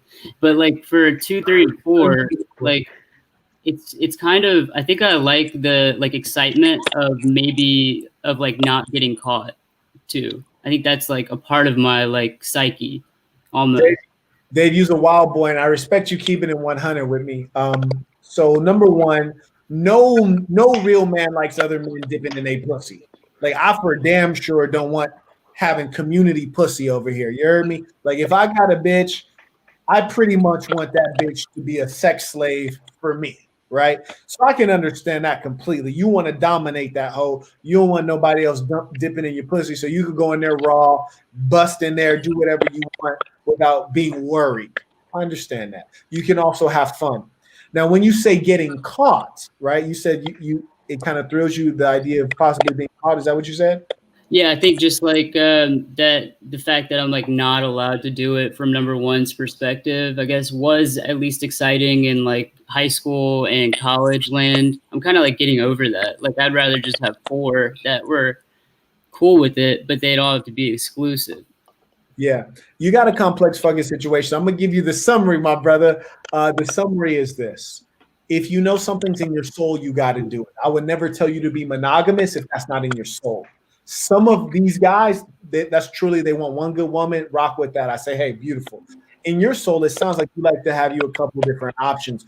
Option A, B, C, and D. You got the multiple choice, and you need that. That's a beautiful thing. I will warn you, though, that when you have one main girl and that's the only one that you're investing into emotionally, and you got girl 2, 3, and 4, and you're not filling them up emotionally, you will have a lot of trouble dominating those women so that they're not being fucked by other guys. because women are emotional creatures. So if you think you can only maintain them with the super dick, that's not gonna happen no matter how good the dick game is. You heard me? So you really got to give them some fullness.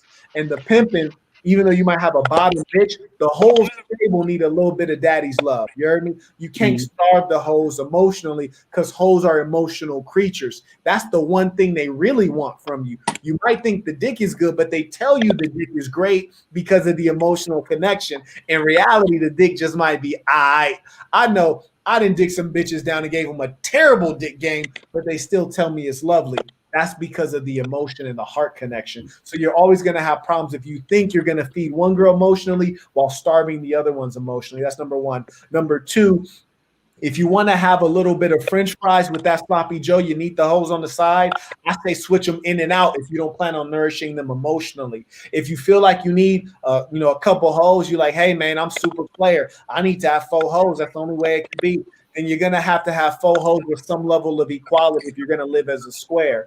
And I highly recommend that because what you don't want is for the woman to become your enemy.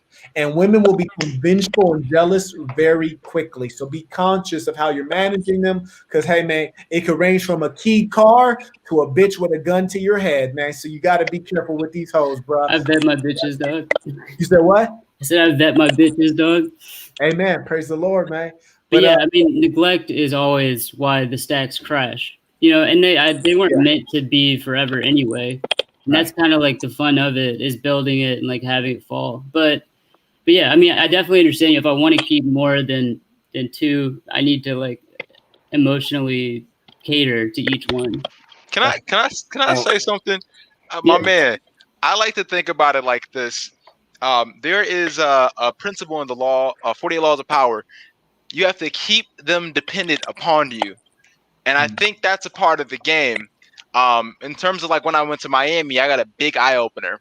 I was like, wow, there's a lot of girls here who are really fascinated with wanting to grow their social media. And the truth be told, a lot of them don't make money off of it. So they end up getting sugar daddies and stuff like that. So I'm sitting here like, well, if I can be that person to fill that void, to be that guidance for them, then maybe I might be able to go ahead and have me like 4 girls, and there's no conflict because they all have the same exact desires.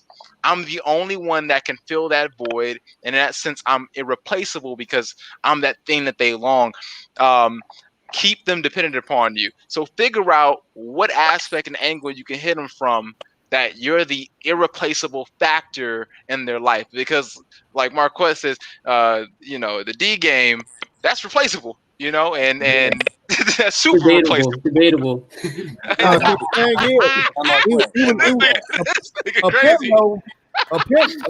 pimp know you can't outfuck a trick. A pimp know you can't. I'm not like really. I like good girls. Like that's kind of like my thing. I like kind of like nerdy chicks. Is the example? What's your name? The YouTuber. What's your name? Me? Yeah. Oh, it's Dave. Oh no. The guy that just gave that example. Oh my bad. I didn't mean to interrupt you. Me right here? Yeah. Oh, Jabrizi. Is that an example of emotionally feeding? Yes. Their need or whatever? Is that because in that case you have to teach them, you have to guide them, and I think that's an emotional journey in terms of when you're teaching someone.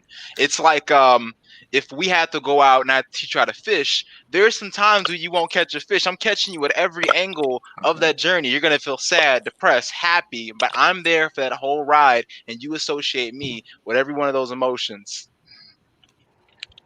And plus, with a woman, if one void closes, another void opens.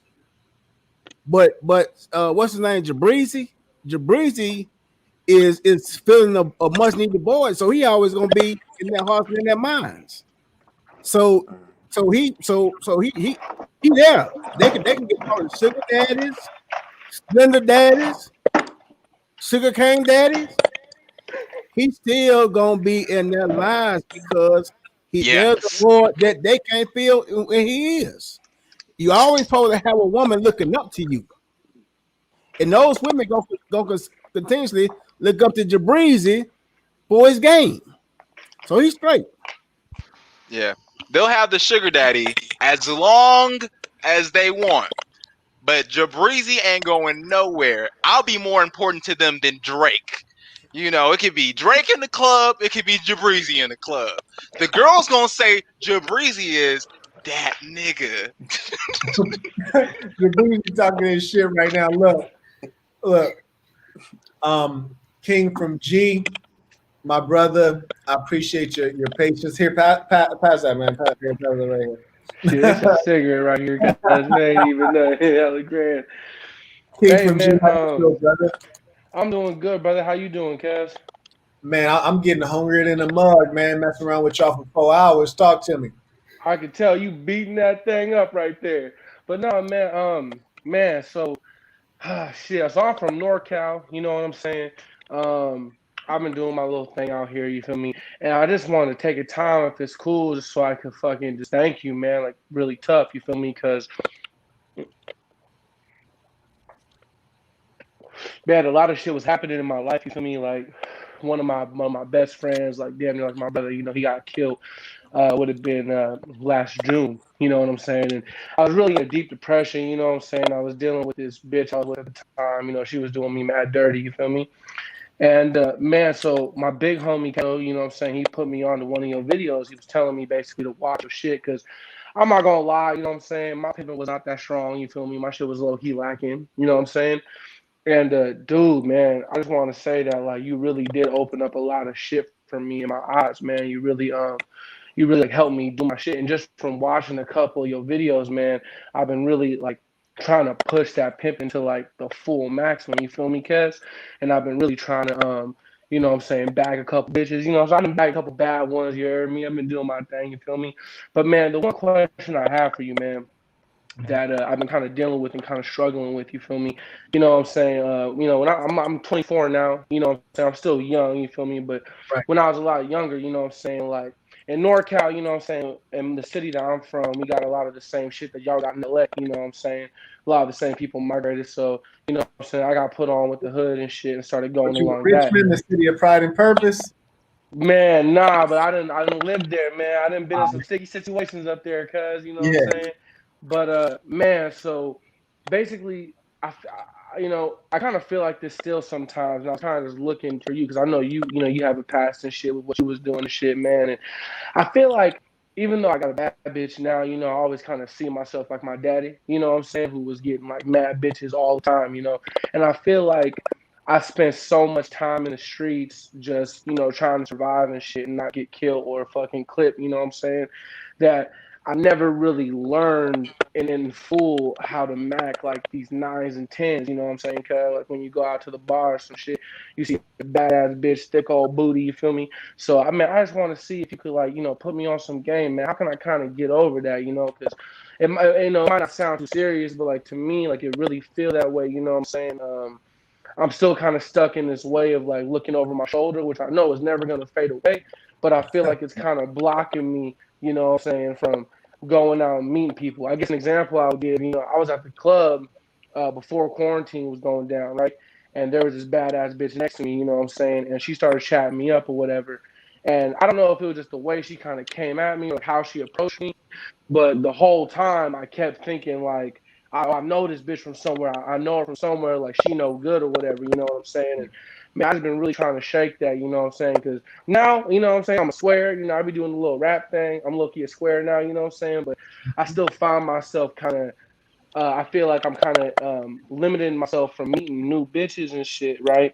In the same way of just trying to like avoid danger constantly. Because I mean, I think you know what I'm saying. You know, in that life, you know, you gotta have your head on the swivel, or else you might give the next nigga the clip. You feel me? So I just want to know if you have some, you know, have some words upon young nigga. You heard? I do, and I know exactly what you mean. Give me 1 second. Do your thing, pimpin'. So, and I hate to admit it because it's embarrassing because it sounds so ignorant when I say it out loud. But man, and you'll read this in my book. So when I went to University of California, Berkeley, which is in the Yay area, and probably not too far from where you at,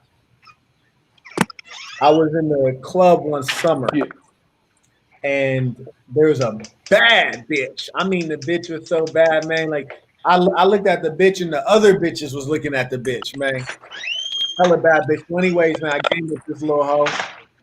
And I'm going to just fast forward to the end of the night. She feeling me. She just shows up in a real way. I'm throwing some game in her ear. A cat come up and grab her hand and just yank the bitch, right?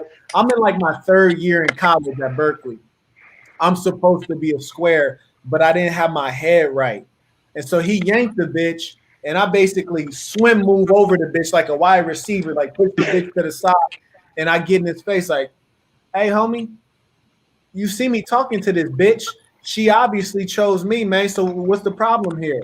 And he started popping off at the mouth like, nigga, I'm from the town. Nigga, I'm from Oakland. All my niggas in here. You know what I mean? You know how it go. Yeah, all that bullshit. I told him, like, look, man, that's fantastic, but I don't give a shit about none of that. We could get it in right here. So long story short, I end up in a fucking brawl. And it's just me. It's like 20 of them. You can read about it in my book. But one, that was stupid. Like that on my part. In retrospect, when I look back at it, that was stupid. Like I am a square. I'm a college student. And that was the first thing he's like, nigga, you a college student, which is true, but I wasn't acting like a college student. I wasn't in the informal economy anymore. So I needed to play my real role, which was as a square. And then the second thing that happened to me, and this is also embarrassing, I had 2 straps with me at the college campus.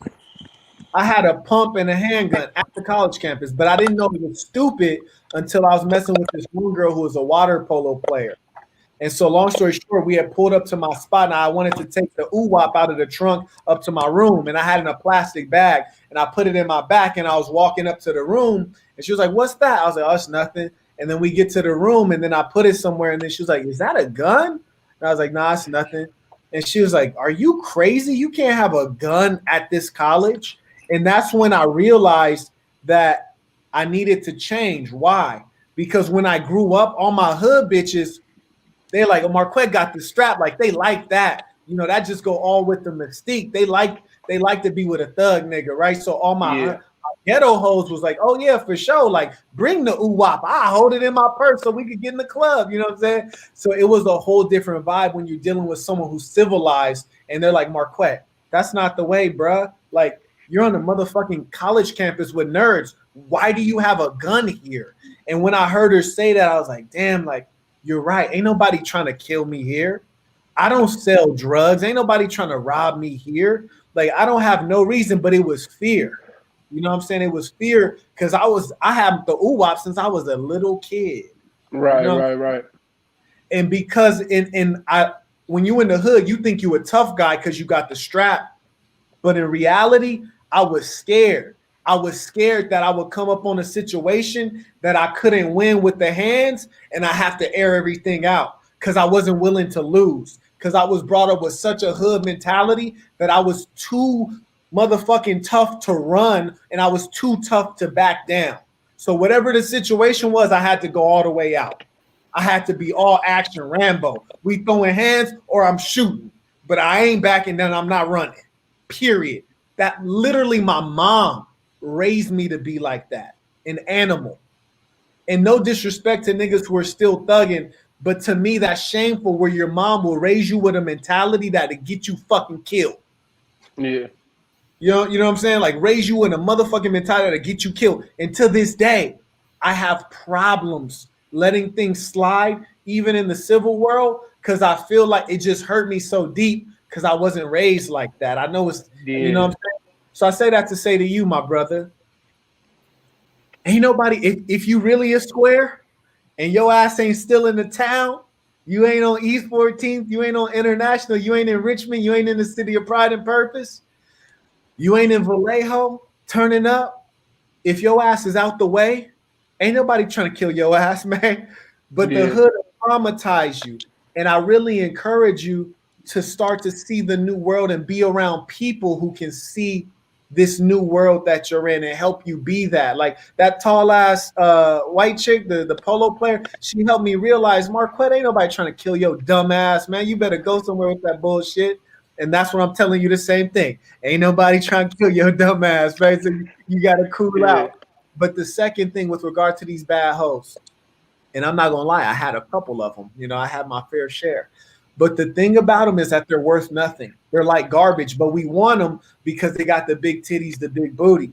But the thing about it, man, half of the titties and the booties are fake nowadays anyways, which is a goddamn shame. I don't know if they got the real ones in the Yay area, but in Vegas, LA, and Miami, these half the titties is fake anyways.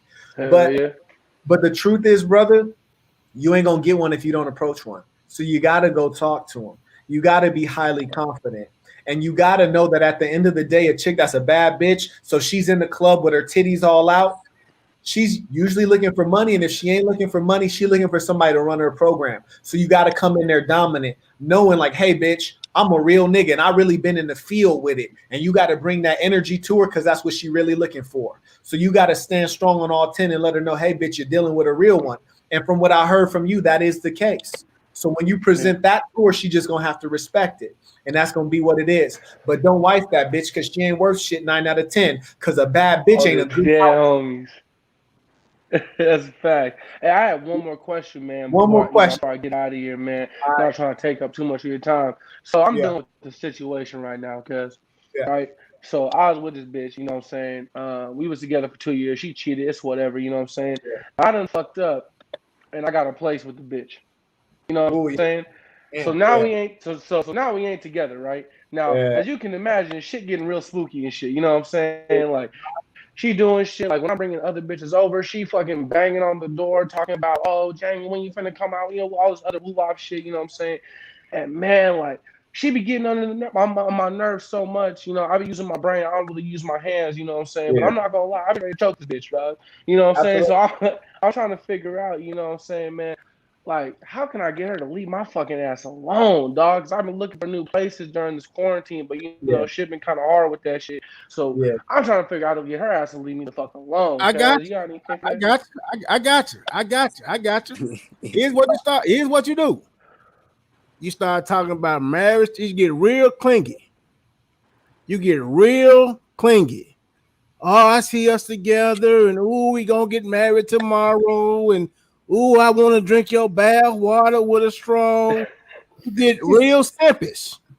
Right. You get real simpish and clingy. And someone like, you know, you ain't a bitch. You're a man, but do what the clingy bitch is doing. The bitch won't gonna run for the fucking heels. Because now you done turn. You dig what I'm saying? If you start talking about commitment to a female, like a clingy bitch do to us, she gone. You ain't got to put hands on her. You ain't psychological warfare. You flip it just like that. That's how I get rid of chicks I don't want. That's a game. What I do is, I start now I'm through fucking that bitch. I start calling every hour, on the hour, every 30 minutes. That's a and wild. Then she just hit ignore, and bitch be gone. Bitch, that sounds like some perfume. You just spray on it. Bitch be gone. Bitch be gone. I'm gonna summarize it for you. King, you know what you need to do, so I ain't gonna bullshit you. You need to move your ass up out of there. It's obviously gonna take a little bit of time to get that paper together and to get the right spot, or you need to hop on to your next bitch, right? You can't be living, laying up with her when things ain't peaceful. She ain't gonna stop fucking with you. She gonna keep causing you problems, and we all know that. You need to get your ass up out of there. There ain't no other way. Or you need to get her ass up out of there, one or the other. So it's time to make a new plan and see what it do. So I think we got all that. Is there anybody else that had any more? Oh yeah, let me address the patron, Clint.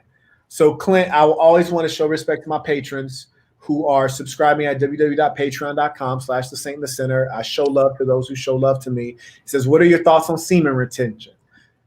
Again, one more motherfucker asked me about semen retention. Number one, we already addressed it in the call. So just rewind this motherfucker and we're going to address it. But in short, I'm going to say, number one, people use semen retention as a euphemism for I don't have a pussy supply. So I generally do recommend having a supply of pussy, preferably quality. But in the absence of that, stop beating the shit out of your meat, man. Like, put some limits on it. I think there's a natural cycle to each person's body to where you're not overdoing it. Maybe it's once every 10 days. Maybe it's once in a while when you get stressed. But the best thing you can do is get you a woman and then have a regular experience with her. Me, I try to limit it to 2 times a week at the most because you need your energy to get things done. That's all I'm gonna say on semen retention. We got a couple folks trying to join the stream. Can I add something to the semen retention? Please do. Yeah, so I that's something I'm trying to practice. Something I was practicing. I just broke it the other day. But one thing that worked for me is, you know what I'm saying, you get with a girl, you know what I'm saying, you smashing, but you don't bust. So you have the experience, but you hold your seed. So you still in some guts, but you don't release. And yeah, that's gonna big return on investment. Man, y'all. Yo, no, I'm going all the way in, bro. You gotta stop that. I don't know what y'all be doing, man. Yo. Look, y'all are some strong men, man. Y'all, because I done shot the club up, man. I'm shooting the club up, boy. Look, we got College Saint / patron on board. I'm gonna go ahead and make sure you're unmuted so we can hear you. Go ahead and talk to us. You got to unmute yourself, though. I unmuted you, but you got to unmute yourself. Yo, can you hear me? Absolutely. Can you hear me? How Yes, y'all sir. doing, man? Hey, man, you spitting the game. I appreciate it. You spitting it past just female. You talking about the business. I looked you up and saw the business opportunities you got going on, too, and I was impressed with it. So I was like, man, let me be a patron, and I'm impressed. Nothing but good content. I got a good question for you. So, you know, pussy is not enough no more. I'm a college student. I had to hop in the live. I saw you had people to join. So I was like, man, I got to get in here and ask this question. So Yes, what's sir. a good adequate punishment? Because you know how they get, what's a good adequate punishment to punish them so they know what's going on? Because they think that, oh, okay, you can come over and lay some pipe, but that's not enough. I want some food, you know. I want a new shirt. Right. That's just on some new stuff. See, if food and a new shirt, that's not punishment. That's just them supporting you and showing you love. That's their regular job. I thought you was really talking about punishment. I was about to get deep. Oh, nah, yeah, go ahead, get deep. Yeah, go ahead. I was about to go, we're going to have to make this whole shit private after I finish. We're going to have to make this whole shit private after I finish. Let's hear it. Yes, sir. I'm gonna tiptoe my toe in it. I ain't gonna go deep. I'm gonna tiptoe my toe in it.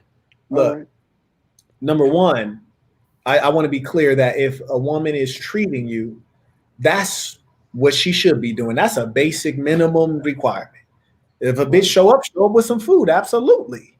That's not punishment. And if you ever structure that as punishment, she will feel as though she's associating that with negativity. You need to reward that behavior. Correct.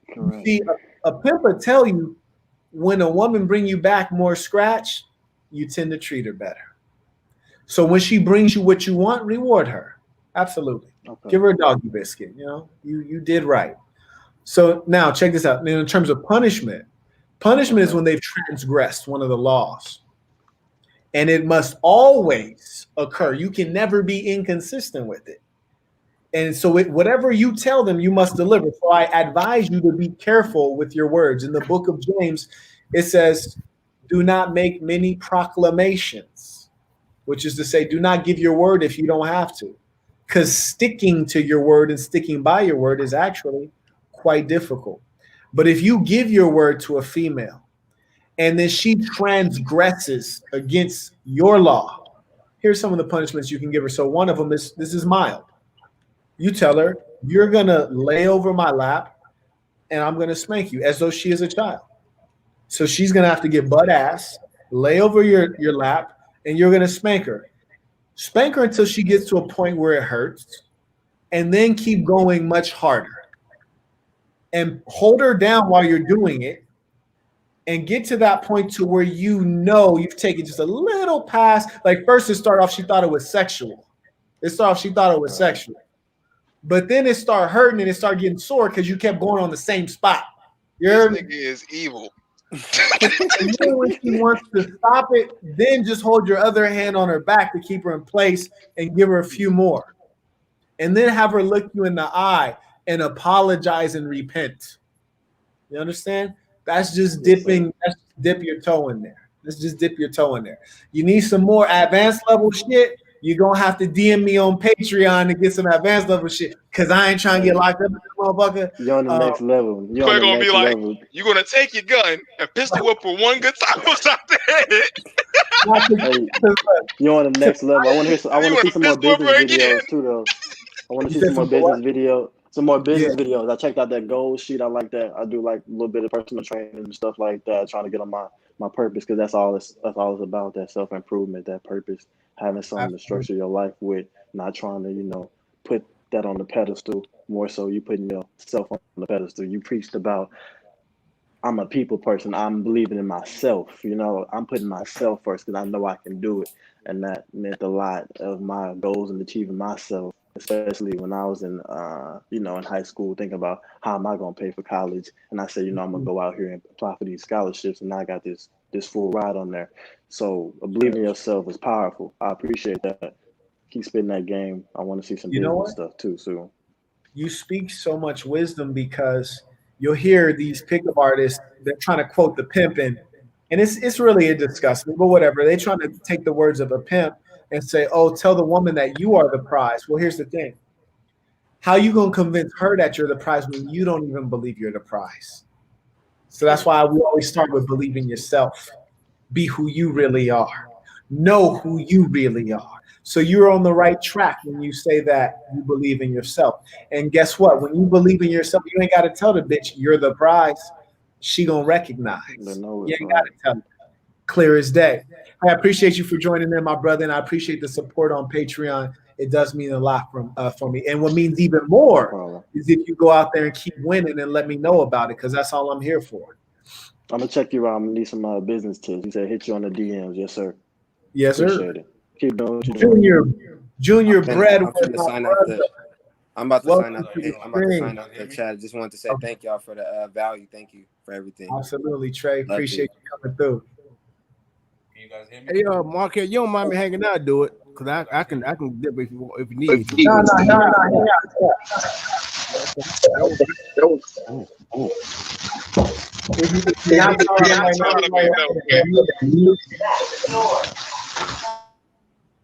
Okay, there we go. Junior Breadwood, talk to us, brother. How you feel? I'm feeling good. Can you hear me? We can hear you, but it's very faint. All right. Yeah. So anyway, I'm coming from a standpoint as far as from all my life through my 20s. I'm 33 right now. From 28 to 20. You speak louder, or lean into your microphone. Yeah, can you hear me now? Better? A little better, yeah. Yeah, so I'm coming from a standpoint of I'm a former from age of 20 to 30 years old. I've been chasing women my whole life. I've been getting women. I'm like the chaser. I'm an alpha male. I get them when I want to get them, right? All right. Now, the last year or two, I got in physical shape. I lost about 50, 60 pounds. I'm looking good. I'm feeling good. I've been running. I've been boxing. I've been working out. I've been focusing on me, focusing on my dollars. You've been saying, I've been doing that. And now, all these women are, throwing themselves at me, on a daily basis.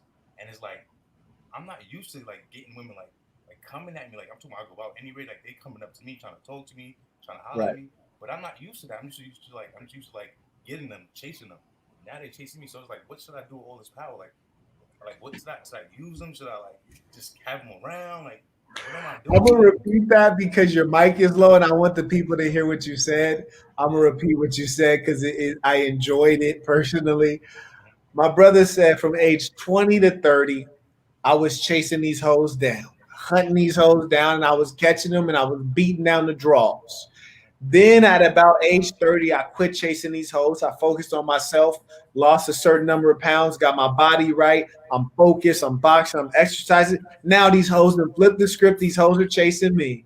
And he says, now what should I do with all this power?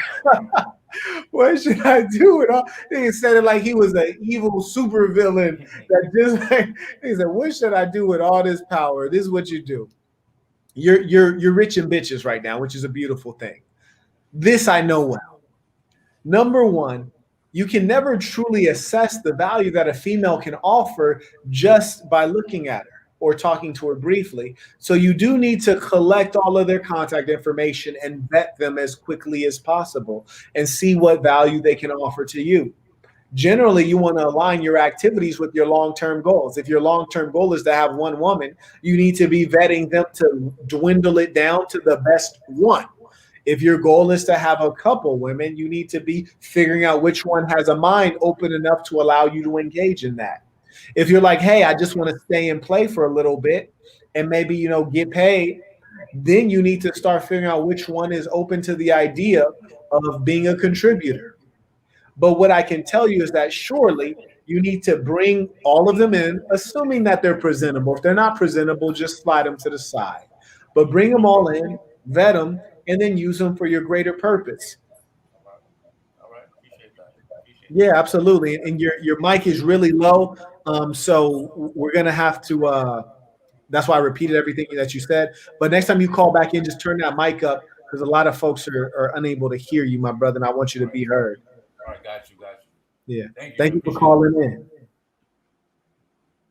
Okay, looks like we got Tariq in the building. What it do, brother? How you feel? What's goody, man? How everybody doing, man? Hey, I've been here. Yes. Can y'all hear me?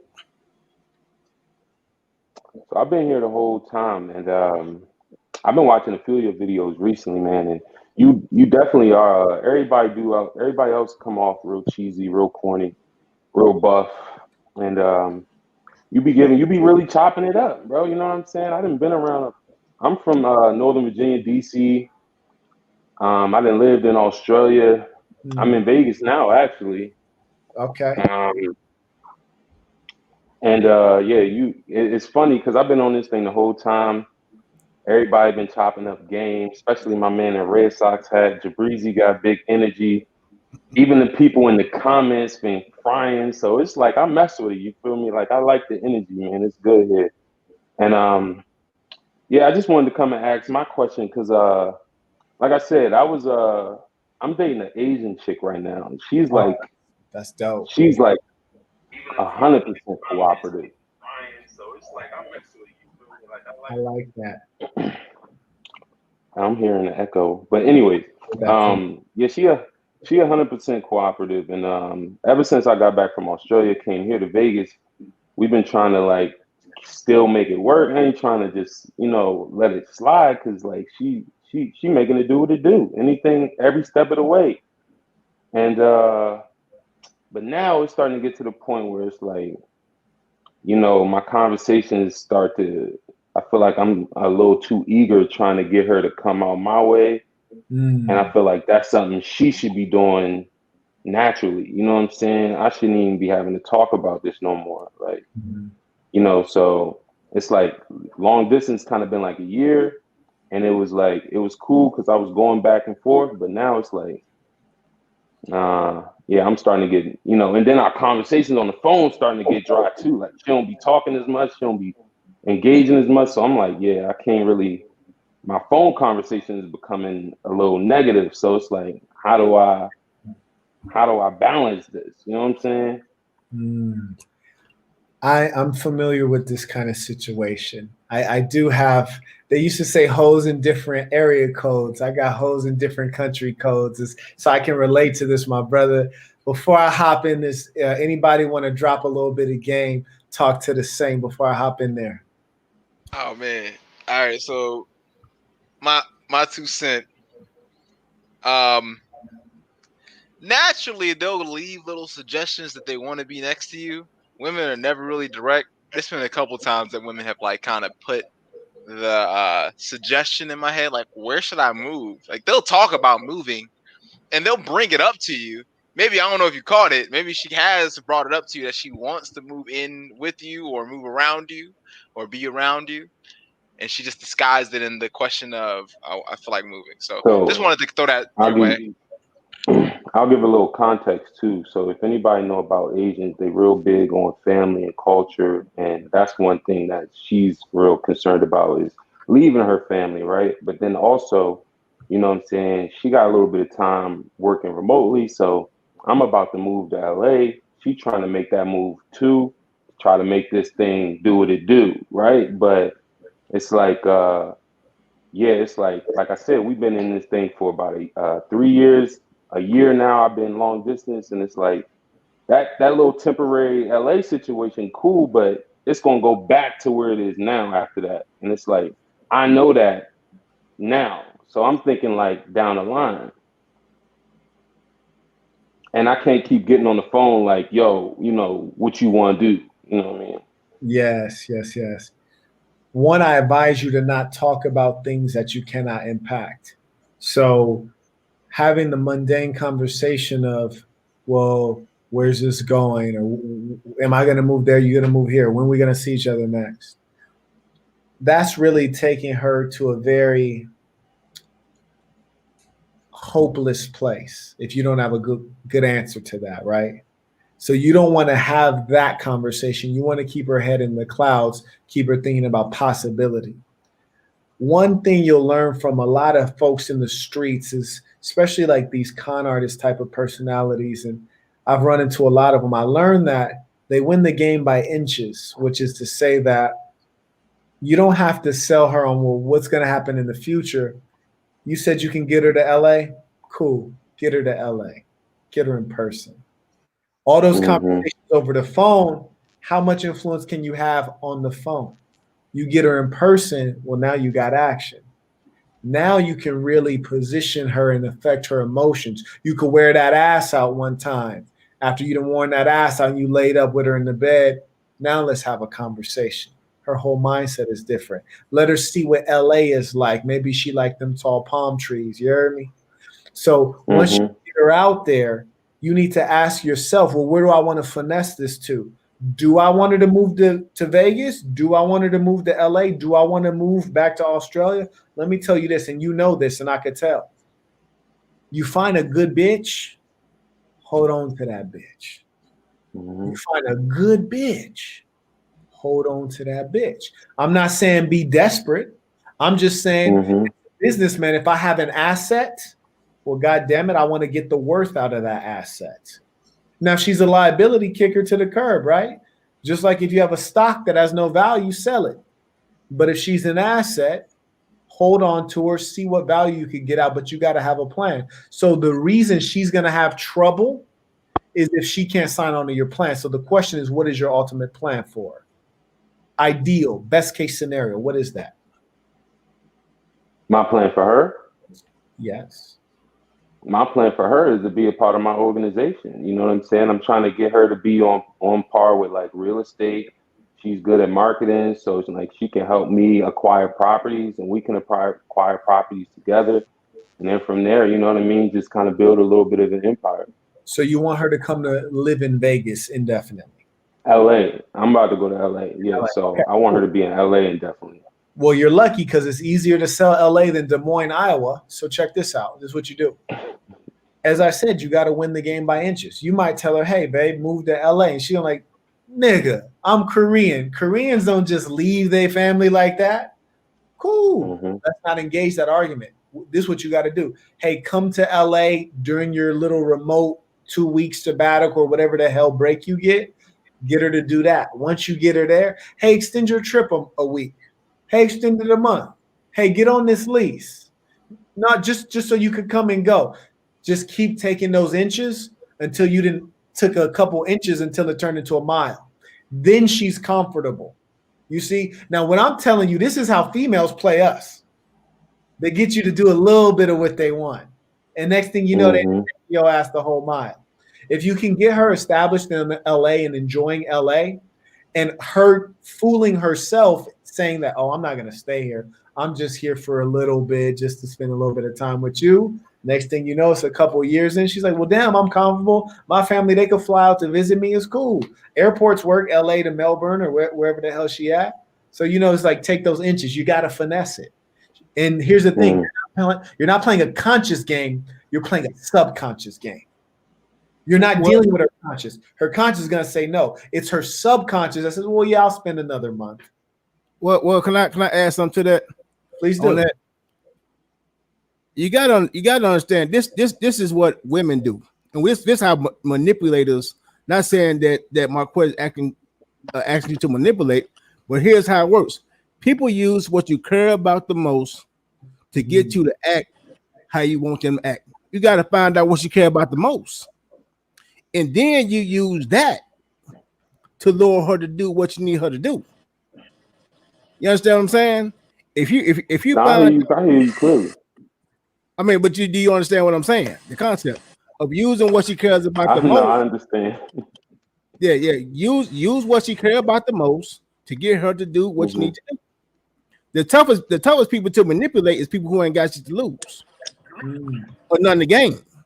And so if she the type to gain, you really can't spit. You can't tell her not to do nothing, or you won't have a hardcore game plan where she's going to feel a part of. She got to feel a part of what you're doing. Make her a part of what you're doing on her business. Like if she's gonna leave on Saturday and this Thursday, they say, baby, you're a marketer, right? Yeah. So call these prospective leads. Call and start putting her to work for you. So I don't want to get it misconstrued. Like, for us to even be where we are now, like I wasn't trying to be in no long distance relationship before I left for Australia, and definitely before I left for Vegas, because like it's Las Vegas. If you ever been to Fremont, like you gonna see all types of action. I mean, your man's knows. So absolutely, I wasn't trying to sign up for that, but she was like open to she was like, look, I'm just trying to be a part of the situation. Like that's what it is. She wasn't saying it, but she was showing it by resources, by her everything. You know what I'm saying? So like Marquez said, is like you don't let something like that just go. Oh, no. But at the same time, like I said, I'm just trying to figure out now. It's like I do have to kind of leverage something to kind of, I guess, like maybe build some urgency or like just get her to realize, because she's real kind of lackadaisical. She's real kind of like laissez-faire about it. I don't know if I'm emphasizing with how serious I am about it, I guess. Yeah, I feel you. Let me do this because I'm not gonna lie to y'all. I've been. I know it's late as hell. 4.5 hours. So this is what I'm gonna do. I'm about to. We got 4 more people waiting. Jamar John, Khaled, Oso Bossoli. We gonna do FOMO. We out this bitch. So look, if you got a question and I see that if it was super chatted, I'm gonna read your question. We're gonna answer it hella quick. If you own this live, we're gonna holler at you real quick. We're gonna wrap this up because we've served the people. Goddamn, I done damn near worked half of a full day. You heard me? So we gonna wrap this up. My brother Tariq, I appreciate you calling in. I love Asian women. Nah, thank you, bro. Thank you, man. The extra one, shoot her my way. But I'm looking forward to hearing how you finesse this situation. Yeah, nah, I'm gonna definitely chop it down, man. Hey, with all y'all help, man, for sure, man. We're gonna make it happen. But like, y'all all be easy, man. Keep it play out here, you know what I'm saying? Don't be no suckers out here, you feel me? And if you ain't got nobody that's gonna be about your business, about your vision, then leave them on the side and just focus, because these joints is like a magnet when you about your ism, you feel me? So don't even worry about it. Peace. Quincy, my brother, talk to us. We can't hear you, fam. You gotta unmute yourself. There you go. What's up with y'all? What's up? How you feel? I'm all right, man. Shout out, man. I seen you, man. You know what? It was kind of like when dude was working out early. He was kind of like, man, I seen this dude, this weird looking dude and all that. But I ain't saying you was a weird looking dude. But when I see you, you remind me of Terrence Howard when he was in that movie, The Best Man. Nigga, I am a pimp. You know what I'm saying? I ain't seen it, man. I gotta check it out. And hey, man, shout out to yeah, man, it's a you remind me of Quentin, man. You know what I'm saying? The guy of many talents, I should say. He was definitely a ladies' man. But shout out to M-Town, man. I got all kind of peoples in M-Town, man. All my mom family there, man. So shout out to M-Town, Memphis. You know what I'm saying? But pretty much, man, what dude was on the other line just saying, except with my situation, I got finessed though. So I was talking to this girl on Facebook for some months, and then she's kind of like in this whole like, yeah, I'm a old fashioned woman, but then at the same time, I'm kind of like getting my head filled with all this little fake feminist bullshit. You know what I'm saying? And she's 40.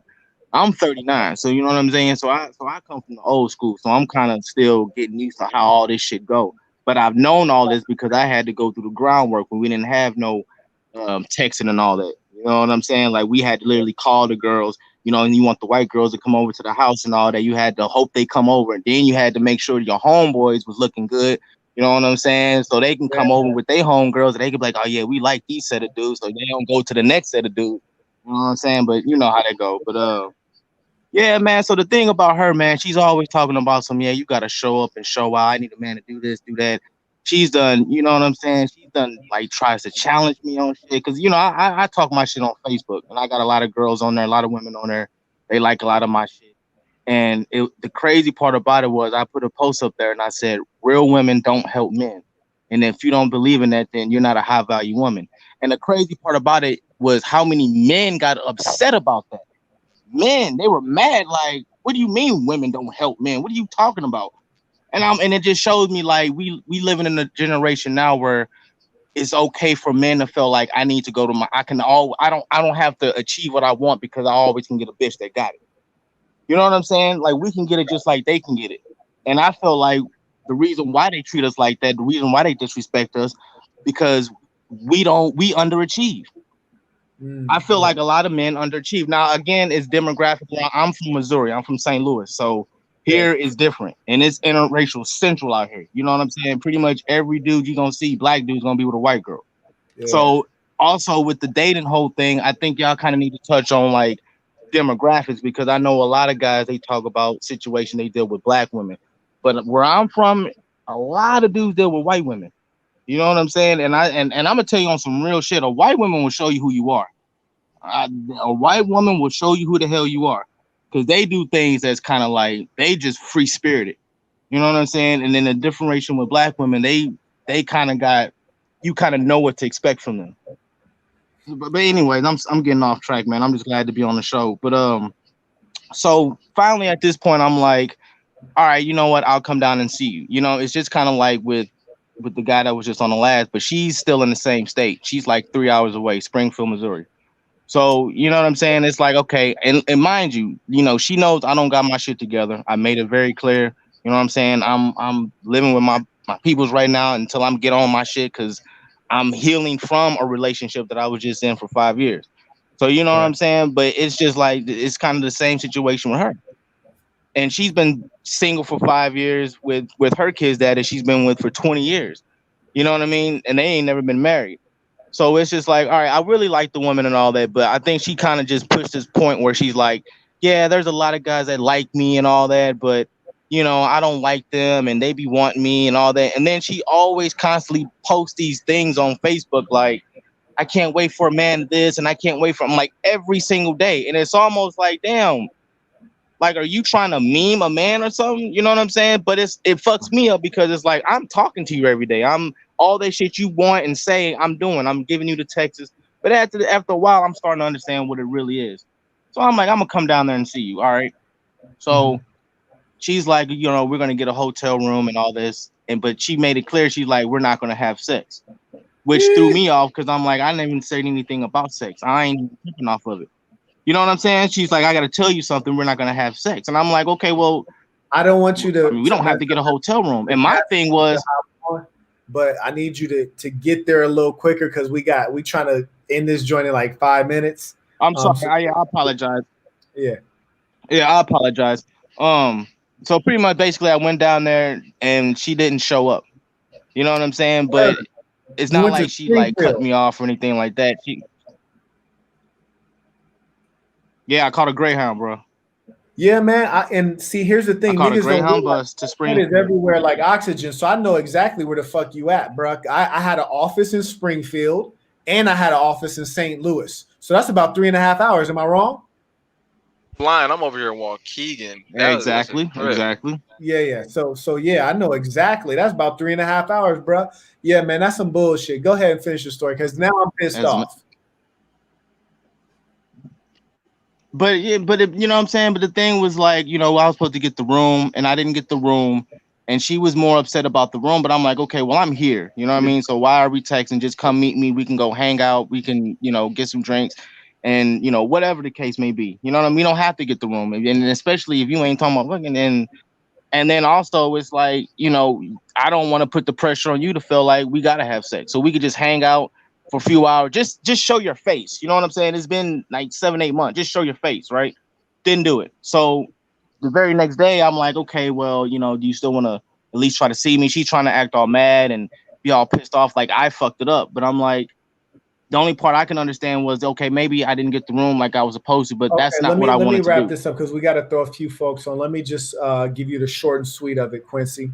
And I wish we could chop it up because I really been on your soil. And I know. I apologize, y'all. I apologize. It's all good, but I'm gonna tell you in short. Here's a couple things. Number one, you didn't compromise with the bitch too much, right? You got to lay down the law and say, "Hey, bitch, this is my value that I'm bringing to the table. What's your value?" You understand? And the problem is that she's trying to make you do all the goddamn work.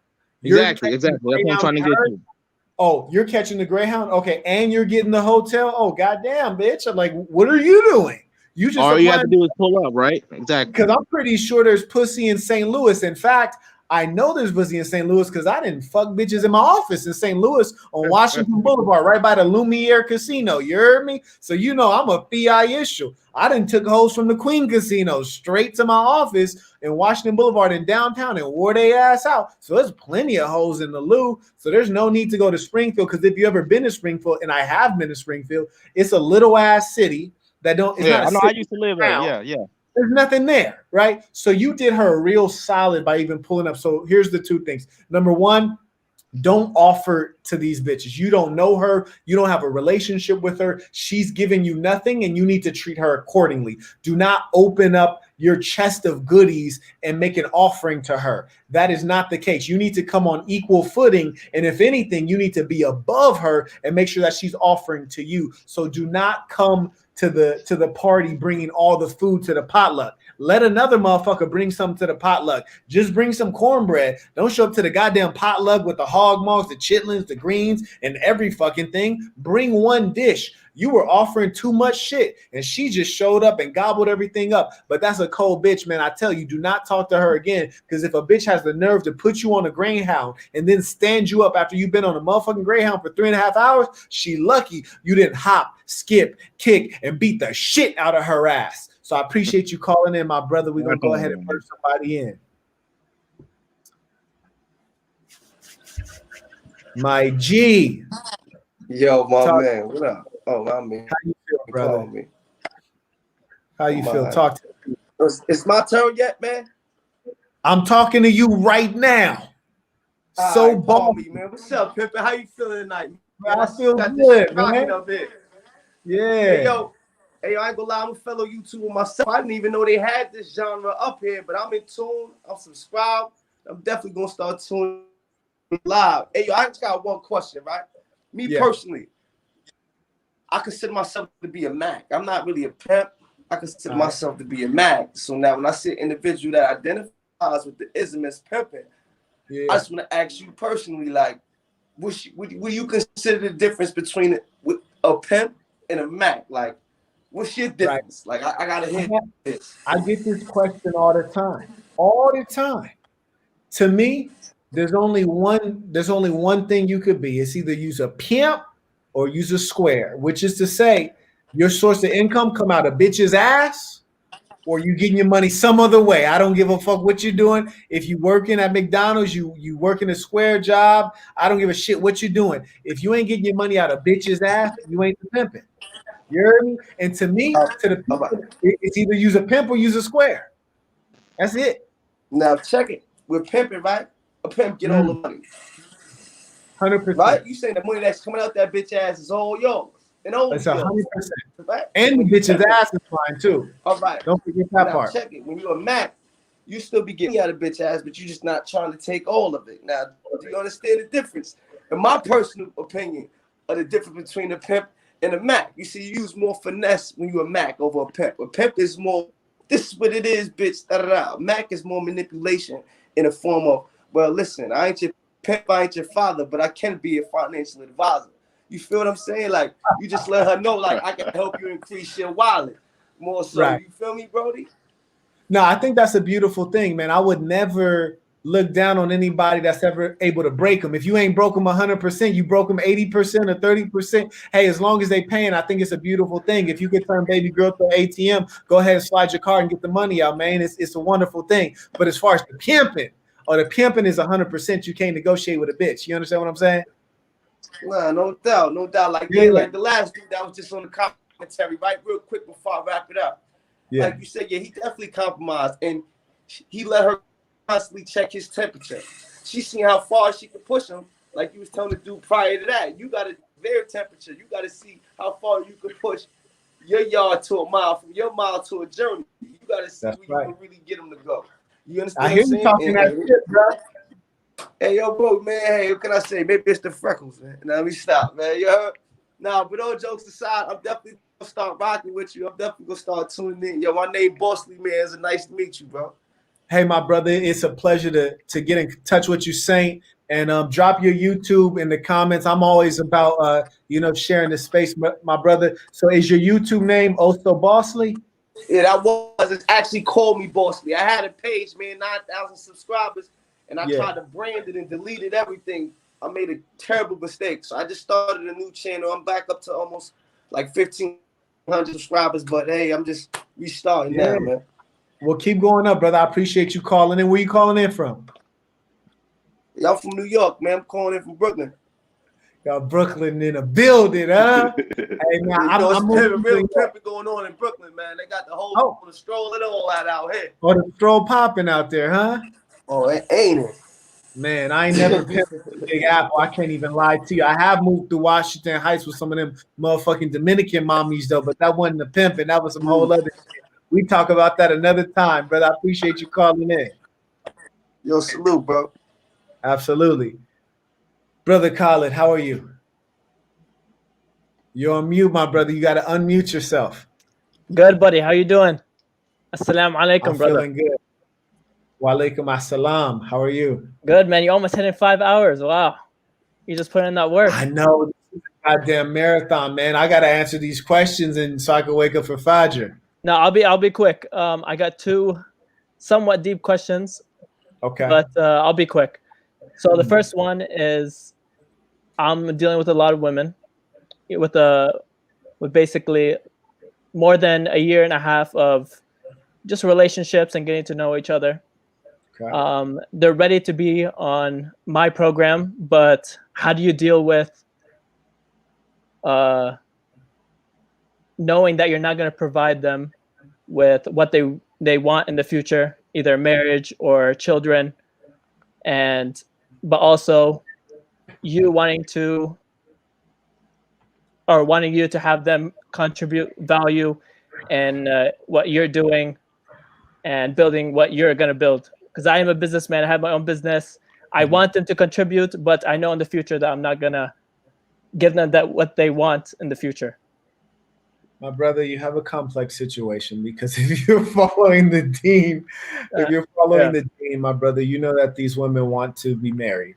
And I surmise that even if they purport to be proper Muslim women, that they're not willing to be married in polygyny, right? Even though they would tell you to follow the Rasul of Allah, they still don't want to be in a situation where you are actually following the Sunnah and you have multiple wives. And it sounds like you don't even want these women as multiple wives. Is that correct? They're not the right ones at the moment. Yeah. I'm 22 and just not the right time. I understand. So you're basically saying that you're enjoying them for what they can offer in the current moment, and you're dealing with the guilt of perhaps stringing them along. Is that what? Correct. Yes. Yes, I understand this. Unfortunately, I've been there and I've experienced this. Had some gorgeous hijabis that I just knew they didn't have. And it's also non-Muslims, majority of them that I'm dealing with. MashaAllah. That makes it easier. Would you say so? I said that makes it easier. Yeah. Yeah. So I've dealt with Muslim women, but I just didn't want to dive too deep. I felt it was even more guilt. Oh, absolutely. So if these are non-Muslim women, they're not so set on marriage. So I think that you should be able to enjoy them without feeling as guilty, because the kuffar don't take marriage as seriously. And so I say enjoy yourself. That's probably what they're going to end up doing with you and with other guys anyways, even if they do speak about being serious. Offer them the value that you can offer them within the confines of what you're doing today. And when it's time to release them, you have to release them. I don't think it's anything to be very guilty about, because the truth is you might be doing them a favor and stopping them from jumping from guy to guy. So you're giving them a little bit of stability. I don't think there's anything majorly wrong with that. You're only 22 years old anyways. What do they expect you to marry them in the next couple of years? That would be foolish. Yeah. And also just giving them leadership and basically a task to do for like what they're doing, when basically majority of them are not having any type of purpose and they're just like chasing around guys. That's exactly my point. I mean, half of these hoes, if you didn't have Instagram, they would commit suicide, right? They would be completely devoid of meaning in their life.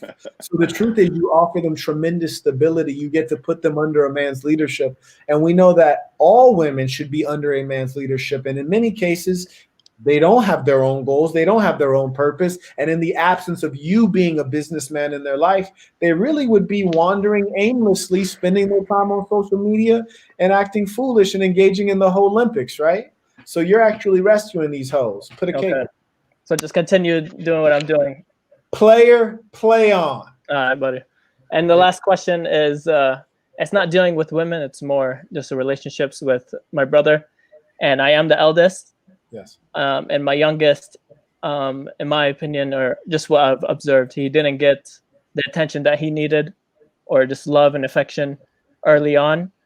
And how do I kind of be a brother, but also kind of give him more influence and how to guide him away from the wrongdoings, or, being more influenced from his friends and his own brothers and family? What is the age of this brother? So I'm 22. The youngest is 15 right now, so in high school. Ya Allah, I can relate to this quite a bit. So you have a 7-year gap. My brother and I have a 7-year gap. This is enough time to where you're experiencing radically different parts of life. Yeah. You might have graduated from college and you're in your last year in college. He's 15. He's in high school. He's not even in his last year of high school. Your life is so different. It makes it very hard to influence your brother. Of course, you love your brother and you want good things for him. The challenge is that you might not be in the household right now, and maybe you are. You're in a radically different stage in life. And so he might see a big enough gap that you're not old enough to be his father or his uncle, but you're still old enough to where he can't relate to you on that same level. As we know, people are influenced greatly by their peers, which is very difficult. I think the best thing you can do for your brother is the following. Do not speak judgment to your brother. Do not make him feel as though you're looking down on him, because then he will shut down. He will not be open to you. He will not tell you the truth of what he's really doing and experiencing. Try to be a good listener to your brother and try to increase the amount of time that you spend with him so that he may live and observe your example in person, and then he may emulate that. Because I have the exact same situation. I've wanted many things from my brother that he didn't want from himself. You were the youngest? I'm the oldest. Oh, the oldest. Oh, okay. Wow. I'm the oldest. So very similar. It's the exact same situation. It's a 7-year gap, and I'm the oldest. But I couldn't be around my brother as much as I wanted to because I went to college at age 16 instead of 18. So, it was a lot different. You may have the good fortune of still maybe being in your household. You still have access to your brother. Invest time in him and be around him, because the older you get, you will be taken away. And, as a Muslim family is so important. So I encourage you to be there physically, not to tell him anything, but to show him, not to judge him, but to be an example and speak good things to encourage him.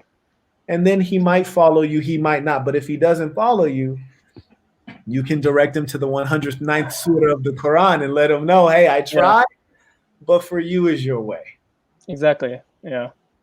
It's so all this right now, we're talking about women and influencing people, but this could also apply to a lot of different other aspects in your life, which is, so yeah, I appreciate you, Marquette. I found you through when you did the video with the 4 people, and you did your critique, and I watched them. I was very. I mean, they were this is how they started to change me and influence me in the beginning. But like when I came across your video, you like truly broke down what true game was, and instead of just saying words that didn't have much detail into their meaning and what actual game was.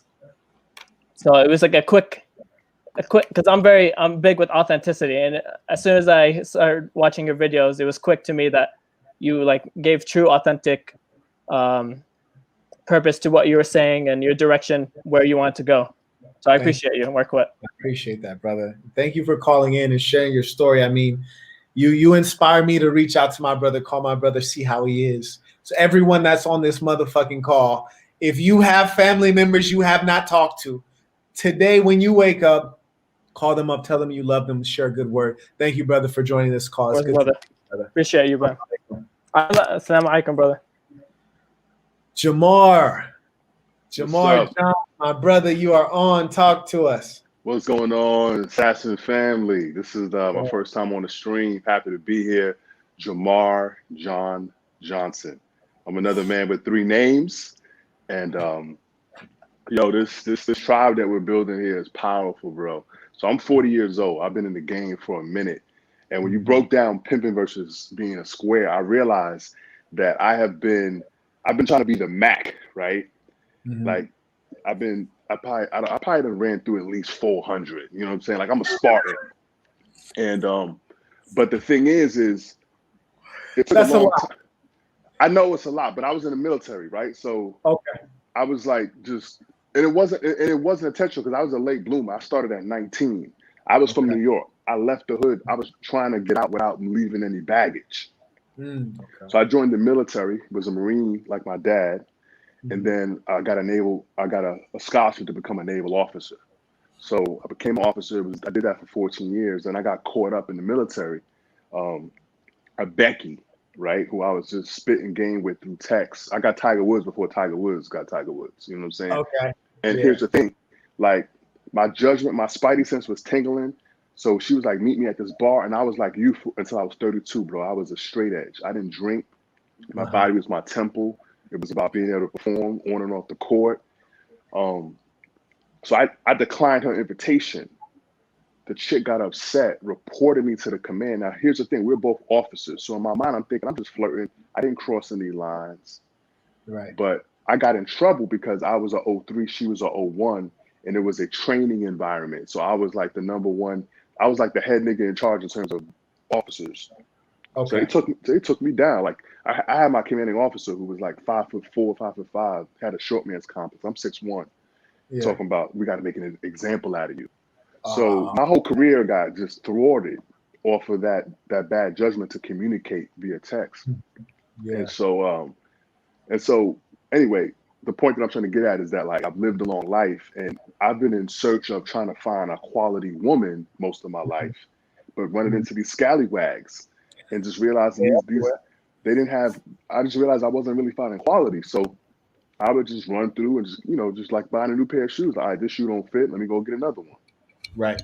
But now that I'm 40 years old, so I'm 40 years old.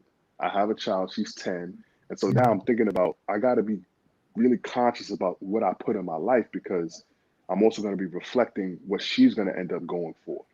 Right. Right. So I've never brought any woman around my daughter. My daughter only knows her mother. She knows me. And her mother is a child psychologist. And she saw me when I was in the military. I was like, yo, this is a quality dude. He represents something. But it didn't work out because ultimately I realized that I had that center part of me that I couldn't really just let go of. That just got used to the habit of I go to this port, I go to that port. I'm just running through whatever I want to run through. So I realized for me, my biggest challenge has been adding sexual discipline into what I'm doing, because I've dissipated so much of my creative and also entrepreneurial energy just chasing hoes, essentially. Yeah. Now, when I've done some deep dive into my relationship with my mother. So my father, he was murdered when I was 9. I lived with my grandmother for a lot of years. My mother, she was a crackhead, New York, crackhead. And come to find out, she was a hoe. She was being prostituted Most are, yeah. Yeah, right. So when I realized that, I'm like, I feel like I tell people because I've been speaking for 22 years and I've been a comedian for 16, and I tell people they're like, "Oh, what's your style? What's your stick?" And I'm like, I got a Richard Pryor past with Bill Cosby sensibilities and a Jamie Foxx delivery system, right? That's what I tell people. So what I realized is that, like, because of all the fire I came through, there's a part of me that almost like I can't get my shit completely straight, because that deep programming is like you come from nothingness. Yeah. So I'm dealing with that and letting that go, because I know I've had opportunities. I've been on television. I've had opportunities to work with Russell Simmons. I've had opportunities that I've kind of like let fall to the side because of not feeling worthy of what I know I potentially am great and can achieve. Right. And so I see you as like the version of me that was able to maintain his focus on whatever he wanted to do. And I'm like, oh, how do I just get that extra level of focus? And focus. If you focus better with women and what your objective is and get it, that translates into business, because that's sales, right? And for me, that's what I want to do. You know what I'm saying? So I've closed a lot of deals, but they were insignificant deals. I'm trying to start closing the big ticket items. I'm trying to get my consulting agency off the ground into the level where it's consistent, it's flowing. Because I've got the knowledge, I can spit the game, I can sell the package, but how do I execute and keep and maintain is the next step. And so just in case in point, in terms of the physicality, you mentioned being a boxer, and I know how much discipline that takes, right? And so my best friend growing up, his father was Mitch Blood Green. So I know like what goes into that. That's just a strong mentality. So for me, I've dropped 50 pounds in the last 8 months. Wow. I got my physical. So now I'm 40, I'm 6'1", I'm 203 pounds, I'm shredded. So physically I got what I got. Mentally, I'm strong. I'm reading. I got your book, Black Box. I can't wait to finish that on my way back home. I'm gonna give you some feedback on that. Appreciate it. And I'm trying to figure out, how do I go to the next level? Because now it's about leadership, it's about entrepreneurship, and if that means taking advantage right now, my stable's like 5 deep, and I'm like, I haven't pimped nothing out of these folks. You know what I'm saying? They come to my crib, I provide, I cook, I make them feel all right. And if I feel like fucking them, I fuck them. If I don't, I don't. It's like I'm not stressing it, but I'm like, how I got to start leveraging all. I got a huge roster. If I go through to all of the cities I've been through, I'm like, yo, I really got nothing out of it other than a little bit of physical gratification. So maybe I'm doing something wrong, because they're always checking for me. They're always like, hey, what you up to? I love seeing what you're doing. How do I, flip it so that I'm getting more out of it? But also, like you said, I'm leading them to greener pastures, because who they dealing with ain't doing nothing that I'm doing. That's right. So what's the mentality switch to go from that Mac to that pimp, so that now you're actually helping people, because you're extracting value out of them, which keeps them in the orbit, helps them achieve what they want, but it helps you get what you want. That's where I'm trying to go. Yes. And that's a good question, because many folks who are on the stream have the same question. Well, one, I do want to acknowledge, as you've probably read from the Black Box, we have a very similar background. Yes. With a lot of this BS we were born into circumstance. And I'm excited to see that you've made it out of that. So you're not trying to make it out right now. You're trying to get to the Rolls Royce, and that's a beautiful thing. So I see that you already have the God-given tools to get this job done, which is perfect. I mean, because before you start talking, I was like, oh, this a kid then called in from a dorm. I was like, we got somebody in the dorm calling. I'm in Texas on business. I'm at an Airbnb. I'm on I'm business. just saying, 'cause you look like a young man. You still got hair and everything. I took out the game early. I was like, you got another young man here. But here's the thing.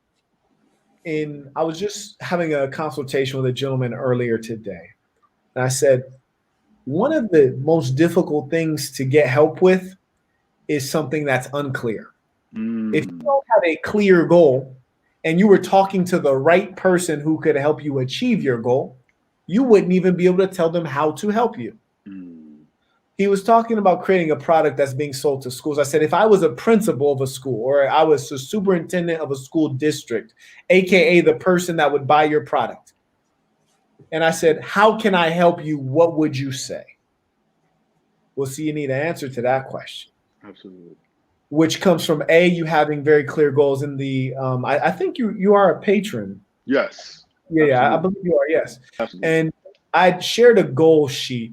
It identifies SMART goals, which people may or may not be familiar with. But I'm if you familiar define with it. a goal, it needs to be specific, measurable, time bound, all that good stuff.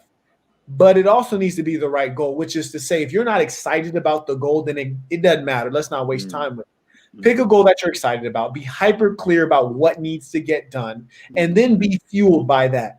It sounds like you're ready to live a new day, which is to say that you're tired of yesterday, today, and tomorrow being the same goddamn day. Absolutely. You know, from a business standpoint, you want this to pop off. You have the skill, the tonation, the height, and the looks to close big deals. Absolutely. Now that we've identified that as the goal, now you can leverage this stable that you have to get that done. So you need to be plugging them into actual jobs and tasks. It's one thing to say, hey, I need help with this, or I'm trying to achieve it. It's yet another thing to say, hey, love, my goal is to close big consulting deals in the fill in the blank industry. Do you know anybody in that industry? Oh, you don't? Okay, well, here's a list of 5 people I identified. Can you email them for me? Okay, next girl. Do you know any people in that industry? Oh, you do. Here's a sample email you can send out to introduce me. Put them to work. And here's the thing, they'll be happy to do it. They'll be happy to do it. And so the key is really wanting it. And when you really want it, you use everything. And it's been said that there's no such thing as a lack of resources. There's only a lack of resourcefulness. You try that one, right? No, that's deep. That's deep. Yeah. So what you really got to do is kick your own ass to get this done. I was talking to a gentleman earlier today, and I said, hey, look, my job, what you're paying me for in this consultation is for me to harass your ass and get you to actually do something. I've yet to have a consultation with someone who doesn't have the goods. The problem is motherfuckers don't want to deliver the goods. And that's what I'm here for, is to harass your ass to deliver the goods. Why? Because I don't even want to be friends with people who ain't winning. I want to be friends with people who are winning. I want the Saints to be winning. And so that's what I'm here, is to drive you. So we haven't talked any details, and you may not need that. What we just talked about may get you on your road, but get to work fast, and make everyone get on what you're on, which is to say, all my women love boxing. Why? Because I love boxing. Exactly. They have to love boxing, right? So that's what you got to be on. We're going to end with your question. If you have any closing thoughts, Jamar, speak on. One last closing thought. So out of my stable of 5, I have one who she's religious, right? Devout. She used to be a child's pastor, very talented woman. She has her own nonprofit now that trains kids, right? And she's 44, so she's older, but she froze her egg in preparation for meeting the right person, right? Now, here's the thing. She's 44, and she's trying to save herself until she is remarried. Now, my thing is, you know, I'm 40, you 44. Who we fooling here? You know, like if I can't taste that package, I'm not going to just be trying to commit to something, even though in terms of like her sphere of influence, like she is the woman. Like people look up to her. She attracts a lot of light. But I'm like, what kind of game is she running on me? If she expects me to hold out, she's already been married and divorced when she was 30. So 14 years have passed. She's 44 now, but she's been holding out. She's been waiting. You know, she's been dating and waiting. But now for the last 4 years, she's been just like, nah, I'm not sleeping with anybody. I'm saving myself for the right situation. And I'm like, I know you mentioned that religious women are the ones that you should look to if you are to consider marriage, because they understand what their responsibilities are. Well, let me throw in some caveats. She sound delusional. Go ahead. I'm gonna go last. Y'all go. Of course I know that, and I've talked a lot. But in my mind, I'm thinking there's something there that's drawing me in. And is it her? Is it her? I'm just gonna say it. Yeah. I'm gonna say it. This girl sounds crazy. Just stay away. Yeah. That's my final words. No, I appreciate that. I appreciate that. I think she's trying to be a slick, but she's slick opportunistic, because if you get pregnant and she decides she don't want to be with you, you still on the hook for the baby. And then if she's 44 now, in 6 years, she will be 50. I know. And so she got your check coming in until she retires. Yeah. And what's 18 years, she'll be 62. You retire at 64. Yeah, you But didn't you say the way that you start with a hoe is how you end with a hoe? How do you start with a lot of these girls, my man? Yeah, I how was do you, talking about how it ends. That's all I gotta say about that. That's facts. Look, it's ironic that you mentioned this woman because she sounds very familiar, like I know her personally. Yes. You wouldn't happen to be in Connecticut. No. I live in LA.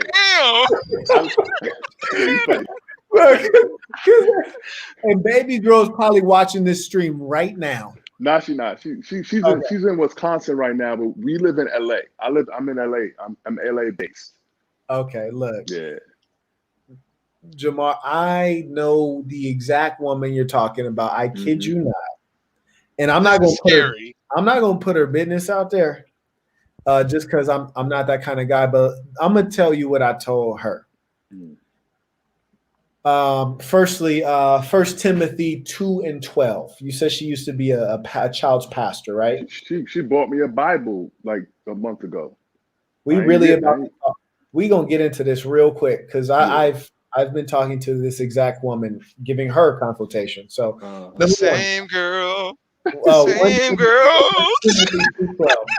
And it reads in her Bible, I do not permit a woman to teach or to assume authority over a man. She must be quiet. That's her Bible.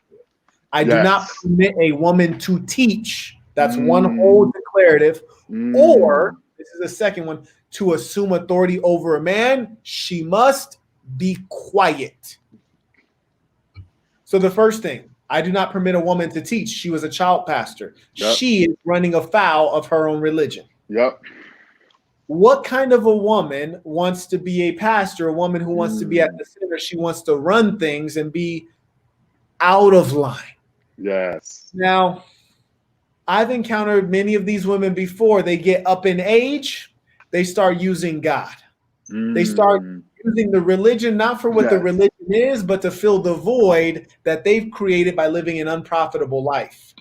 If you are a single woman, there is no way that you are fulfilling God's purpose. How many single women do you hear of spoken well of in the Bible? They're just unto themselves. Most of the women are referred to in reference to a man. So-and-so, husband or wife of so-and-so. So-and-so, daughter of so-and-so. She has, did she divorce her husband? Yes. Yes, I see. He had some emotional issues. She told me he was unaffectionate. Right. He had all kind of problems. Yeah, he had all kind of problems. You cleared this up so clearly for me. But here's the thing. I always ask a woman about their ex, and I listen to how they talk. Yeah. You talk down on your ex, that lets me know what kind of character you are. Because clearly you guys had enough in common that you spent time with him. And in this case, you married him. How bad could he be? How bad could you be? So you really have to assess her by the way she speaks of her ex. If you ask me about my exes, I'm going to speak well of them so well, you damn near might think I want to get back with them. But why am I speaking well of them? Because they actually have merit. That's why I dealt with them in the first place. We parted ways because there was some difference in either values or where we were going, but they're not bad people. And if I had to be forced to get back with any one of them, I wouldn't mind. None of them are that bad. None of them are that bad. Not a single one.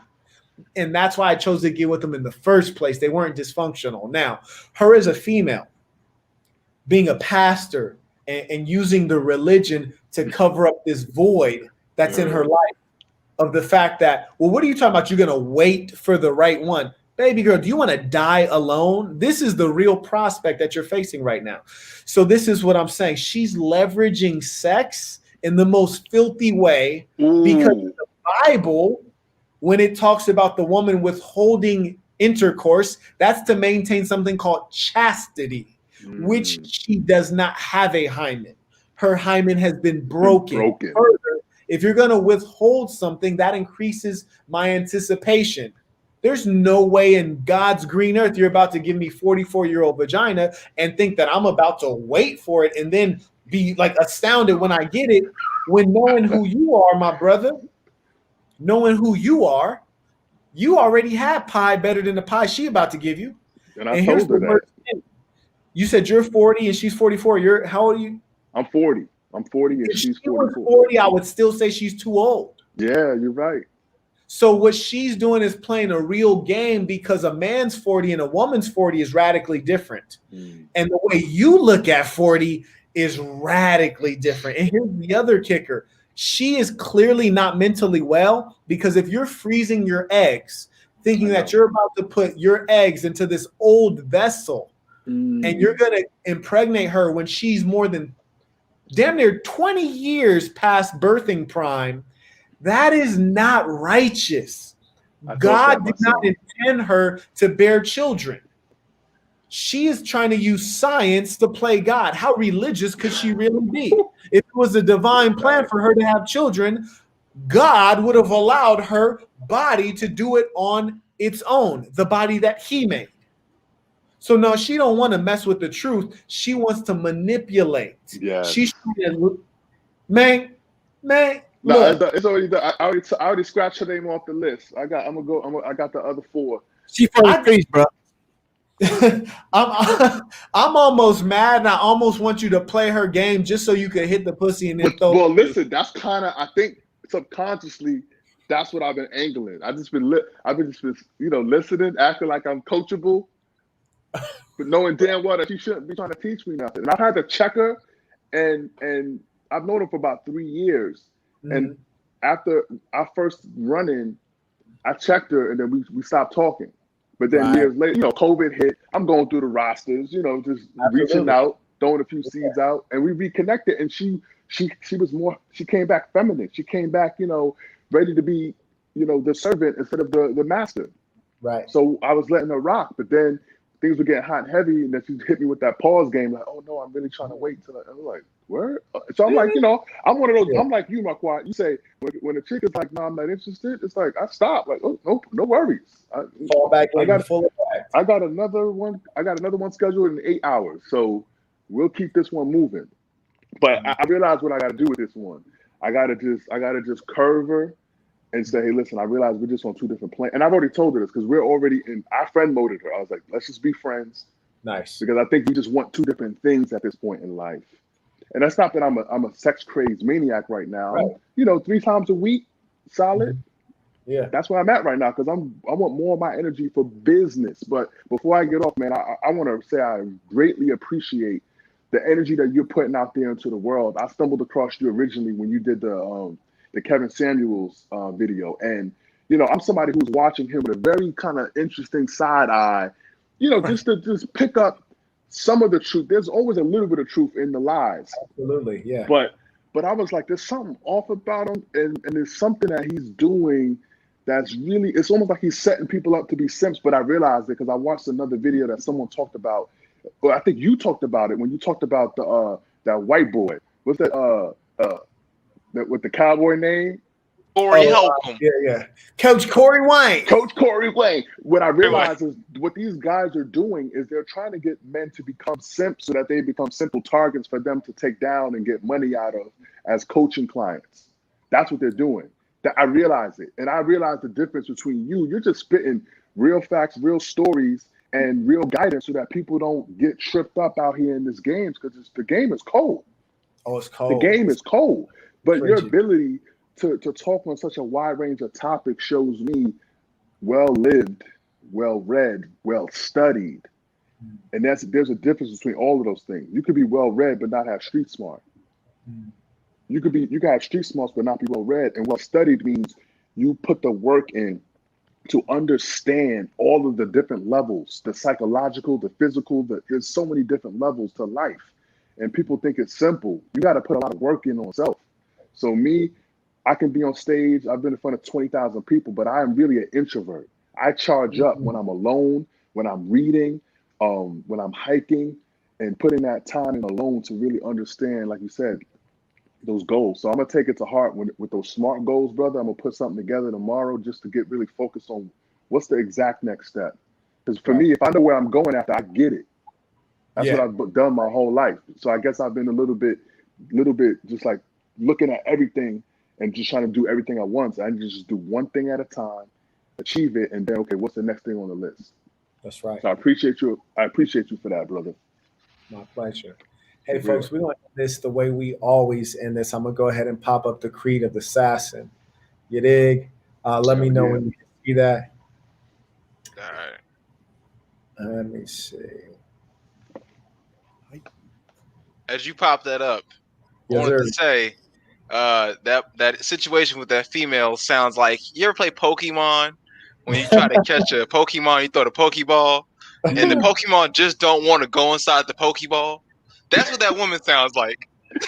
like she's expecting for you to use your one and only Master Ball. Jabrizi. He's silly. That Jabrizi. Millennial.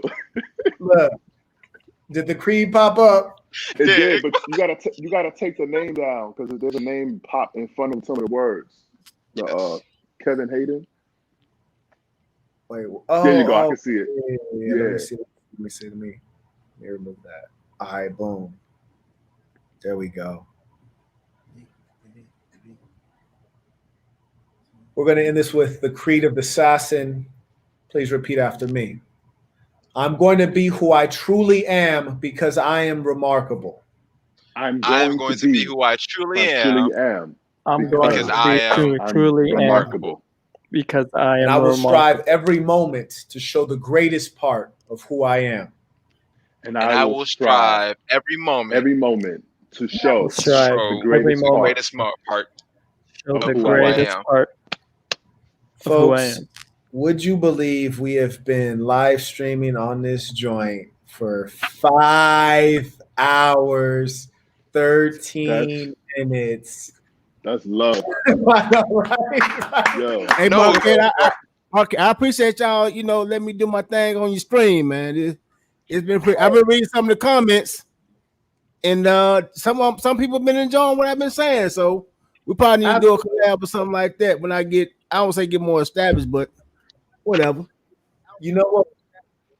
Yeah, Absolutely. absolutely. Spit some truth, We're gonna Brother do it Ray. because you know what? I'm a big. People might say, Marquette, why are you going wilding out, roasting people, and why are you hating on this? When in reality, to know me is to know that I'm all about sharing love. I'm all about helping people grow. When I spoke about those gentlemen, I didn't speak against them. I spoke against the lies and the corruption they were spreading among the youth. Right? Like that's what I like. Corruption among the youth, and I don't go for it. But what I do really promote is saints looking out for one another. So, Brother Ray, if I can have you on this show, and I know that you are building your own thing, and I heard the wisdom coming out of your mouth. I was like, let me keep you on here and let you share that game. And the reason is, it doesn't matter to me how many followers you have, because guess what? That doesn't matter in the real world. Doesn't matter to me. I can tell who you are as a man, and we're gonna rock based on that. You hear me? Appreciate that, man. Oh, absolutely. And one day we're gonna go offline. I'm gonna talk about that girl I have from Memphis, bro. Hey man. Well, I wish dude from St. Louis is this. When people talk about black and white chicks, it's like this. White chicks let you be a man. Black chicks make you be a man, and that's the difference. Period. So folks, I appreciate you hopping on this live. All the saints who have been in attendance. We still got 365 folks. I hope you all have a wonderful night. You wake up strong and ambitious, and you do go out in this world and make sure that you are engaging it in a way that will make people say, wow, you are truly remarkable. Until next time.